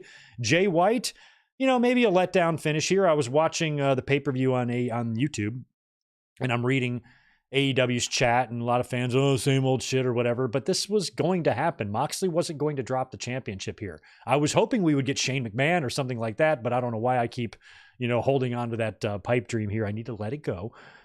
But in terms of who was going to win here, I feel like Moxley needed to win here. This isn't how I would want this Death Riders angle to fizzle out. I feel like you at least got to have Darby coming back and beating Moxley, and that might be Revolution. That's probably where it's going to be. I wouldn't. This Death Riders thing is kind of a letdown. I would not stretch this out another 7 months. So Revolution, the same place where Darby damn near killed himself on the glass pane drop last year when Sting retired.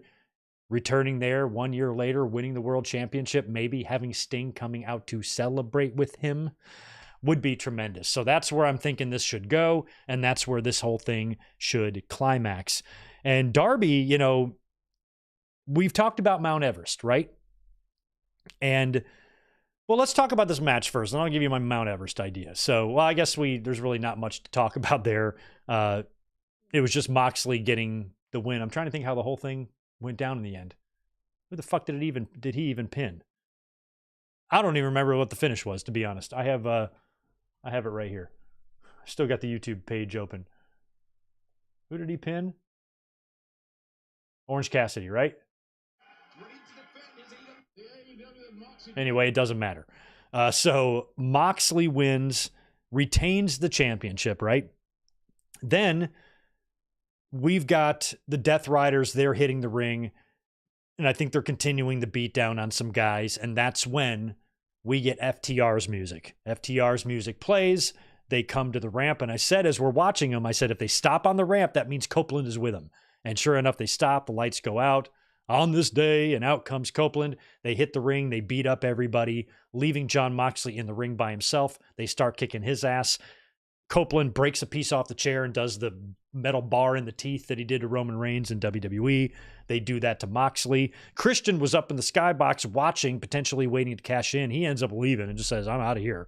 And Edge gets on the mic, screams at Moxley that they're there to take everything from them and calls him a boy or a kid or something like that, and said, you were still growing pubes when I was winning championships in this business, and, whatever. So Moxley and FTR are now booked in a match this Wednesday. They announced it right here at the end of the show. It's going to be a 3-way match, FTR and Copeland against, I think, Mox, Claudio, and Yuta. And I think that's why they didn't wait. I think they changed their plans because FTR did the promo a week ago from their couch where they said they're not cleared until January 1st, and they'll be there at Fight for the Fallen in Asheville, but they're not coming alone. I'm like, well, FTR and Copeland all live in Asheville, so they're all going to be coming back on that show. Instead, they came back here, and then they announced the match. So I think there wouldn't have been time to do all of that on Dynamite. It's not like this is Raw. You come out, you confront them for an opening promo to start the show, and then FTR and Copeland return, and they challenge them, and that's your impromptu main event. They don't run that format. So coming out at the end of World's End, now they can just straight up announce the match without having to do a stupid segment in the ring. And that's probably going to be our main event on Wednesday for Fight for the Fallen, which we will be here to watch together because I'm off on New Year's Day, and we might as well be here watching that together. Now, in terms of Darby, like I said earlier, Christian still is walking around with that contract. So maybe if the plan is for Darby to win the title at Revolution and have Sting in the ring celebrating with him, and then he's attacked from behind by the patriarchy or whatever, Sting is taken out, Christian cashes in, wins the championship, and then they do an angle to write Darby off of TV so he can go climb Everest. Then when he comes back, he wins the belt back from Christian. So Christian will be like your placeholder for Darby when he does Everest. He wins the belt at Revolution. Sting is there to celebrate with him. Tearful moment. Fans are going nuts. Christian cashes in. It's like the SummerSlam 2013 where Daniel Bryan won the title and then Triple H fucked him, right? So it's like that. Fans are just, oh my God, they're just mortified. They're freaking out. They're losing their mind. Tony Khan's the worst booker in the world. You crowned Darby Allin, and then you took it away from us, not knowing that that's just a way to write Darby off TV so he can train and prepare to climb Mount Everest, which the whole process takes about 3 months or more, maybe 4 months between training and prepping and then actually doing it. So this way he wins the championship. Christian steals it from him, holds it for just a few months while Darby does the mountain, and then Darby comes back and immediately wins the championship back. Or you can have Darby as champion when he climbs Mount Everest. That way, if he dies, you can have a champion that died on Mount Everest. How many wrestling promotions can say that? So maybe that's what they're doing. Who knows? We will see. But right now, I feel like Revolution has got to be where Darby wins the title from Moxley, because this Death Riders thing does not have legs to go a year. It just doesn't. So I feel like that's what you got to do. That's what you got to do. Either way, great pay-per-view tonight. I might say the main event was the weakest, to be honest, even though it wasn't bad, but there was some great wrestling, man. Like I said, both women's matches delivered. Takeshita and Hobbs over-delivered.